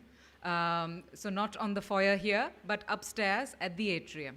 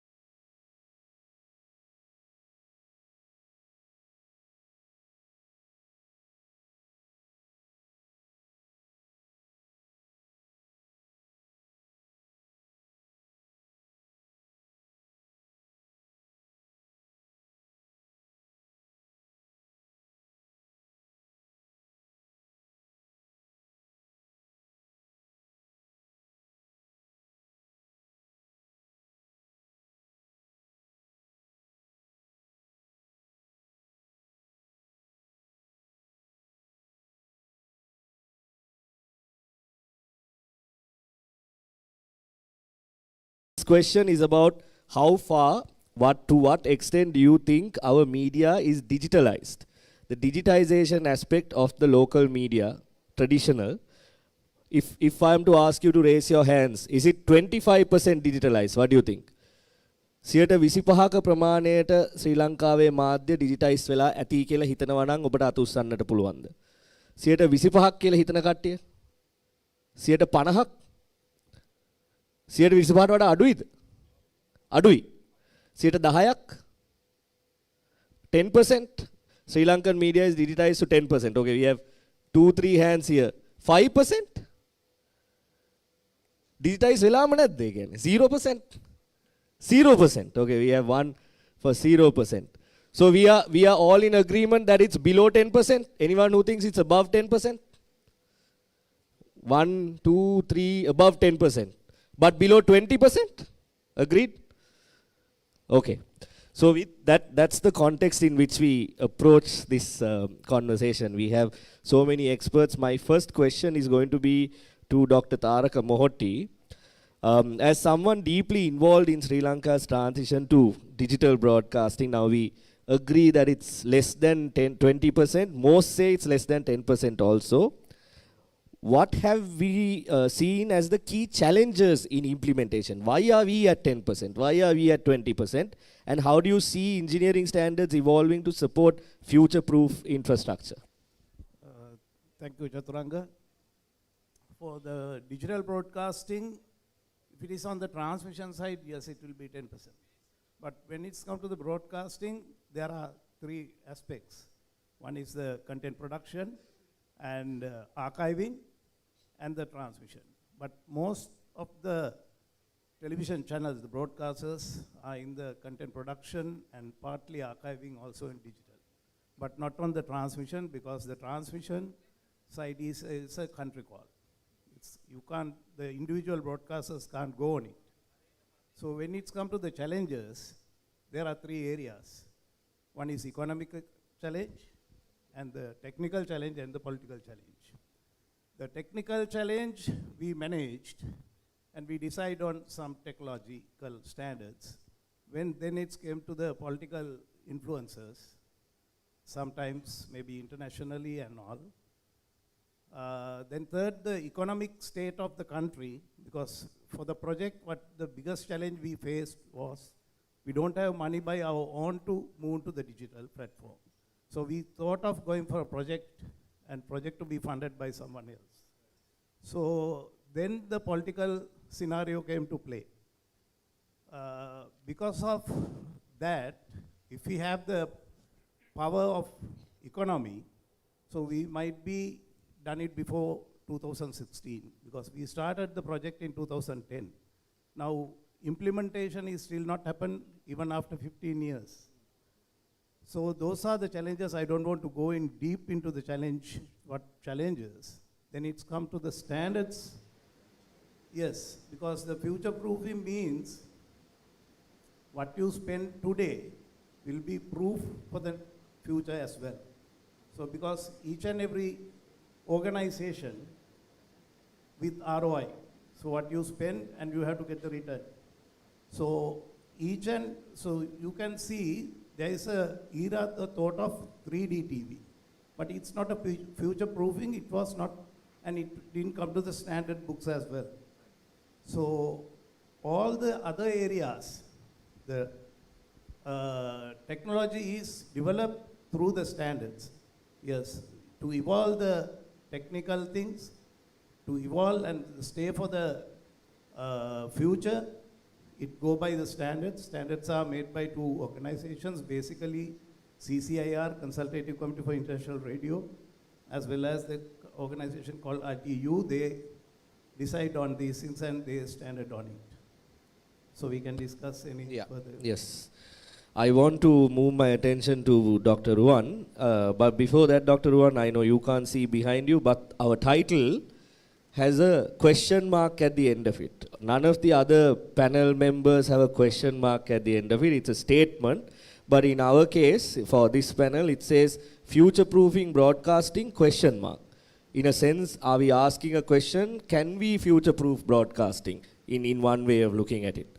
But in terms of the discussion we have had in the first and the second panel discussions, we have had multiple buzzwords coming in. We spoke about AI, we spoke about content development, and how AI influences misinformation and how the content gets shared. Now, AI is reshaping how content is created and delivered. What ethical or technical considerations should Sri Lankan broadcasters be thinking about as they are now moving into more mainstream versions of using AI? Thank you.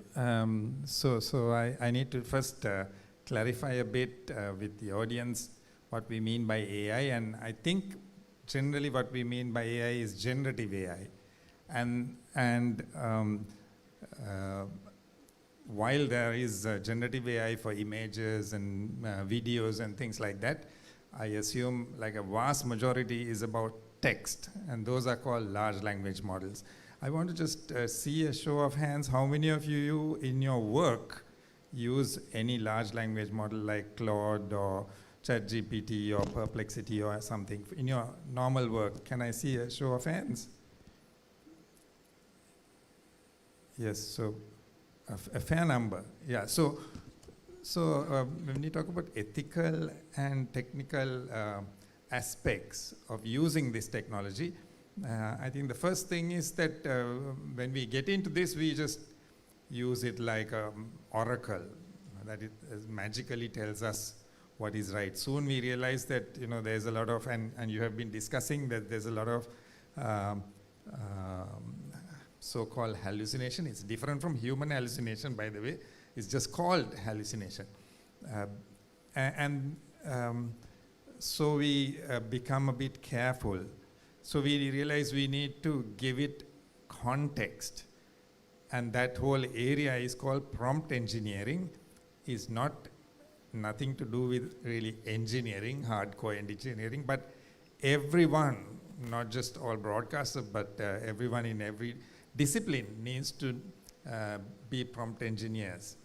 But that alone is not enough, so we need to go further, and then we come into things like getting Gen AI to assume different personalities so that we can get views from multiple personalities. And of course, for this, we are now going into this so-called agentic AI world, where we will have at our fingertips expert psychologists and expert computer scientists and expert sociologists, and we can get them these virtual things to talk about things and come up with some ideas before we actually go into either write what we want to write or interview people who we want to interview.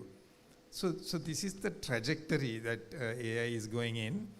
But when it comes to us using it, this can mostly stifle our free thinking. And so after that initial hype and the interest in using these things, I think we have to calm down and we have to say, right, I need to first think about it myself, reflect, do everything myself, and then in case I've missed something in the area I'm going to write about or interview about, then I go and consult I do some good prompt engineering to make sure that I haven't missed something really, really important. Because we are the best contextualizers, so we know what the situation is, who we are talking to, and what can be done and cannot be done. Whereas if you don't have that context, then of course we are going to come up with, I was just thinking, this particular panel, we could be AI answering AI questions. So if Chaturanga put this title and got some questions and he put it to us, and we all put his questions and got the content from AI, then AI is talking to itself. So we shouldn't get into that cycle. Absolutely. We heard from Professor Masduki in our keynote as well But we have you and Dr. Puncheheva traveling from far away to be with us at this panel discussion. So I want to first move my attention to Professor Mastuki and then move to Dr. Puncheheva as well. We heard the word trust in traditional media a lot in the first 2 rounds of the conversation. We heard Mr. Upendra talking about it, we heard Madhushan talk about it, we also heard Mr. Laksiri talk about it. In your research, how have digital platforms impacted trust in traditional broadcasters? And how can public interest broadcasting survive in an environment where we have this conversation? What to be trusted? Who can we trust? In that context, what does your research show? Especially if you can look at, maybe South East Asia, South Asia example, what can you tell us? Well, thank you for this very provocating questions.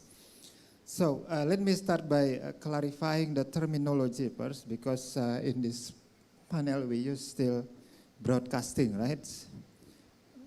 This is a very good forum to revisit again this terminology, because do we still now in the broadcasting era, or we now move into the what we call media era, because broadcasting is no longer exists actually, right? So, or maybe we can still reflect on the relevance of using broadcasting in terms of why public still engage with, or we revert totally with what technology develops regarding this media ecosystem. Yeah. So we need to clarify, right, with this terminology first. In my mind, I mean, according to many scholars in public interest media, public broadcasting, we are now in a very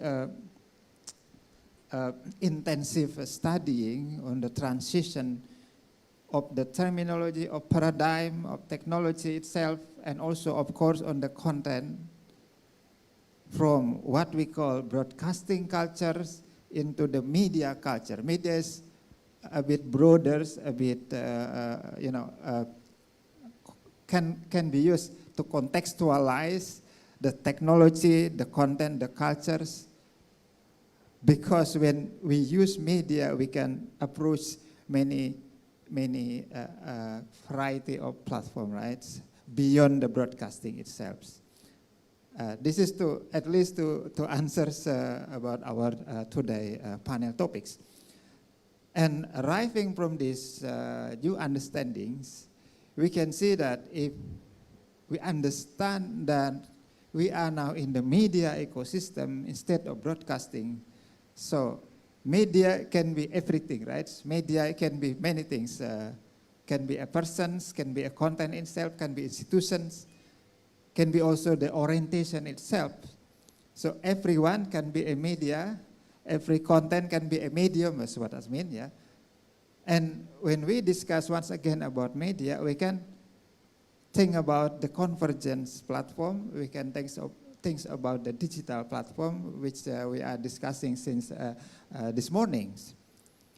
And if the question is about how to keep public interest broadcasting, public interest media relevant in these very tight digital competitions, to my understandings, and if I try to refer of the Public Media Alliance, a non-profit institution based in London, the UK, the institution which I agree propose the 3 key indicators, the 3 indicators that keep our public broadcasting or our public media or commercial media as well relevant in this media ecosystem in order to push their role as once again as a democratic pillars. The first thing is that it is very, very it's very urgent. It's very important to still provide quality contents or public interest content. Content means that, yeah, can be produced by alternative journalists, alternative media, aside of government control, aside of the national model of public interest media. And if we talk about content, content can be shared and reshared again through the social media. In Indonesia now we are also discussing about the term homeless media. Homeless is mean that the media or the person as a media messenger who has no media institution, media offices in physical one, but they produce public interest content and share it through a flexible social media platform. So that's why we call them homeless, because there is no home for them, but they are critical journalists who taking concern of the content itself instead of the institution of the media. So once again, we need to keep in line and still our concerns, our focus to produce public interest content. The second point, the second indicator is to keep our media institution as transparent as we can, because now we are in the public, right? We are in the audience who can interact with us minute by minute, even second by second, and the audience now are critical, right? They not only request the quality of the content itself, but the accountability of our institution, because we are also at the same time receive funding from them as a mean of crowd funds. That's why, in my mind, the media that keep their management transparent, accountable to the audience, to the public, would be the future media and would be a relevant media in this very tight competition of digital landscape.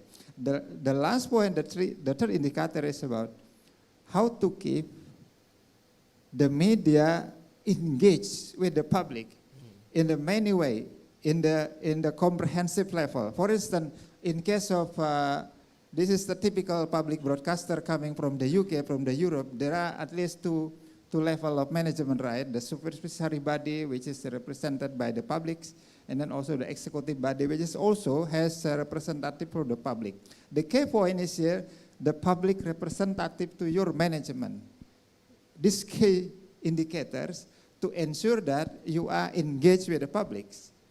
The second level, second point we can adapt with this term of public engagement is the establishment of what I call the ombudsman, the person or the institution or the committee who has full control for authority to review your content day by day.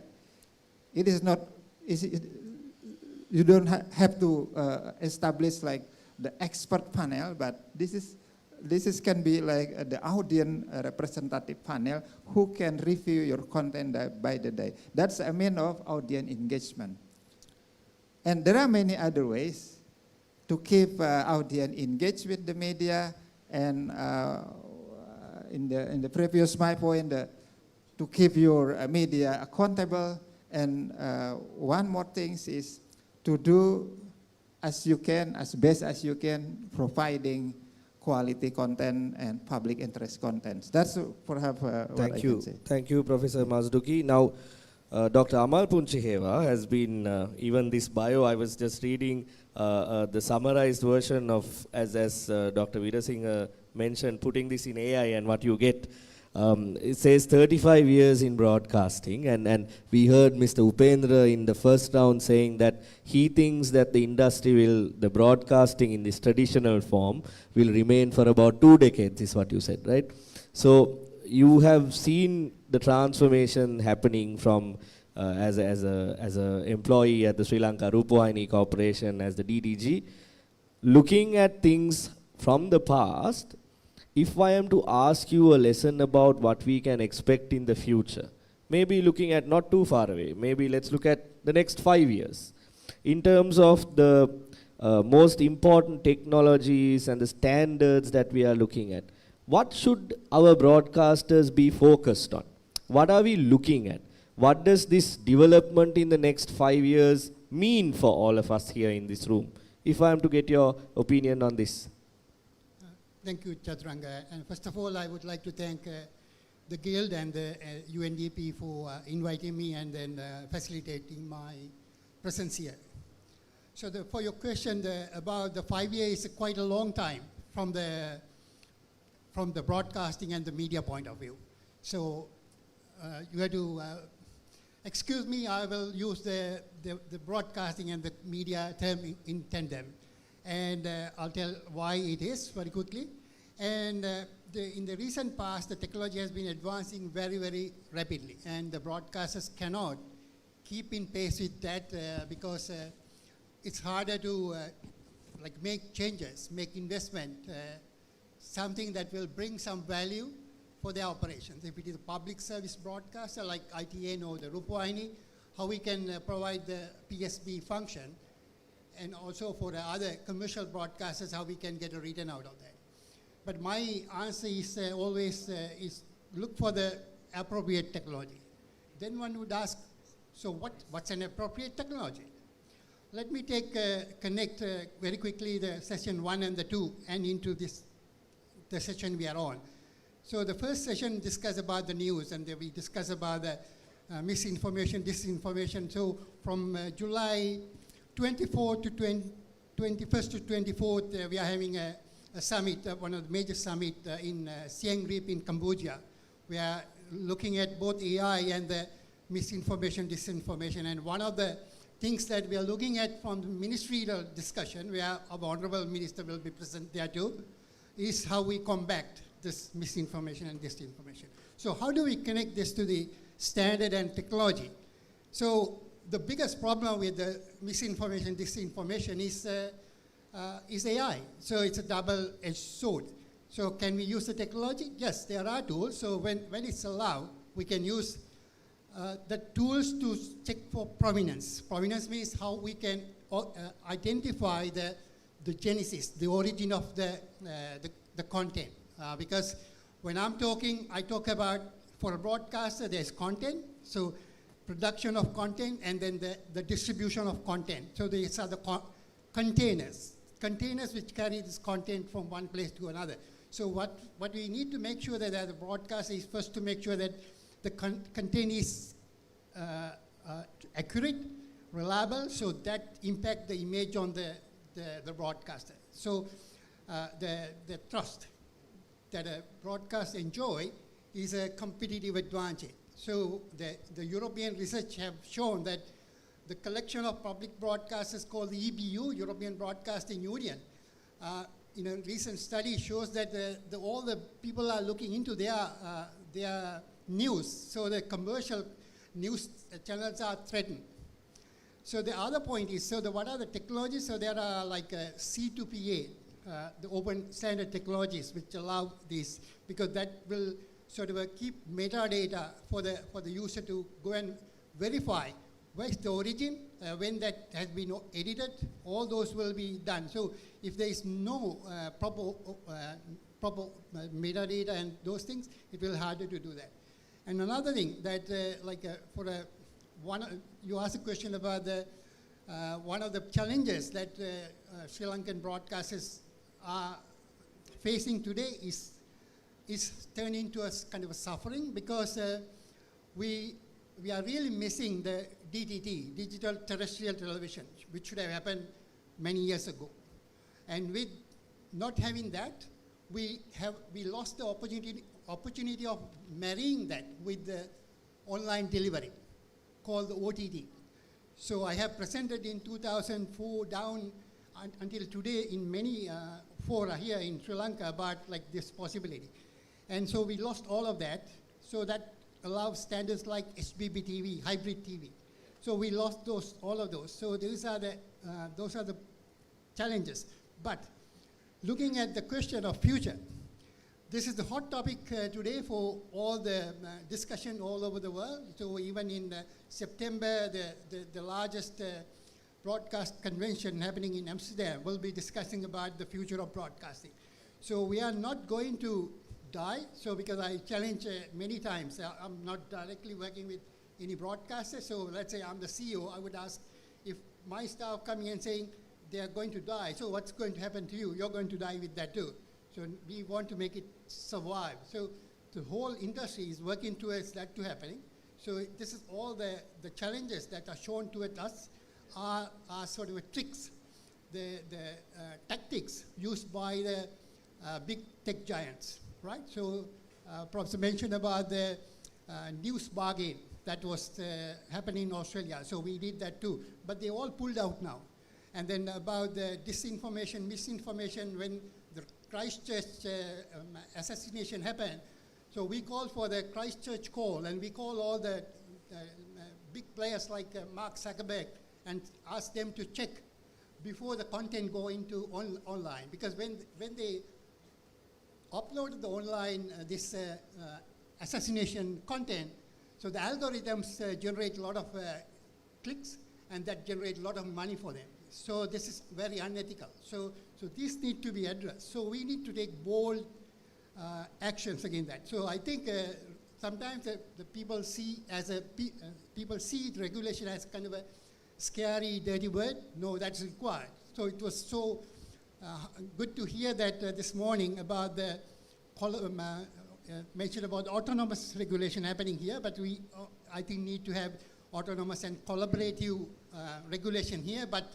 which will also bring a level playing field, like mentioned in the discussion many times, so that the big players from outside will not enjoy undue advantage, the regulation being quite delayed with respect to the technological advancement. Thank you, Doctor. I want to come back to you very quickly, but I want to also ask an open question from Dr. Taraka. Maybe all of you can also provide a short answer to this. We have a very diverse audience. We have students who are studying the subject. We have media owners. We have seniors in the profession. We have actors and creators also among us. And we also want to look at a question that maybe is for lay people who do not understand this area. I'll ask this first from you, and then I will come to all of you as well. When and why can't we see anything Sri Lankan on places like Netflix and Amazon Prime? Yeah, that is one of the key thoughts even I had, because that's one area I feel the training of our own staff and about the industry and how it moves.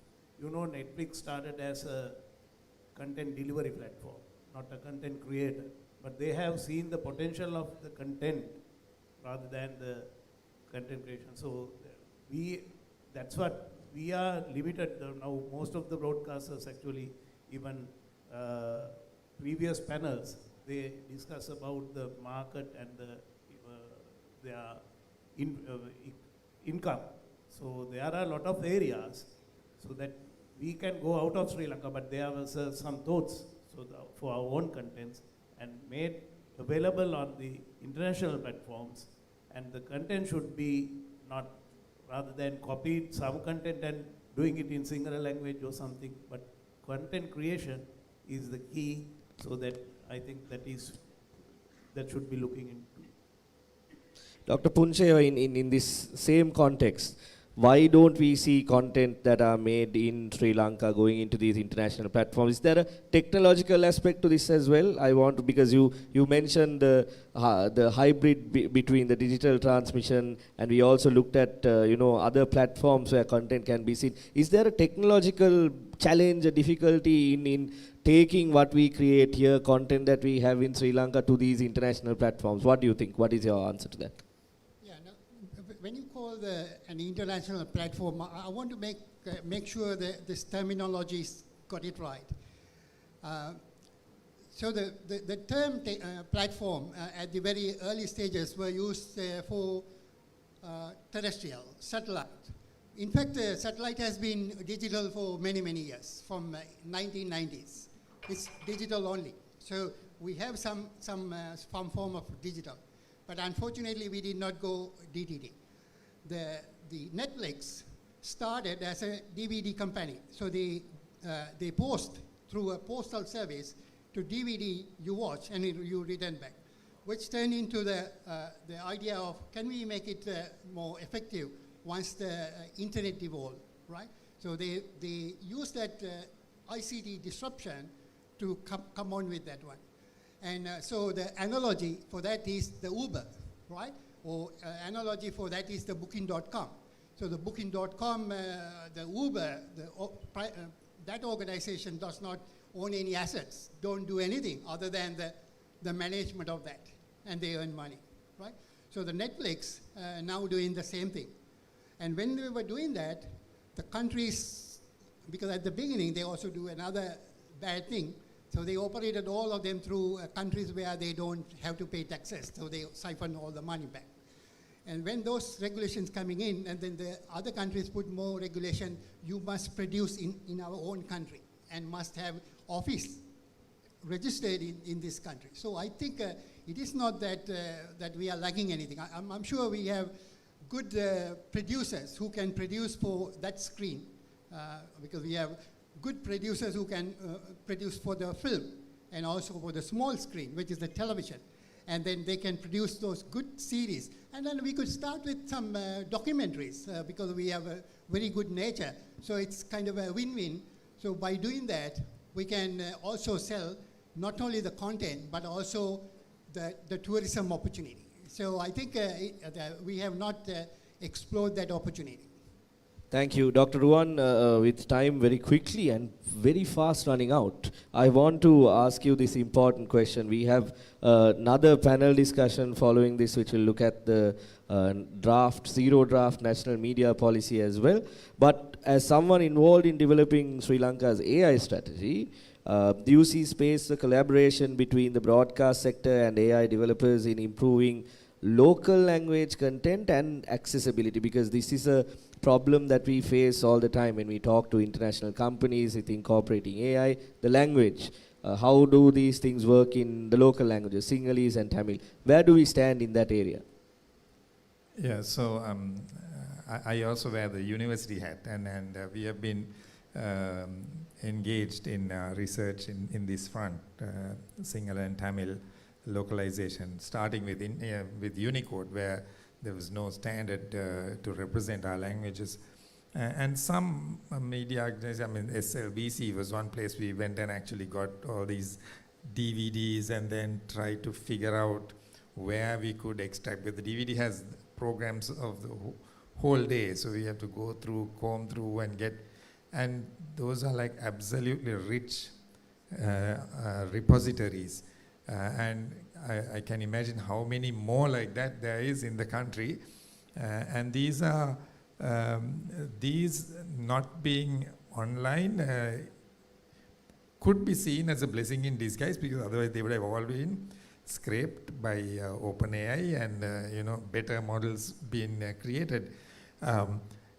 So this is an opportunity actually for us to collaborate. The media organizations, the universities, the industry companies, commercial companies, to create our own models to do Sinhala and Tamil much better than they are being done today. So today you can, of course, get some of these. Some models are like getting really good. Some multilingual models are getting very good with Sinhala and Tamil. And yet, when you look at our cultural nuances and things like that, those they don't get right. So I highly thank you for that question. And the question basically is calling for better collaboration among these partners, because we are the research is and the industry is short of data, a lot of data. So about 15 years ago, we were short of parallel data, that is Sinhala Tamil, Sinhala English, English Tamil parallel data. And we had to go to all the publishers and kind of beg them to create our translators, machine translators.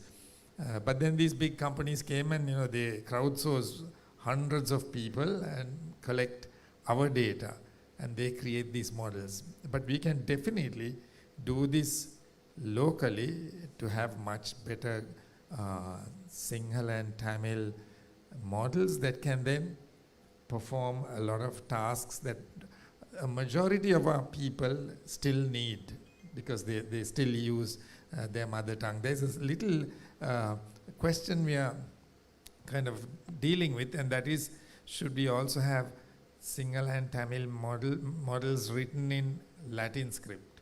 It's become so common and so popular.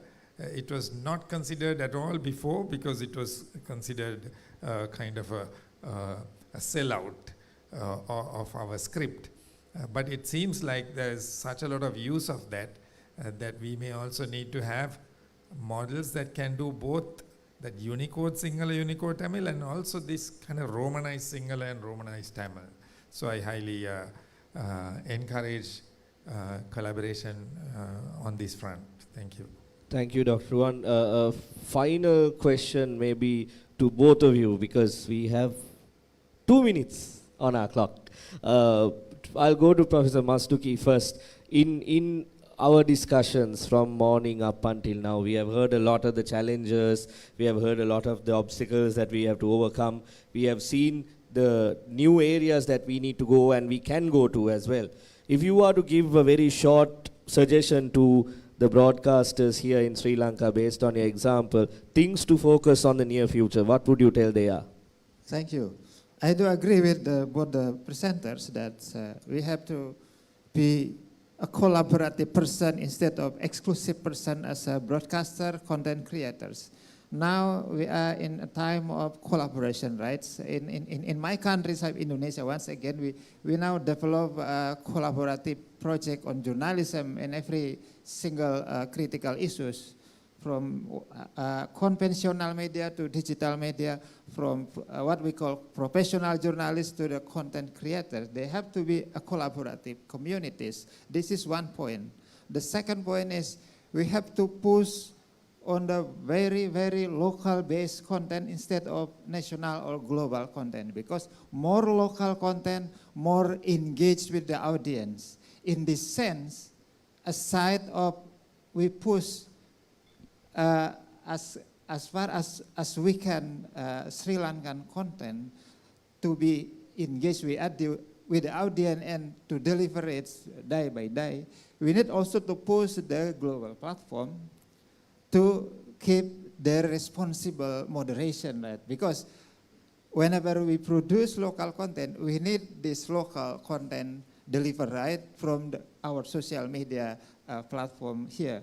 However, sometimes social media platform company tend to deliver only the more global, more international content instead of local. In this sense, we need, we here, governments, media professional, content creator, to collaboratively push the global platform to moderate the content and to prioritize instead global to very local content. And with this condition, we can assure that citizens of Sri Lanka can receive their right of quality content to better themselves as the citizen, as once again the pillar of democratic nation here in Sri Lanka. Hopefully we can approach this right in the future or in the near future. Thank you. Thank you.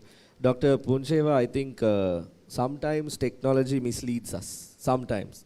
And that screen has misled us. We have about 10 minutes and not 2 minutes. So you can give a long answer on what we can focus in the near future. How much time we have? We have a total of 10 minutes, so I want to raise one more question from each panelist, but maybe take a couple of minutes, 2 minutes maybe? Yeah, sure. Let me first start with the accessibility. I think you raised that question. I in fact wanted to make a request to you. Maybe next time when we have the symposium, so you could have on the left-hand side and the right-hand side screen rather than changing the aspect ratio, keep the bottom black and then overlay on top of that the live translation of this talk, maybe on one side, one language. So if I'm speaking in English to Sinhala and Tamil, and then if I'm Sinhala kata karana, that will be in English and Tamil. So that will enable the inclusive broadcasting. So that's one of the key key topic that we are discussing in that one. So that's one of the key things that, that we will be looking at. And also, once again, coming back to the AI, we want to make sure that the staff has been trained to handle AI very well. And then from the top down, you must have a very clear organization policies when some content has been created using AI, that to be notified appropriately throughout that the video. Because this cropped up recently, and then the Prime Minister Luxon of New Zealand was asked at the interview, why did you do this? What did he do? So he talked Mandarin. He cannot speak Mandarin, but he talked Mandarin, made an appeal to the Chinese community. So it looks very real. So that was in AI, but it was tech only very at the beginning, but that was in English. So that's again, won't go with that one. So therefore, the important thing is you must have the organizational policies for the AI, and then use the right tools, but none of these won't work because these are just tools. So the most important is your ability to handle journalism with ethics. If it is technical things, your ability to handle the signals and the transportation of those wave signals between the generation and the consumption point very precisely.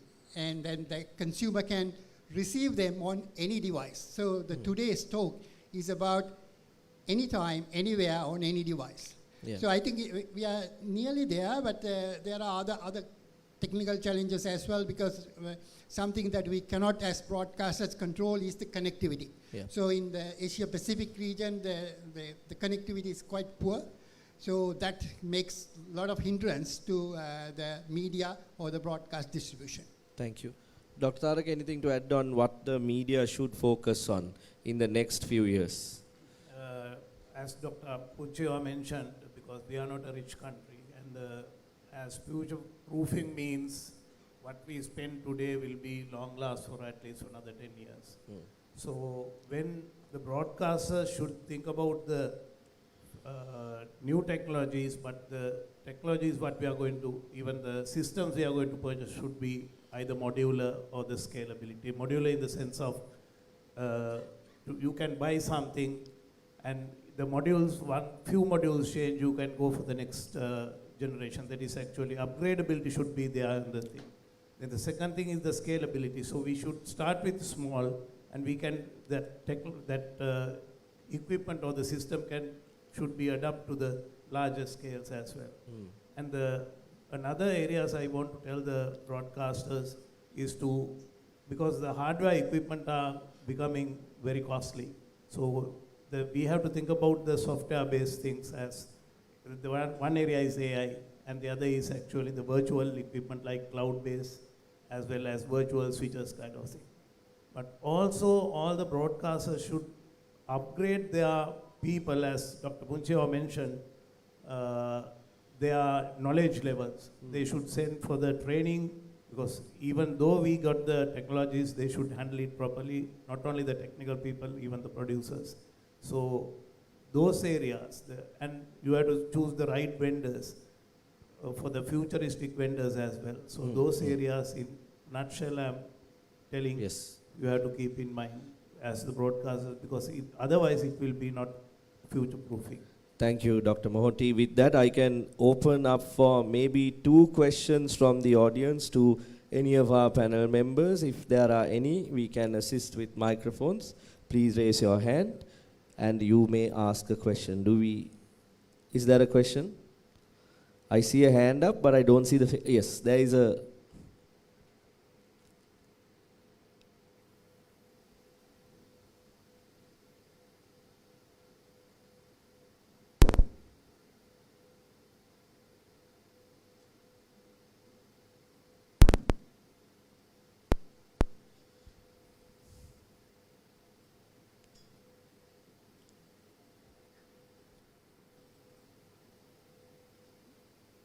A different mic maybe? Good afternoon. First of all, I convey my sincere thanks to all of you that we organized this important convention to us. And my question is, what are the initial steps that you take to overcome the reality by fighting off with AI in the future? That means that I want to convince you. So, what is the reality when you are if we can create the by using of AI false news also. So that if it is false, so where is the reality keep on? That is my questions. How we use AI to overcome the reality. So if I'm to get the gist of the question, how do we differentiate between what is real and what is not when it comes to AI? I think what he's asking is actually if there is some fault news is going there, whether AI can correct it that as well. Okay. Is that, yeah, okay. So is there a panelist who can provide an answer to this? I mean, obviously I'll have to go to Dr. Veer Singh. These are really tricky question because it's similar to a question that we have in academia also. When we want to fact check something, we ask AI and then we have to believe it, right? So that is a problem unless we can also prompt it to point to the source from which it checked that and made that decision. There are now systems that are doing that, right? So it's a bit like in the education sector, we have a thing called turn it in. So when students hand in their theses, we put it through Turnitin and we can see how many. But now with AI, it's difficult to do that because you can't really point to a document that has that content because it's dynamically generated. So we have to believe this other model that is trying to find out plagiarism. So this is a cyclic thing, and we are getting better at it, but it's not a solved problem. Thank you. Yes. Okay. If I may, let me add. From the ethical perspective, we can see that AI is like two sides in one coin, right? So we have one coin, but it has two sides. AI has a negative side, and AI also the positive side. AI can produce as far as many as journalistic content and also the academic papers, yeah. So we can access. I mean, we can request help, right, from the many kind of AI application now, which are mostly coming from the US and also from other part of the world. So it means that AI can produce papers, can produce journalistic contents in the positive way. However, AI can also produce fake news, produce fake papers, fake academic works. So there are many fakes, disinformation of academic products regarding students, regarding lecturers. Similarly, we do also find out many not really professional journalists, but growing up to be a journalist, or mostly we refer to the free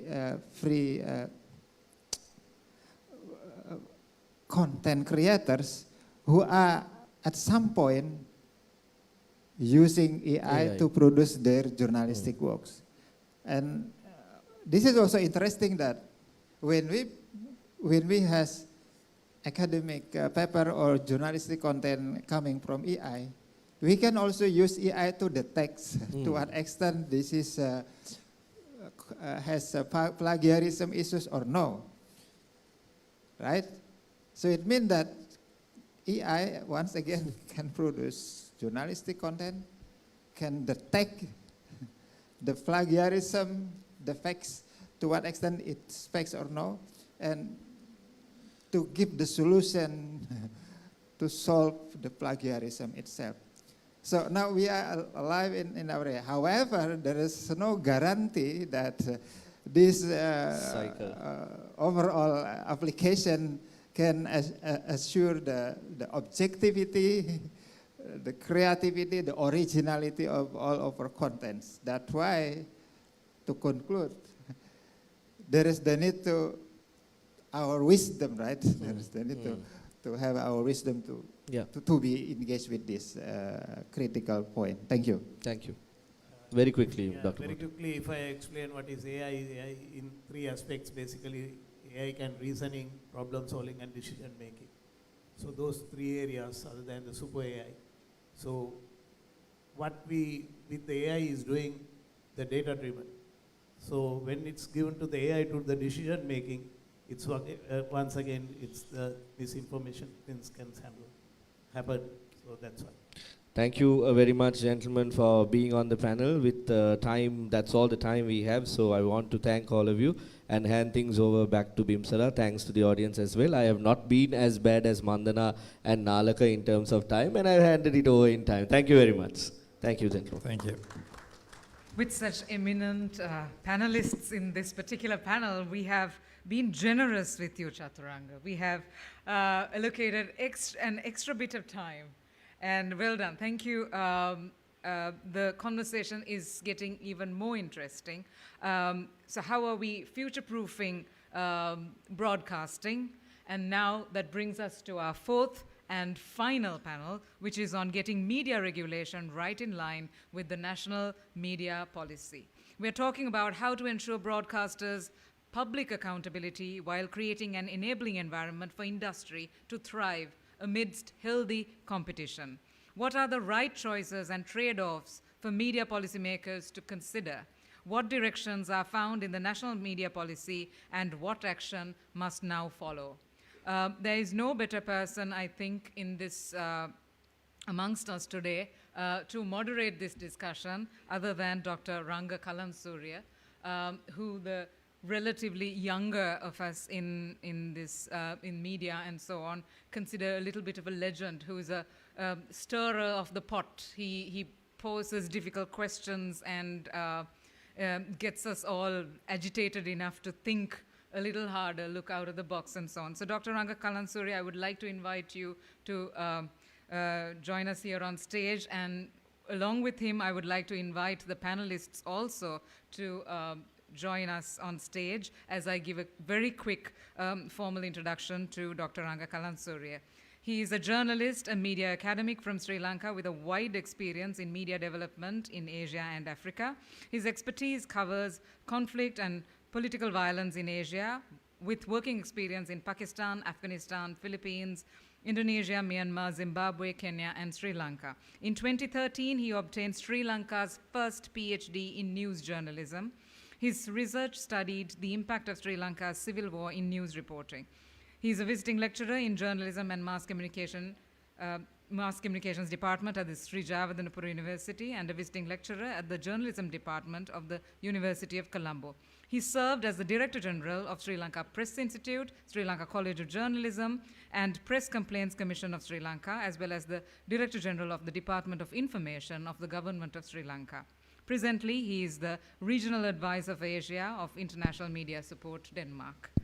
Dr. Ranga, over to you to host this panel and also leave us with some more thought-provoking questions and maybe at the end of it to give some concluding remarks. Too long introduction, but thank you for calling me the younger academic. Thank you. Thank you, Bim. මම හිතුවා මේ panel එක සිංහලෙන් කරන්න කියලා. මොකද ජාතික මාධ්‍ය ප්‍රතිපත්තිය ගැන කතා කරන නිසා. So allow me to, Prof. Matsuki, I will do it in local language, if you don't mind. Yes. මට මේ ටයිටල් එක ගැන පොඩි ප්‍රශ්නයක් තියෙනවා නාලක මේ Getting media regulation right in line with the national media policy. That's true. Part of the part of the national media policy කියන්නේ ජාතික මාධ්‍ය ප්‍රතිපත්තියේ කොටසක් තමයි මේ regulation එක හරියට කරන එක. නමුත් national media policy එක ඊට වඩා ලොකු overarching දෙයක් කියලා මම හිතනවා ජාතික මාධ්‍ය ප්‍රතිපත්තියක් කියන්නේ. කොහොමදත් මේ මාතෘකාව පහුගිය දවස්වල මාධ්‍යවල සමාජ මාධ්‍යයේ ලොකුවට කතා වෙච්ච මාතෘකාවක්. අමතිවරයා ප්‍රකාශයට පත් කළා ජාතික මාධ්‍ය ප්‍රතිපත්තිය ප්‍රකාශයට පත් කරනවා කියලා ඉක්මනින්ම ඒකත් එක්කම ලොකු කැළඹීමක් ඇති වුණා මාධ්‍ය කර්මාන්තයේ මාධ්‍ය පාර්ශවකරුවන් අතර. ඒකත් එක්ක මාධ්‍ය හැඳුනුම්පත පැටළුණා.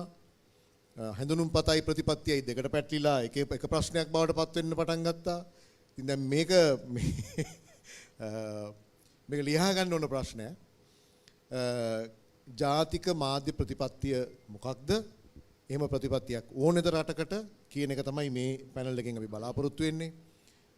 අපිට ඉන්නවා මිස්ටර් විජේනායක අමාත්‍යාංශයේ අතිරේක ලේකම්තුමා මේ කාර්ය සම්බන්ධයෙන් අමාත්‍යාංශයේ මට්ටමින් දැනට සම්බන්ධ වෙලා ඉන්න නිලධාරියා. සුසාර කර්මාන්තය නියෝජනය කරමින් මාධ්‍ය ආයතන කීපයකම හසල අත්දැකීම් තියෙන බ්‍රෝඩ්කාස්ටර් කෙනෙක්. දැන් ස්වර්ණවාහිනී මාධ්‍ය ආයතනයේ ප්‍රධානියා. දිල්රුක්ෂි හඳුන්නේ නැති print media මුද්‍රිත මාධ්‍ය ක්ෂේත්‍රයේ නමුත් now she is a media educator rather than a journalist I would say. For another perspective ඒ වගේම මාධ්‍ය සංවිධාන සහ සමිති සංවිධාන නියෝජනය කරමින් නිදහස් මාධ්‍ය ව්‍යාපාරයේ වර්තමාන කැඳවුම්කරු ලසන්ත ද සිල්වා මේ පැනල් එකේ ඉන්නවා. ආරම්භයක් විදියට මට විනාඩි 35යි තියෙන්නේ. අන්තිම විනාඩි 5 අසංක කිව්වා රැප් අප් එකකට තියාගන්න කියලා. ඒ නිසා මම මේක ඉක්මනින් කරනවා මේ පැනල් එක. නමුත් ආරම්භයක් විදියට ජාතික ප්‍රතිපත්තීන් සකස් කිරීම කියන එක රටක විශේෂයෙන්ම ප්‍රජාතාන්ත්‍රීය ප්‍රතිසංස්කරණ වල කොටසක්. මම නිතරම ගන්න රටක් තමයි ඉන්දුනීසියාව උදාහරණයක් විදියට. සුහර්තෝගෙන් පස්සේ ඉන්දුනීසියාව කඩා වැටුනහම බලයට පත්වෙච්ච තාවකාලික ජනාධිපති හබීබී මුලින්ම අත ගහපු ක්ෂේත්‍රයක් තමයි ජනමාධ්‍ය. ඒ නිසා තමයි ඉන්දුනීසියාවේ ඊටාම ප්‍රබල ප්‍රෙස් කවුන්සිල් එකක් තියෙන්නේ. පුවත්පත් මණ්ඩලයක් තියෙන්නේ. ඊටාම නිදහස් මුළු කලාපයටම ආදර්ශයක් වෙන පුවත්පත් මණ්ඩලයක් තියෙන්නේ. අපේත් රට කඩා වැටුනහම අලුතෙන් ප්‍රජාතන්ත්‍රවාදී ප්‍රතිසංස්කරණ ගේනකොට අත ගැසිය යුතු ක්ෂේත්‍රය තමයි ජනමාධ්‍ය. ජනමාධ්‍ය හදන්න නැතුව ජනමාධ්‍ය වෘත්තීය භාවයක් හදන්න නැතුව රටේ ජනමතය හදන්න බෑ. රටේ අනෙක් ක්ෂේත්‍ර වලට අත ගන්න අමාරුයි. ඒ නිසා ඉස්සෙල්ලාම මේ මහා අවුලක තියෙන මාධ්‍ය ලියන්න ඕනේ. මාධ්‍ය ප්‍රතිපත්තිය හදන්න ඕනේ. ඒක තමයි මම දන්න මේකේ පදනම. නමුත් මම වැඩි වෙලා මගේ කතාව තියන්නේ නැතුව මම මුලින්ම අපේ විජයනායක මහත්මයාට ආරාධනා කරනවා මේ කොහොමද මේ වැඩපිළිවෙල පටන් ගත්තේ? කොතනින්ද ආරම්භුනේ කියන එක පොඩ්ඩක් විස්තර කරන්න කියලා.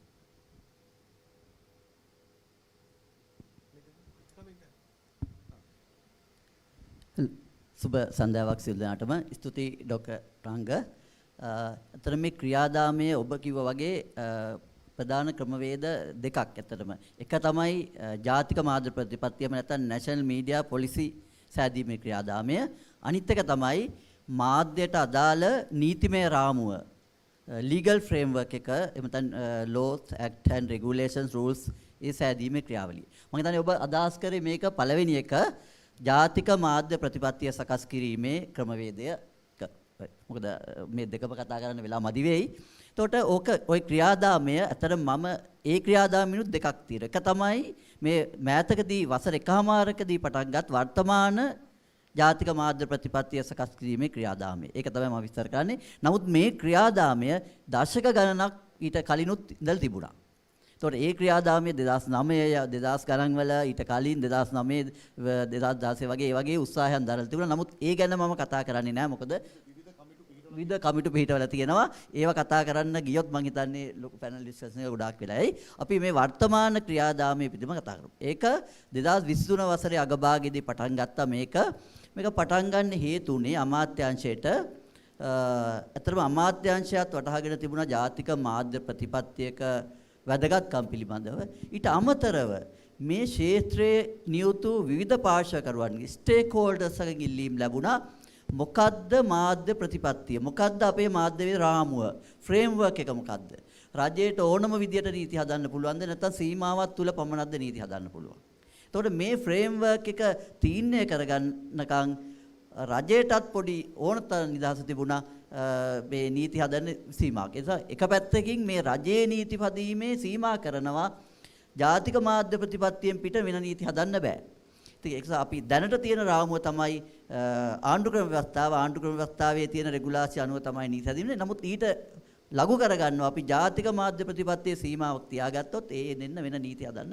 ඒ යටතේ තමයි ඉස්සරහට හැදෙන නීති රෙගුලාසි සියලු දේම සැකසෙවන්නේ. ඉතින් මේ ක්‍රියාදාමය පටන් ගත්තේ 23 වසරේ අවසාන භාගයේ ක්‍රියාකාරීව මේ කටයුතු පටන් ගත්තේ 2024. අතර මේක අමාත්‍යාංශයේ මේ කමිටුවේ ප්‍රධානිය විසින් එවකට අතිරේක ලේකම් ලෝෂිනී පීට්ස් මහත්මිය පත් කරා.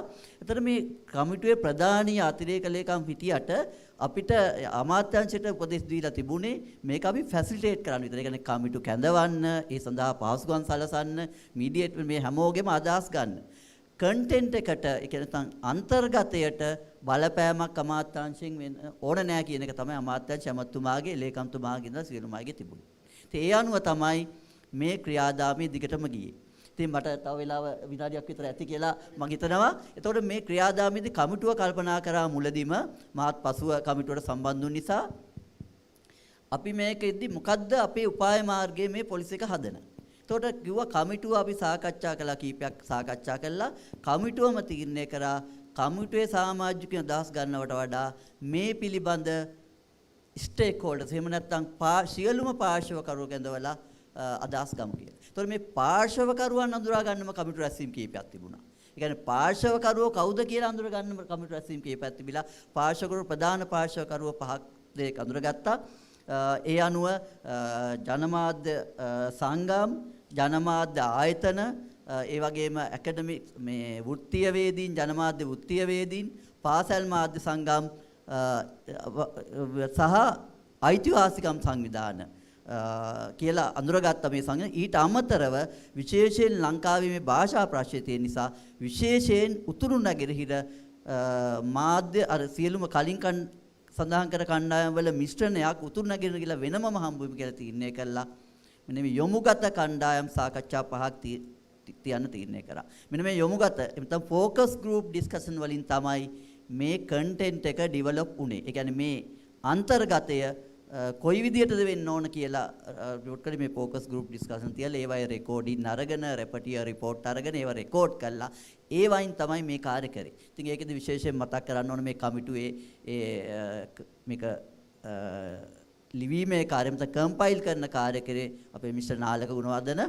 ඉතින් ඒ වගේ ලොකු ක්‍රියාදාමයකින් තමයි මේක හැදුනේ. කොච්චර කාලයක් ගියාද මේක? මේක හදන්න මූලික සීරෝ ඩ්‍රාෆ්ට් එක එහෙම නැත්නම් මූලික කෙටුම්පත සකස් කරන්න වසරකට ආසන්න කාලයක් ගියා. ඒතකොට මූලික කෙටුම්පත එවකට ගරු අමාත්‍යතුමාට කමිටුව විසින් බාර දුන්නා. ඒතකොට ඇත්තටම මේක ලේකම්තුමාටත් එමතුමාටත් බාර දුන්නා. ඒතකොට අමාත්‍යාංශය සකස් කරේ අමාත්‍යාංශයෙන් පිට ඩ්‍රාෆ්ට් එකක් කෙටුම්පතක් සකස් කරනවා. හැබැයි අමාත්‍යාංශයකට පහසුකම් සැලසෙනවා.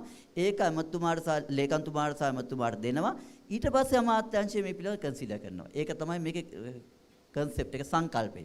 එතකොට අමාත්‍යතුමා බලලා මේකේ ලොකු වෙනස්කම් කරේ නැහැ. මේක ඊළඟ ක්‍රියාදාමයට මොකද ජාතික ප්‍රතිපත්ති සියල්ලම මහා භාණ්ඩාගාරයේ National Planning Department ජාතික ක්‍රම සම්පාදන දෙපාර්තමේන්තුව හරහා තමයි පාර්ලිමේන්තුවට යන්න ඕනේ. එතකොට ජාතික ක්‍රම සම්පාදන දෙපාර්තමේන්තුවට යොමු කළා.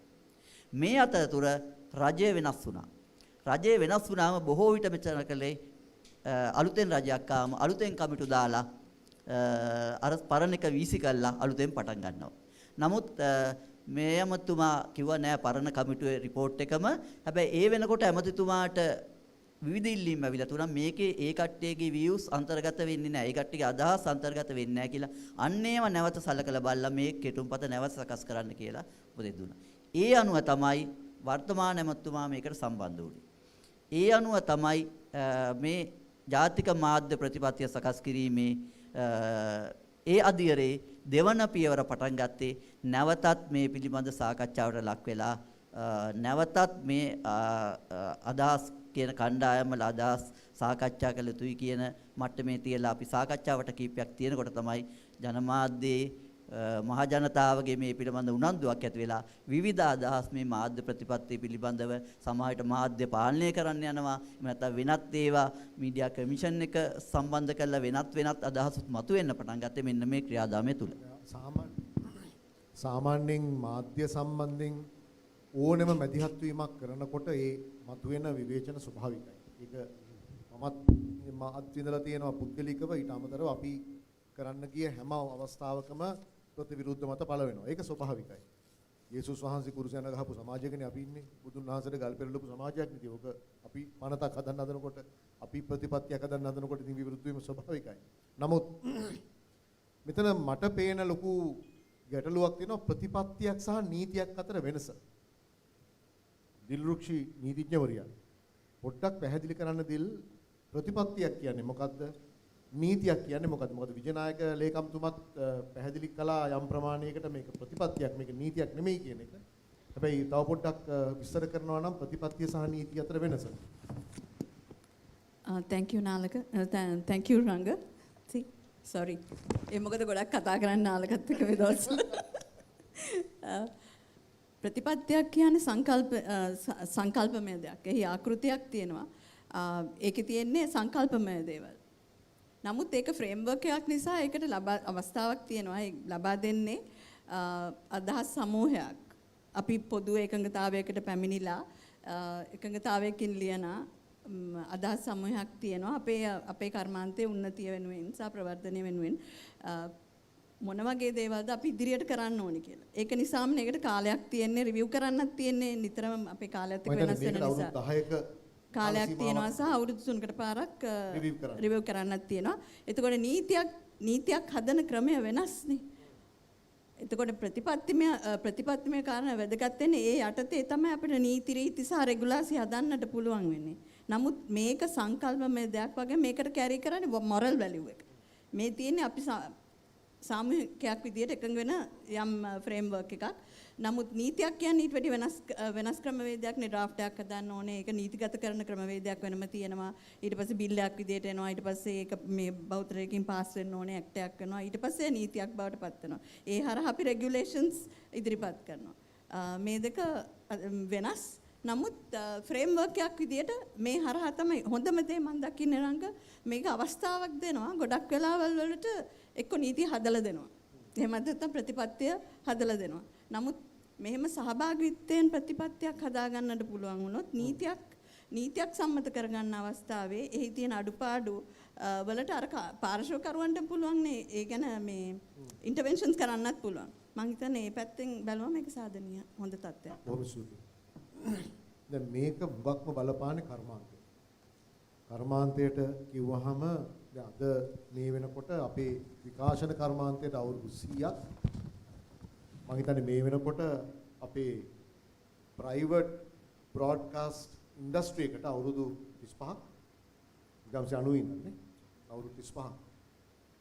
එතකොට නමුත් මේ අවුරුදු 35ටම මේ බ්‍රෝඩ්කාස්ට් ඉන්ඩස්ට්‍රි එක වැඩ කළේ බොහොම නිදහස් අවකාශයක.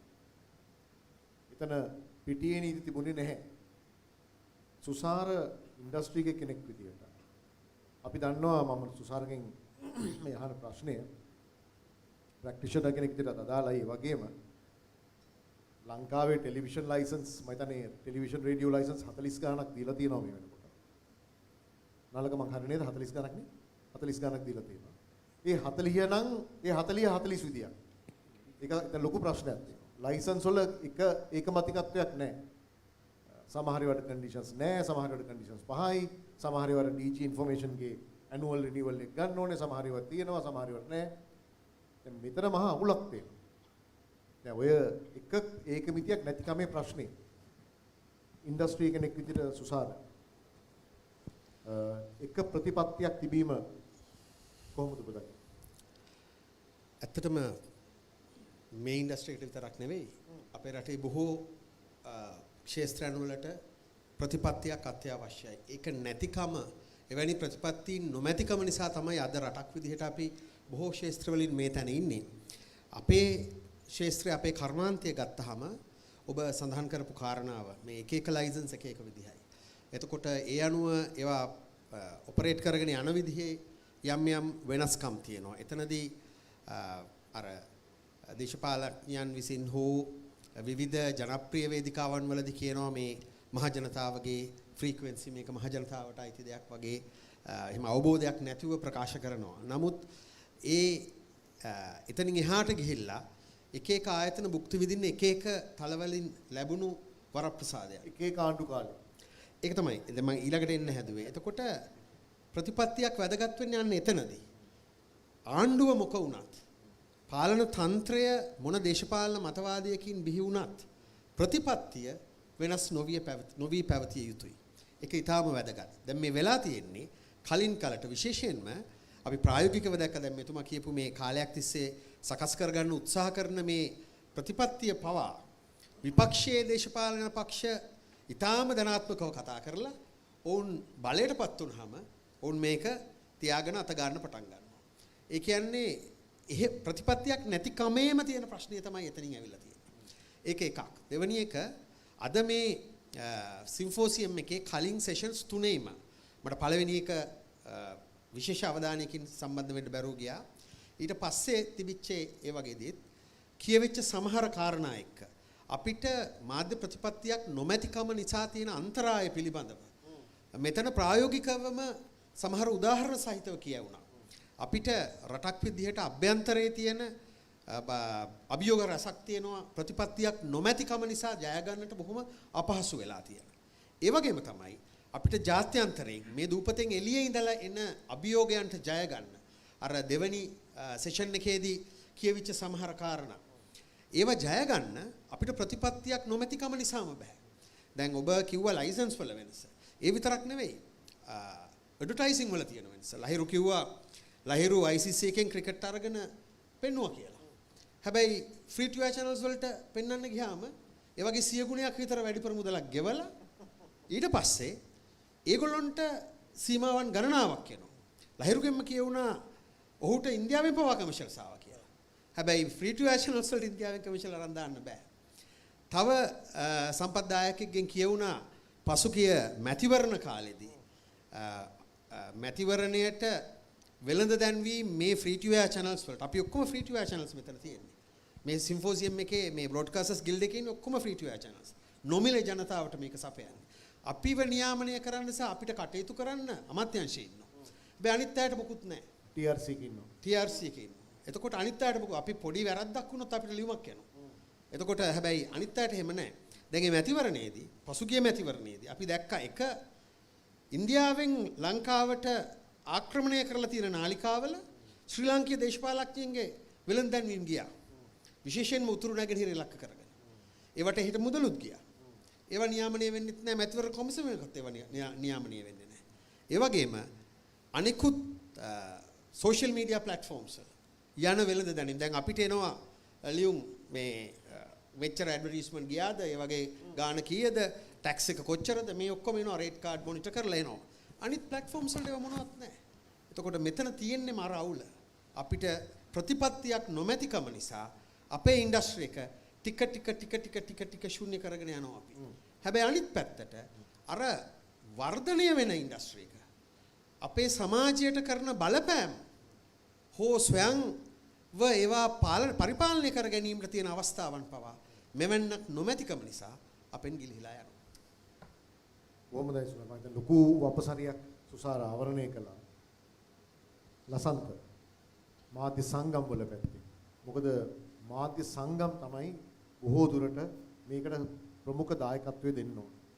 සහ විශේෂයෙන් නිදහස් මාධ්‍ය ව්‍යාපාරය, උපනියෝජනයක නිදහස් මාධ්‍ය ව්‍යාපාරය මාධ්‍ය නිදහසට විතරක් නෙමෙයි මාධ්‍ය වෘත්තීය භාවයටත් සෑහෙන පෙරමුණ ගත්ත ආයතනයක්. මොකද මට මතකයි ඔය කොලම්බෝ ඩික්ලරේෂන් එක තියෙන කාලේ ශ්‍රී ලංකා පුවත්පත් ආයතනයේ ජනමාධ්‍ය විද්‍යාලයේ පිහිටවන්න පුවත්පත් ප්‍රමින්ලි කොමිසම පිහිටවන්න නිදහස් මාධ්‍ය ව්‍යාපාරයේ විශාල මෙහෙවරක් කළා. ඒවට පෙරමුණ ගත්තා. මේ වගේ වැඩකදී නිදහස් මාධ්‍ය ව්‍යාපාරික යාදා රංග බොහොම ස්තුතියි.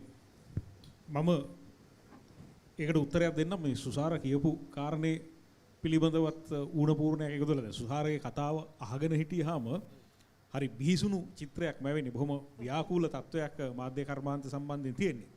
එතනම තමයි නිදහස් මාධ්‍ය ව්‍යාපාරය හවුල්කාරීත්වයක් මේ වැඩපිළිවෙලට දක්වන්න තීරණය කරන්න හේතුව.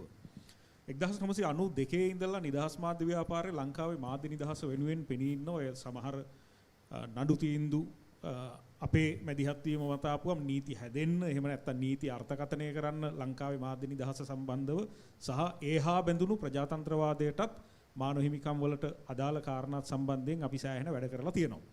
හැබැයි ඒ තුල නිදහස් මාධ්‍ය ව්‍යාපාරය සංවිධානයක් හැටියට විශ්වාස කරපු කාරණයක් තියෙනවා. ලංකාවේ ජනමාධ්‍ය සතු සමාජ වගකීම මොකක්ද කියන කාරණේ. මේ වගකීමෙන් මිදෙන්න කිසිසේත්ම බැහැයි කියන කාරණේ. ඒක තමයි මේ සුසාර හෙලිදරව් කරන අර බිටරුත් මේ තිත්ත ඇත්ත ඇතුලේ තියෙන්නේ මේ දැන් කර්මාන්තයේ දැන් ලයිසනින් ප්‍රොසෙස් එකේ ප්‍රශ්න එහෙම නැත්නම් ඒක කර්මාන්තයක් ඇතුළට පැවතීමේ ප්‍රශ්න අනිත් අතට මේ කර්මාන්තය නිපදවන කන්ටෙන්ට් අන්තර්ගතයන් පිළිබඳව ප්‍රශ්න කොතනද කතා කරන්න කියන එක. එක මෙතන මාධ්‍ය කර්මාන්තයේ ඉන්න මගේ සහෝදර වෘත්තිකව අමනාප වෙන එකක් නෑ. ලංකාවේ ජනතාව සමහර වෙලාවට ජනමාධ්‍යයට ජඩමාධ්‍ය කියන වචනේ පාවිච්චි කරන්නේ. ජඩමාධ්‍ය කියලා.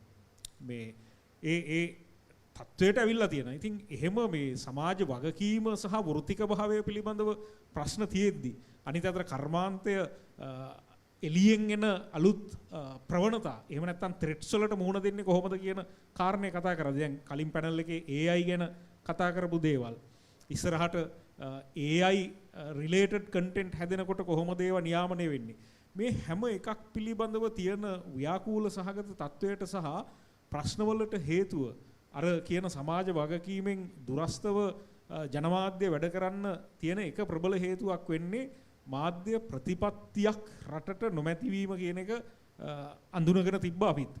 අන්න එහෙම පසුබිමක් ඇතුලේ තමයි මේ වැඩපිළිවෙලට අපි සහයෝගය දෙන්න පටන් ගත්තේ. හැබැයි මම කියන්න ඕන මේ ලංකාවේ ජනමාධ්‍ය සංවිධාන බොහොමයක් අපි හැරුණාම තියෙන අනෙක් සංවිධාන ඒවත් මේ වගේ හවුල්කරුවෝ නැත්නම් පාර්ශවකරුවෝ වෙන්නට ඕන. තවම මේ වැඩපිළිවෙල දිහා සැකයෙන් බලන ගතියකුත් තියෙනවා. ඒකට හේතුව රංග මං හිතන්නේ මේ එක පැත්තකින් සම්ප්‍රදායවාදය.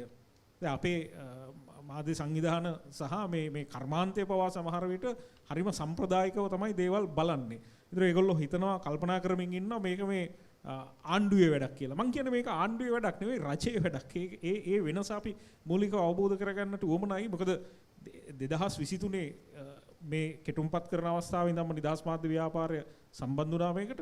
2023 මේක කෙටුම්පත් කිරීමේ ක්‍රියාවලිය ආරම්භ කරනකොට රටේ ජනාධිපති රනිල් වික්‍රමසිංහ. ඒතර රනිල් වික්‍රමසිංහගේ ආණ්ඩුවත් එක පටන් ගන්න. දැන් මේක මේ ඉම්ප්ලිමන්ට් කරන්න සූදානම් මේ අවසන් අධීරයට එනකොට අනුර දිසානායකගේ ආණ්ඩුවත් එක්ක තමයි වැඩ කරන්නේ. ඉතින් අපි ඒ ක්‍රියාදාමයමයි. ඒ ක්‍රියාදාමය ඒකමයි. එතකොට මොකක්ද මෙතන තිබ්බ ප්‍රශ්නේ? සමහර විට මම මූලිකව හිතන්නේ අර මේ බොහොම මේ ගතානුගතික චින්තාවන් එක්ක මේවා දිහා බලන එක. කියන්නේ මොනවා හරි අලුතෙන් එනවා නම් දැන් ඔය මාධ්‍ය කර්මාන්තය සහ සංවිධානය ඇතුලේ ඉන්න හැමෝමත් වෙනසක් අවශ්‍යයි කියලා පිළිගන්නවා. තනිව කතා කරපුවාම ඔව් මේක වෙනස් වෙන්න ඕනේ, සමාජයට වග කියන්න ඕන, මහජනතාවට වග කියන්න ඕන, අනිත් අතට එතික්ස් සහ ප්‍රොෆෙෂනලිසම් ආරක්ෂා වෙන්න ඕන කියලා. නමුත් අර කල්ලිවාදය ඇතුලේ හැදෙන ට්‍රැඩිෂන් එක තමයි නෑ මේවා ආණ්ඩුවේ වැඩ, එහෙම නැත්නම් මේවා කවුරු හරි කරන වැඩ, ඇයි අපි මේ වගේ නැත්තේ? මම හිතන්නේ ඊටාම බරපතල විදියට ඒවා වෙනස් වෙන්න ඕනේ. මොකද දැන් මේ අද දවසේ ඇතුළෙත් මේ බ්‍රෝඩ්කාස්ටිං වල කර්මාන්තයේ ජර්නලිසම් වල එහෙම නැත්නම් නිව් මීඩියා වල අනාගතය කතා කළාට අපි කොතනද කතා කරන්නේ මාධ්‍ය කර්මාන්තය නිසා වික්ටිමයිස්ඩ් වෙන නැත්නම් පීඩාවටපත් වෙන ග්‍රාහකයෝ ගැන. විශේෂයෙන්ම මැතිවරණ අවස්ථාවල බලන්නකො දැන් අපි දැන් සුසාර කතා කරපු ওই කාරණේම අනිත් පැත්ත මත සම්පාදනය කරනකොට ජනතාව තීන්දුව ගන්න. ඉතින් ඒව හැම එකක්ම මේ ප්‍රතිපත්ති රාමුව ඇතුලේ අන්තර්ගත වෙනවා නම් ඉතින් මං හිතන්නේ දැන් මේක මේ ඇවිල්ලා තියෙන්නේ zero draft එකක්. ඒක ඕන කෙනෙකුට බලලා තවදුරටත් සංවර්ධනය කරන්න පුළුවන්. එහෙම සංවර්ධනය කරලා අපි කිසිසේත්ම නිදහස් මාධ්‍ය ව්‍යාපාරය හැටියට අපි ආණ්ඩුවෙන් ලියලා දෙන මොකක් හරි කොලයකට අත උස්සලා මේකට අපි කැමතියි කියන්නේ එහෙම සූදානමක් නැහැ. ඉතින් අනිත් හැම සංවිධානයකටම එහෙමත් කතා කරලා මේක මේ බහු හවුල්කාරීත්ව ලියවිල්ලක් බවට පත් කර ගන්නවා නම් හොඳයි සහ අපි ඒ වෙනුවෙන් සහයෝගය දෙනවා කියන ස්ථාවරේ තමයි ඉන්නේ. ලසා මම දැන් උතනින් දිලුක්ෂිට ආව දිලුක්ෂිත දැන් ඔබ මූලිකත්වයෙන් මේ පහුගිය දවස්වල තිබුණා සාකච්ඡාවට කීපයක්. පොඩ්ඩක් ඒ ගැන අපිට කියන්නකෝ කොහොමද එතනදී ආපු මතවාදයේදී? මම හිතන්නේ මේක ජෙන්ඩර්ඩ් ක්වෙස්චන් එකක් රංග. ඒකට හේතුව තමයි මේ සහභාගී වෙච්ච ගොඩක් අය කිව්වා බොහොම සාධනීය අදහස් එතන පළවෙනි එක තමයි ඒක දිහා අර මේ කිව්වා වගේ ලසන්ත කිව්වා වගේ මේ සැකයෙන් බලනවා වෙනකොට කොහොමද මේ ඩ්‍රාෆ්ට් එක ඉම්ප්‍රූව් කරගන්න මොන වගේ ඉන්පුට් දෙන්නේ කියන එක ගැන අදහසක් තිබුණා. එතකොට ඒක කරන්න හේතුවත් අපි හිතුවා සෙක්ටෝරලි බැලුවම හඬ නියෝජනය වීමේ ගැටලුවක් තියෙනවා. ජාතික මාධ්‍ය ප්‍රතිපත්තියක් අවශ්‍යයි කියන තැනින්ද පටන් ගත්තේ මේක එපා කියන එක. එතන හිටපු කිසිම කෙනෙක් එතන හිටපු 25 දෙනෙක් හිටියයි කන්සල්ටේෂන් එකේ කිසි කෙනෙක් ඒක අවශ්‍ය නැහැ කියලා කිව්වේ නැහැ. ඒක වඩා ශක්තිමත් කරන්නේ කොහොමද සහ ඒකේ තියෙන අඩලුහුඬුකම් තියෙනවා නම් ඒවා ඇඩ්‍රස් කරන්නේ කොහොමද කියන තැනින් තමයි ඒකට ආවේ. අනිත් එක අපේ කර්මාන්තයේ ඉතින් ලොකු අර්බුදයක් තියෙනවා සහ අපේ භාෂාව සහ අපි රූප පාවිච්චි කරන විදිය එතකොට ඒකේ තියෙන නෛතික ගැටලු වගේම ලසන්ත කිව්වා වගේම එතික්ස් ගැන ලොකු ප්‍රශ්නයක් තිබුණා. ජඩමාධ්‍ය කියලා කියනවා වගේම අපිව පිළිගන්නෙත් නැහැ නේලි. එතකොට එතනට ආපු කණ්ඩායමට වින්දිතයන් හිටියා. ඔබ දන්නවා මේ ලිංගික සුළුතරයන් වගේ කණ්ඩායම්වල අය ඔවුන්ට තියෙන විශේෂිත ගැටලු සහ ඔවුන්ව නිරූපණය අපි කොහොමද මාධ්‍යාරා ඔවුන්ව නිරූපණය කරන්න කියන එක ගැන ලොකු ප්‍රශ්න තියෙනවා. එතකොට කාන්තාවන්ට දරුවන්ට වෙනම ගැටලු තියෙනවා. භාෂාව රූප පාවිච්චි කරන හැටි සහ ඔවුන් නිතරම වික්ටිමයිස් වෙනවා. එතකොට ඒ වගේ දේවල් ගැන මොනවද කරන්න පුළුවන්? මේක ඇතුලේ කොහොමද ආරක්ෂාවක් ඇති කරගන්නා ෆ්‍රේම්වර්ක් එකක් හදන්නේ? නීති එන්නේ පස්සේනේ. රෙගියුලේෂන්ස් එන්නේ පස්සේ. නමුත් ප්‍රතිපත්තියක් ඇතුලේ ආරක්ෂාවක් හදාගන්නට පුළුවන් වුණොත් ඉස්සරහට ඊගාව වැඩපිළිවෙල ඉදිරියට යනකොට ඔවුන්ට සාධනීය විදිහට ඉන්ටර්වෙන්ෂන්ස් කරන්න පුළුවන් කියලා කිව්වා. ඒ කියන්නේ එන ආණ්ඩුව විදියට ප්‍රතිපත්ති වෙනස් නොවන ක්‍රියාදාම වෙනස් නොවන ප්‍රතිපත්තියක් හදා ගැනීමයි අරමුණ වෙන්නේ. මම කැමතියි මෙතනදී පොඩ්ඩක් විවෘත කරන්න සභාවට ප්‍රශ්න මතවාද මුකුත් තියෙනවා නම් කතා බහ කරන්න. ආපහු පැනල් එකට එන්න කලින් මොකද මට තව විනාඩි 10ක් තියෙනවා. මුකුත් තියනවාද විශේෂ කතා කරනවා. මයික් එක ගන්න පුළුවන්ද? ප්‍රශ්න දෙකක් තියෙනවා. අපි ඒ දෙකට ඉඩ දීලා අපි එමු මේ ආපහු පැනල් එකට.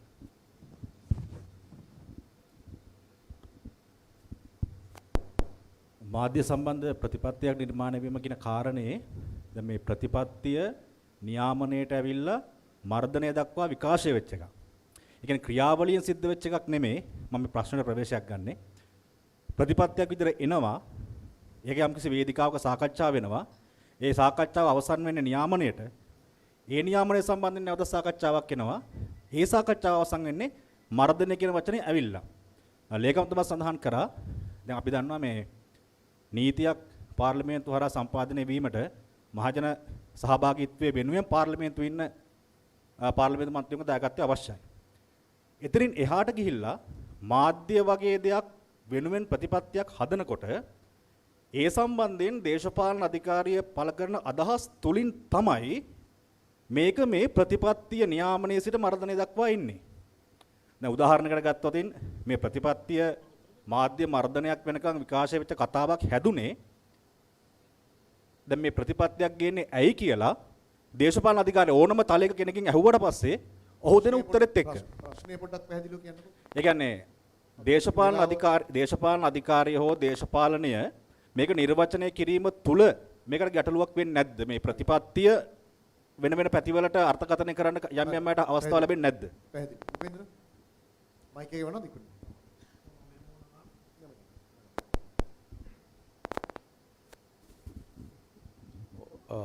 මගේ ප්‍රශ්නේ තියෙන්නේ දැන් මේ හැදෙන ප්‍රතිපත්ති ගොඩක් ආණ්ඩු මාරු වෙනකොට මාරු වෙනවා. මේ අපේ රටේ තියෙන ප්‍රතිපත්ති වල තියෙන මේ පොදු ලක්ෂණය ඒක.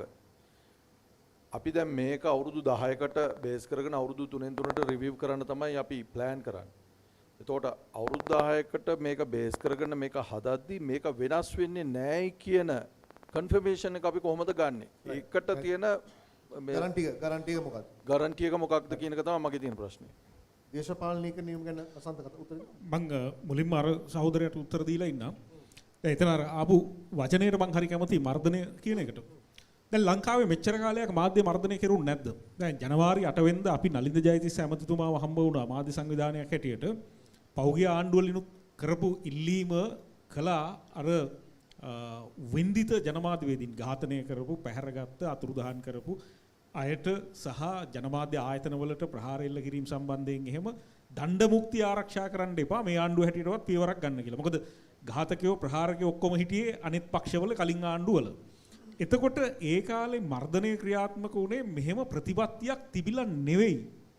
මම පැහැදිලිව අවධාරණය කරනවා ප්‍රතිපත්තිමය රාමුවක් තිබිලා නෙවෙයි මර්ධනය ක්‍රියාත්මක වුණේ. සහ මර්ධනය කරන්න ඕන නම් ආණ්ඩුවලට ප්‍රතිපත්තිය ඕනේ නැහැ. හැබැයි ඒ ප්‍රශ්නේ ගත යුත්තක් තියෙනවා. මේක මග පෙන්වීමක් කරයිද අර වගේ දේවල් හදන්න කියන එක. ඒකයි ප්‍රශ්නේ. ඇත්තටම මම ආරාධනා කරනවා මේ සහෝදරයාට මේ කෙටුම්පත කියවලා බලන්න. මේ කෙටුම්පත සම්මත කරගත්තොත් මේක ඇතුළෙම තමයි තියෙන්නේ බහුපාර්ශවීයව කොහොමද ඉදිරියටත් මේක සමාලෝචනය කරමින් එන්න නියමිත මර්ධනයන් වළක්වා ගන්න කොහොමද කියන එක. දැන් උදාහරණයක් ඇටියට අපි උසාවි ගියා ඔන්ලයින් සේෆ්ටි බිල් එකට. නිදහස් මාධ්‍ය ව්‍යාපාරය ඇතුළුව තව සංවිධාන ගණනාවක් අපි පරාද වුණා සහ ඒ බිල් එක ගෙනාවා. කවුරුවත් නැහැ කියන්නේ නැහැ ඔන්ලයින් හරස්මන්ට් මේවා වළක්වා ගන්න උවමනයි. හැබැයි ඒ අතරේ කොහොමද මිනිස්සුන්ට තියෙන මූලික අයිතිවාසිකම් අදහස් දැක්වීම සම්බන්ධයෙන් ඒ ඇක්ට් එක ඇතුලේ උල්ලංඝනය නොවි රැකගන්න කියන එක.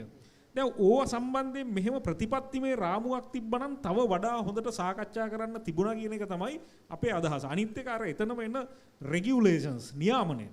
නියාමනය පිළිබඳව අපි දීර්ඝ කාලයක් තිස්සේ කතා කළානේ. මම හිතන්නේ වැඩියෙන්ම කතා කරලා ඇත්තේ SLPI එකයි ඒකේ කොටස්කාර වෙච්ච අපි නිදහස් මාධ්‍ය ව්‍යාපාරය.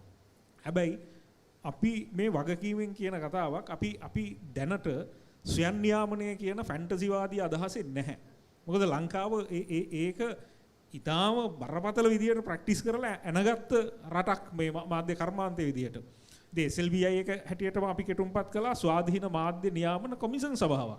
ඉතින් එතන තියෙන්නේ ස්වයං නියාමනය නෙවෙයි හවුල්කාරීත්ව බහුපාර්ශවීය නියාමන වැඩපිළිවෙලක්. ඒ වගේ යාන්ත්‍රණ ඒ වගේ ව්‍යුහ ස්වාධීන කරන්න බැරිද කියන ප්‍රශ්නේ මම අහන්නේ. දැන් උදාහරණයක් ඇරෙන්න මැතිවරණ කොමිෂන් සභාව තියෙනවා. තොරතුරු දැන ගැනීම අයිතිවාසිකම් පිළිබඳ කොමිෂන් සභාව තියෙනවා. කවුරුවත් කියන්නේ නැහැ ඒවා මේ ආණ්ඩුවේ කෑලි. ඒවට සමහරට අරමුදල් එන්නේ පාර්ලිමේන්තුවෙන් මේ ව්‍යවස්ථාදායකයා හරහා එහෙම මුදල් වෙන්න ඕන ක්‍රමයක් තියෙන්න එපයි. ඒවා පවතින. ඒ හැර කවුරුවත් කියන්නේ නැහැ මේ කොමිසම මේ ආණ්ඩුවෙන් මුදල් දෙන හන්ද මැතිවරණ කොමිසම ආණ්ඩුවේ එකක්. එහෙම නැත්නම් රාජ්‍ය සේවා කොමිෂන් සභාව ආණ්ඩුව එකක්. ප්‍රශ්න නැත්තේ නෑ ප්‍රශ්න තියෙනවා. නමුත් ඒ ව්‍යුහය නිවැරදිව හදාගන්න එක තමයි ප්‍රතිපත්තියේ තියෙන්නට උවමනා. මට මතක නෑ මේ උපේන්ද්‍ර ඇහුවේ මොකක්ද ඒක දිල් කොහොමද මොකක්ද දෙන්න පුළුවන් ගැරන්ටි එක මේක ඊළඟ ආණ්ඩුවකින් වෙනස් නොවේ. මම කැමති අර පටන් ගන්න තැනින් උත්තරේ දෙන්න සලාසන්ත කියපු දෙයකට යමක් එකතු කරන්න. මම බැලුවතින් කර්මාන්තය ඇතුලේ වින්දිතෙක් නෙරංග. අපි එන ප්‍රවෘත්ති කාමරේ අපේ කතෘතුමා ඝාතනය කරන තැන ඉඳලා එතකොට මෙතන ඉන්න ඔය ගැටලුව හිතේ තියෙන නිතරම මේ රජයක් දිහා සැකමුසුව බලන විදිහේ මානසික තත්ත්වයක් කොහොමද තියෙන. ඒ වෘත්තිය හරහත් එන්නේ මේ වගේ දෙයක් නේ. අපි බලයත් එක්ක බලයට විරුද්ධව අරගල කරන ඒ සඳහා වෙනස් හඬක් නගනයි. එතකොට මේ ඔය කිව්ව තත්ත්වය ඇති වෙන්නට පුළුවන්. මොන වෙලාවක ප්‍රතිපත්ති කොයි විදිහද රජයක් පාවිච්චි කරන්නේ කියන එක වෙනම සාකච්ඡාවක්. නමුත් උදාහරණයකින් කියන්නම් අපි දැන් දවස් 3කට කලින් කෙරුවානේ කන්සල්ටේෂන් එක. ඒක ඇතුලේ කරපු දෙයක් තමයි දැන් අපි රෙකමෙන්ඩේෂන්ස් වෙනම සෙට් එකක් හදනවා අපිට මේ වගන්ති වලට මොනවා වගේ දේවල්ද අනාගතයේ සාකච්ඡාවේදී මෙකැනිසම්ස් ගැන කතා කරනකොට ක්‍රමවේද ගැන කතා කරනකොට මොන වගේ දේවල් හරහාද අපි ආරක්ෂාව හොයන්නේ යම් කාරණා සම්බන්ධයෙන් ඒවා භාවිතා කරමින් ලොබි කරන්න හරි අනාගතයේ දවසක කොයි වෙලාවක හරි ඔය කියන මේ සිදුවීම වුණොත් ලොබි කරන්නට හරි අපි දීපු රෙකමෙන්ඩේෂන්ස් වගේක් තියෙනවා කණ්ඩායම් විදියට. ඒවට ප්‍රතිවිරුද්ධ දේවල් කරනවා නම් උසාවිය යන්නට හෝ අරගල කරන්නට හෝ අපිට අයිතියක් තියෙනවානේ මේ මොනම දෙයකට හරි කිසිම මේ සැකයක් නැතුව සම්පූර්ණයෙන්ම සහයෝග දෙනවා කියලා එකක් නැහැ. මං හිතන්නේ ඒ ප්‍රවේශය තියාගන්න එක සහ මේ විවෘතව එක දිහා බලන එක වැදගත්. නමුත් ගැටලු සාගත අවස්ථාවකින් මේක නිශ්ශබ්දව බාර ගන්නට හෝ ඒ ඇති වෙන ගැටලු වලට උත්තර සොයා හින්නට හෝ උසාවි නොයන්නට හේතුවකුත් නැහැ. සුසාර මම පොඩ්ඩක් මේක සම්පූර්ණ වෙනස් පැත්තකට හරවන්න කැමතියි. අපි මේකෙදි මේ පහුගිය කාලවකවානුවේ මෑත කාලීනව තිබිච්ච සාකච්ඡාවලදී පවා අපි මේ නැරෝ වෙනවා මේ මේක සංක්ෂිප්ත කරගන්නවා මේ වැඩේ තියෙන ජර්නලිස්ටික් ඇස්පෙක්ට් එකට විතරක්. හැබැයි අපි මේ කතා කරන්නේ ඉන්ඩස්ට්‍රි එකක් ගැන. දැන් අපි ඉන්ඩස්ට්‍රි එකක් විදිහට අපිට තියෙන අභියෝගත් මේක ඇතුලේ අපි අඳුන ගන්න ඕනේ. දැන් අපි හැම විටම මේ ප්‍රවෘත්ති වලට එන්න පුළුවන් වාරණයන් පිළිබඳව මේ ප්‍රශ්න දෙකෙන්ම ඇතුලේ මෙන්නේ ඒක තමයි අඩු වැඩි වශයෙන් සාකච්ඡා වෙන්නේ. ඒ ප්‍රවෘත්ති ජනතාව අතරට ගෙනියා මේක පාලනය කරයිද ඒක මර්ධනය කරයිද ආණ්ඩුවේ රූකඩ බවට මේවා පත් කරගෙන ඒ ප්‍රවෘත්ති ජර්නලිස්ටික් පැත්ත ඇරුණහම රටක ප්‍රධාන කර්මාන්තයක් විදිහට තියෙන ප්‍රශ්න ටික මම අහපව කියපුවා මුලින්ම කියපු එක අභ්‍යන්තරව තියෙන ප්‍රශ්නත් බාහිරින් එන අභියෝගත් මේ දෙකමත් මේක ඇතුලේ සාකච්ඡාවට භාජනීය විය යුතුයි මේ විවාදයට සහ සාකච්ඡාවට දැනට භාජනය වෙන්නේ මේ ජනප්‍රිය දේශපාලනය හා සැබඳුණු මාතෘකාව මේ අනිත් පැත්තත් අපි අමතක කරන්න බෑ. very good.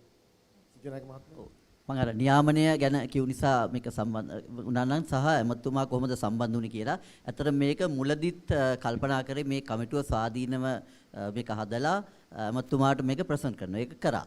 එතකොට එවකට ඇමතිතුමා මේක ඇත්තටම ඇමතුමා සම්බන්ධ වෙන්නේ මේක කැබිනට් ජාතික ප්‍රතිපත්තියක් සම්මත වෙන්න නම් පාර්ලිමේන්තුවට යන්නවනේ. එතකොට පාර්ලිමේන්තුවට යන්න නම් කැබිනට් පේපර් එකක් දාන්න ඕන. අමාත්‍ය මණ්ඩල පත්‍රිකාවක්. එතෙන්දි තමයි ඇමතුමා සම්බන්ධ වෙන්නේ. ඇමතුමා තීරණය කළා තිබුණා එවකට ඇමතිතුමා මේක කැබිනට් පත්‍රිකාවක් දාන්න. ඒ අනුව තමයි කැබිනට් ජාතික ප්‍රතිපත්ති සම්බන්ධයෙන් කැබිනට් අමාත්‍ය මණ්ඩල සංදේශ සකස් කරන ජාතික ක්‍රම සම්පාදන දෙපාර්තමේන්තුව මේක ගියේ. හැබැයි ඒ අතරේ ආණ්ඩුව මාරු වුණාම අලුතෙන් අමතුවරේ පත් වුණාම සාමාන්‍යයෙන් ඔය මේ පාර්ශවකරුවෝ විවිධ ඉල්ලීම් ගෙනවා. ඒතකොට ඒ කට්ටිය කිව්වා අපේ අදහස් මේක ඇතුළත් නැහැ. අපි කන්සල්ට් අපෙන් අදහස් ගත්තේ නැහැ. අපි කන්සල්ට් කරේ නැහැ කියලා. එතකොට තමයි ඇමතුමා මැද යතුරු. ඒ කට්ටිය ගිහලා වෙනම ඇමතුමා හම්බුණා. අන්න එතකොට ඇමතුමා සාකච්ඡාවක් ගෙනල්ලා මේ කමිටියත් එක්ක කිව්වා මේවා සලකන්න. එතෙන්දී ඇමතුමා ටාගට් දෙයටුත් දුන්නා. ඔන්නෝකට වෙන්නේ නැති මං හිතන්නේ මැදිහත් වුණා කියන්නේ. කොහොමත් දැන් ප්‍රතිපත්තියක් එකතු රජය නැතුව කර්මාන්තයටම ප්‍රතිපත්තියක් ප්‍රකාශ කළා අපි දැක්ක ජාතික සංවිධාන පහුගිය කාලේ වෙන ඒවල ජාතික ප්‍රතිපත්ති රජයෙන් තොරව ක්‍රියාත්මක කරන එහෙම පුළුවන් නම් හොඳයි. නමුත් ඒ ස්වයං නියාමනය කියන එක ප්‍රායෝගික නැහැ කියලා මේ සාකච්ඡා වෙලා තියෙනවා. ඒ අනුව තමයි ජාතික ප්‍රතිපත්තියක් තියෙනවා නම් පාර්ලිමේන්තුවට කියලා සම්මත වෙන්න ඕන කියන තැනට එකග උනේ. ඒ අනුව තමයි එමතුමා සම්බන්ධ. දෙවෙනි එක නියාමනය. ඇත්තටම දැනුත් නියාමනයක් වෙන්නේ නැද්ද? දැන් ඕන මට හිතුණා මම ව්‍යාපාරිකයෙක් මට හිතුණා channel එකක් පටන් ගන්න මට බෑ. රජයේ නියාමනයක් තියෙනවා. ලයිසන් එකක් ගන්න ඕනේ. ඉතින් නියාමනයක් තියෙනවා. ඊට අපි ලයිසන් එකේ කන්ඩිෂන් දාලා දෙනවා ගොඩාක්. මම හිතන්නේ දැන්ට විශාල පේජ් ගන්නක්. ඒක නියාමනයක් තියෙනවා. ඒතකොට ඒ ලයිසන් කන්ඩිෂන් කැඳුවොත් දැන් තියෙනවා. හැබැයි දැන් ওই නියාමනයේ තියෙන්නේ රේඩියෝ වලට ශ්‍රී ලංකා ගුවන්විදුලි සංස්ථාවේ කවගන්තියක් තියෙනවා. රූපවාහිනී වලට රූපවාහිනී සංස්ථා පනත කවගන්තියක් තියෙනවා. ඒකේ තියෙන්නේ ගරු අමාත්‍යවරයාගේ අනුමැතිය රහිතව පෞද්ගලික නාලිකා ආරම්භ කර නොහැක. මේකෙන් තමයි දෙන්නේ. එතකොට මුලදී දුන්නු ඒවයි ලයිෆ් ටයිම් දීලා තියෙනවා. පස්සේ ඒවයි වාර්ෂික බලපත්‍රයක් දීලා තියෙනවා. දැන් ඕනනම් ඔබතුමාට පුළුවන් නීත්‍යානුකූලව මේ වාර්ෂික බලපත්‍ර ඔක්කොම නවත්තන්න. එතකොට ඔබගේ මේ ඔය මේ channel එකක්වත් පවත්ත එහෙම වෙන්නේ නැහැ. එතකොට එහෙම නීතියක් තිබුණාට එහෙම වෙන්නේත් නැහැ. එහෙම ක්‍රියා කරන්නත් බෑ ලංකාවේ ප්‍රජාතන්ත්‍රීය සමාජයේ. ඉතින් ඒ තියෙනවා. ඉතින් ඒ නිසා මේ නියාමනයයි මේ පොලිස් එකයි දෙකක්. ඒතකොට දැනටම ප්‍රතිපාදන තියෙනවා. නමුත් ප්‍රශ්නේ තියෙන්නේ මීඩියා ඉන්ඩස්ට්‍රි එකකින් ඉල්ලනවා මේ ලයිසන් දීමේ බලය අමාත්‍යාංශයෙන් පිට වෙනත් ආයතනයක ස්වාධීන ආයතනයකට. දැන් යෝජනා වෙලා තියෙන විවිධ යෝජනා තියෙනවා. දැන් පුවත්පත් සම්බන්ධයෙන් පුවත්පත් මණ්ඩලය තියෙනවා 70 ගණන් වල. ඒකත් අවුට්ඩේටඩ් කියලා පිළිගන්න. බාධා කරන අපේ විනාඩි 2යි තියෙන්නේ. දැන් අපිට ඇත්තටම නවත්තන්නත් ඕනේ ඒක තමයි. මේ ඇමතිවරයා විසින් බලතල දීලා ලයිසන් ලබා දීම. ඒක නෑ. මම හැබැයි ওই ප්‍රශ්න දෙකෙන්ම මම කීවර්ඩ්ස් එකක් කරන් මේක නවත්තන්න. එකක් තමයි දේශපාලන අධිකාරිය කියන වචනේ ඔබ පාවිච්චි කරා. දැන් මේ ක්‍රියාදාමයේ මුලින්ම සහභාගී වෙච්ච කෙනෙක් විදියට මට අපි බොහෝ මේ සම්බන්ධ වෙච්ච හැම කෙනාටම අවශ්‍ය වෙච්ච දේ තමයි කිසිම දේශපාලන මැදිහත් වීමකින් තොරව මේ කරගෙන යන්නේ. අපිට අඩුම ගානේ එක කමිටු රැස්වීමකට ඇමතිවරයෙක්ගෙන් හෝ කිසිම දේශපාලඥයෙක් උපදේශයක් ආවනම් ඒ තමයි එකම අවස්ථාව අපි අයින් වෙනවා. ඒ මතේ මමත් මගේ අනිත් කමිටු සමාජිකයන් හැම කෙනාමත් එතන ඉන්නවා. මේක සම්පූර්ණයෙන්ම ස්වාධීනව කළ යුතු ක්‍රියාදාමයක්. දැනටමත් ඇමතිවරයෙක් මේකට මැදිහත් වුණා මම එකඟ නැහැ. මේක අපි කරලා දෙන්න. මොකද අපි වෘත්තියේ මං අවුරුදු 35ක් දැන් අපිට පුළුවන් මේක අපිට වෙන රටවල මේවා හදනවා නම් ඇයි අපිට මේ රටේ මේක හදන්න බැහැ? අපි මේක කරලා දෙන්න. හැබැයි ඒක නියාමනයකට එනවා නම් ඒත් හොඳයි. මේ කිව්ව නියාමනය නෙමෙයි. ලේකම්තුමා කියපු නියාමනය නෙමෙයි. ස්වාධීන නියාමනයකට එමු. මර්ධනය නම් බෑ මල්ලි. ඒක ඉතින් අපි කොහොමදත් නෑනේ. එහෙමනම් අපි ඒකට විරුද්ධව ක්‍රියාත්මක වෙන්න ඕනේ. ඒකට තමයි අපි මේ ඔක්කොම රැස් වෙලායි. උපේන්ද්‍ර කියපු කාරණේ මේක කන්ටිනියුටි කොහොමද කොහොමද මේකට ගැරන්ටිය දෙන්නේ? එකම ගැරන්ටියයි තියෙන්නේ. බොහොම පැහැදිලි. මේක කර්මාන්තයෙන් හදපු ප්‍රතිපත්තියක්. ආණ්ඩුවකින් දේශපාලන පක්ෂකින් හදපු එකක් නෙමෙයි. මේක කර්මාන්තයෙන් හදපු එකක්. එහෙනම් මේක ඊළඟ ආණ්ඩුව මේක වෙනස් කරනවා නම් පේනවනේ බ්‍රෝඩ්කාස්ට් ඉන්ඩස්ට්‍රි එකේ හයිය. මොකද කරන්න බැරි? කරුණාකරලා අපි එක්කහුවෙමු. මම අවසන් කරන්නම් ඒක උදාහරණයකින් බංග්ලාදේශ. මම මේ දවස්වල ඉතාම දැඩිව මේ මැදිහත් වෙන රටක් බංග්ලාදේශය. බංග්ලාදේශයේ මේ දවස්වල යනවා ප්‍රජාතන්ත්‍රවාදී ක්‍රියාදාමයක්. ඒ ක්‍රියාදාමයේ එක කමිටු 11ක් හැදුවා. එකක් තමයි මාධ්‍ය කමිටුව. ඒකට උවමනා වුණා මාධ්‍ය ප්‍රතිසංස්කරණය කරන්න. ඒක රෙකමෙන්ඩේෂන්ස් ගිය මාසේ දැම්මා එළියට. ඒකේ පළවෙනි එක තමයි ස්වාධීන මම විවෘතව කියන්නම් ඒගොල්ලෝ මේ zero කෙටුම්පත පාවිච්චි කළා බංග්ලාදේශේ. අපේ ලංකාවේ මාධ්‍ය ප්‍රතිපත්ති zero draft එක. ඒක ස්ටඩි කළා. ඒගොල්ලෝ රෙකමෙන්ඩේෂන් එකක් දෙනවා. බංග්ලාදේශයට අනිවාර්යයෙන්ම ජාතික ප්‍රතිපත්තියක් අපිට වඩා දරුණුයි. එන පක්ෂය වෙනස් කරනවා මාධ්‍ය ප්‍රතිපත්ති. හදන්න ඕනේ ස්වාධීන මාධ්‍ය නියාමන කොමිසමක් අවශ්‍යයි. සහ ඒගොල්ලෝ දෙවෙනි එක අර ඔබ කිව්ව මර්ධනයට ගෙනවා ප්‍රතිපත්තියක්. මාධ්‍යවේදීන් සඳහා ආරක්ෂාව සඳහා වෙනම පනතක් අවශ්‍යයි. දැන් මේ පනතට ඒගොල්ලෝ වැඩ කරනවා. මෙහෙම වැඩපිළිවෙලක් අපිට එකඟතාවයකට එන්න පුළුවන් නම් ඒ වැඩපිළිවෙල ඇතුලේ කරන්න දේවල් පුළුවන් ප්‍රමාණය sky is the limit. හරි ඉතල අපි එකමුතු වෙන්න ඕනේ. අපි එක හඬකට එන්න ඕනේ. ඒවා පොඩි ප්‍රශ්න වලට ලඟු නොවි. අපි big picture ලොකු චිත්‍රය බලමු. ලොකු චිත්‍රය අවුරුදු 10කට හිතමු. අවුරුදු 10කින් පස්සේ ඔබේ රැකියාව කොහෙද තියෙන්නේ කියන්නේ. ඔබ කඩා වැටෙන අලුත් බිස්නස් මොඩල් එකක් නැති කර්මාන්තයක පාර්ශ්වකරුවෙක් වෙනවද? නැත්නම් මේ කර්මාන්තය ආරක්ෂා කරගෙන මාධ්‍ය අයිතිනුත් ආරක්ෂා කරගන්නවද? අද තියෙන විදිහට උදෙත් අපි කතා කරපු විදිහට මේවා ඔක්කොම outdated business models. අලුතෙන් පටන් ගන්න වෙනවා. ඒ නිසා ඒකට ප්‍රතිපත්තියක් අවශ්‍යයි. එනේන ආණ්ඩුව එනේන විදිහට ප්‍රතිපත්ති සකස් කරන්න දෙන්න බෑ. ඒකට තමයි මේ ප්‍රතිපත්ති සකස් කිරීම වෙන්නේ. එකතු වෙමු. සැකයේ තියෙන එක හොඳයි. මාධ්‍යවේදී ප්‍රශ්න කරන්න ඕනේ. සැකයේ තියෙන්න ඕනේ. ඒක අපේ වෘතිය. හැබැයි අනාගතය ගැන හිතමු. මේ කර්මාන්තයේ කොහටද යන්නේ අවුරුදු 10කින් කියලා. ඒකට එකතු වෙන්න ඕනේ. ඔබ කියපු විදිහට දේශපාලනීකරණයටවත් මර්ධනයටවත් zero tolerance. zero. ඒක බෑ. ඒක මොහොතක්වත් අපිට හැඟුණොත් මම දන්න තරමින් දැන් ඉන්න සියලුම කමිටුවේ නිලධාරීන් පාර්ශ්වකරු ඉවත් වෙනවා මේකෙන්. නිදහස් මාධ්‍ය ව්‍යාපාරයේ සහ සංවිධානත් ඇතුළු. ඒක දෙකක් නැහැ. අපි වගකීමකින් මේකට මැදිහත් උනේ. ඒ වගකීම අපි ආරක්ෂා කරනවා. විනාඩි දෙක ඉවරයි. පැනල් එකට බොහොම ටික කාලයයි තිබුණේ. උපරිම උත්සාහය කරගත්තා උපරිමය ගන්න. බොහොම ස්තුතියි සහභාගී වෙච්ච හැම කෙනාටම. අනික අවසාන වශයෙන් කියනවා නම් බ්‍රෝඩ්කාස්ටර්ස් ගිල්ඩ් එක මම රටවල් 10ක 12ක මේ කලාපේ වැඩ කරනවා. විකාශන බ්‍රෝඩ්කාස්ට් ඉන්ඩස්ට්‍රි එක යුනයිටඩ් වෙච්ච එකම රට ශ්‍රී ලංකාව. බ්‍රෝඩ්කාස්ට් ගිල්ඩ් එක හරහා මම දන්න තරමින් මම වරදින්න පුළුවන්. බ්‍රෝඩ්කාස්ටර්ස් මරා ගන්නවා. එක මේසකට ගේන්න බෑ. නමුත් මේ රටේ මේ කර්මාන්තේ එක ආයතනයක් විතරක් මම හිතන්නේ ඇරෙන්න අනිත් සියල්ලොම එකට වාඩි වෙලා ප්‍රශ්නයකට කතා කරනවා. මේක තමයි ගන්න පුළුවන් උපරිම ජයග්‍රහණය. මේ ජයග්‍රහණය ඉස්සරහට ගෙනහිල්ලා අපි අපේ මේ ඉන්ඩස්ට්‍රි එකේ ප්‍රශ්න විසඳගමු. හොඳ අනාගතයක් හදමු. හොඳ මාධ්‍යකරණයක් හදමු. මේ පිටිපස්සේ ඉන්න ඊළඟ පරපුරේ මාධ්‍යවේදීන්ට අපි හොඳ කර්මාන්තයක් ඉදිරි කරමු. ඒකට මේ විකාශන සංසදයේ කරන වෑයමට විශේෂයෙන් ඒකේ ආරම්භක සභාපති රවි ජයවර්ධන මම මතක් කරන්න ඕනේ. අපි ඩෙංගු මදුරුවෙක්ගෙන් පටන් ගත්ත ක්‍රියාදාමය අද ලොකු මහා ගමනකට අවිලා තියෙනවා. සියලු දෙනාටම ස්තුති කරමින් මේ පැනල් එකත් අවසන් කරනවා. බිම්සරාට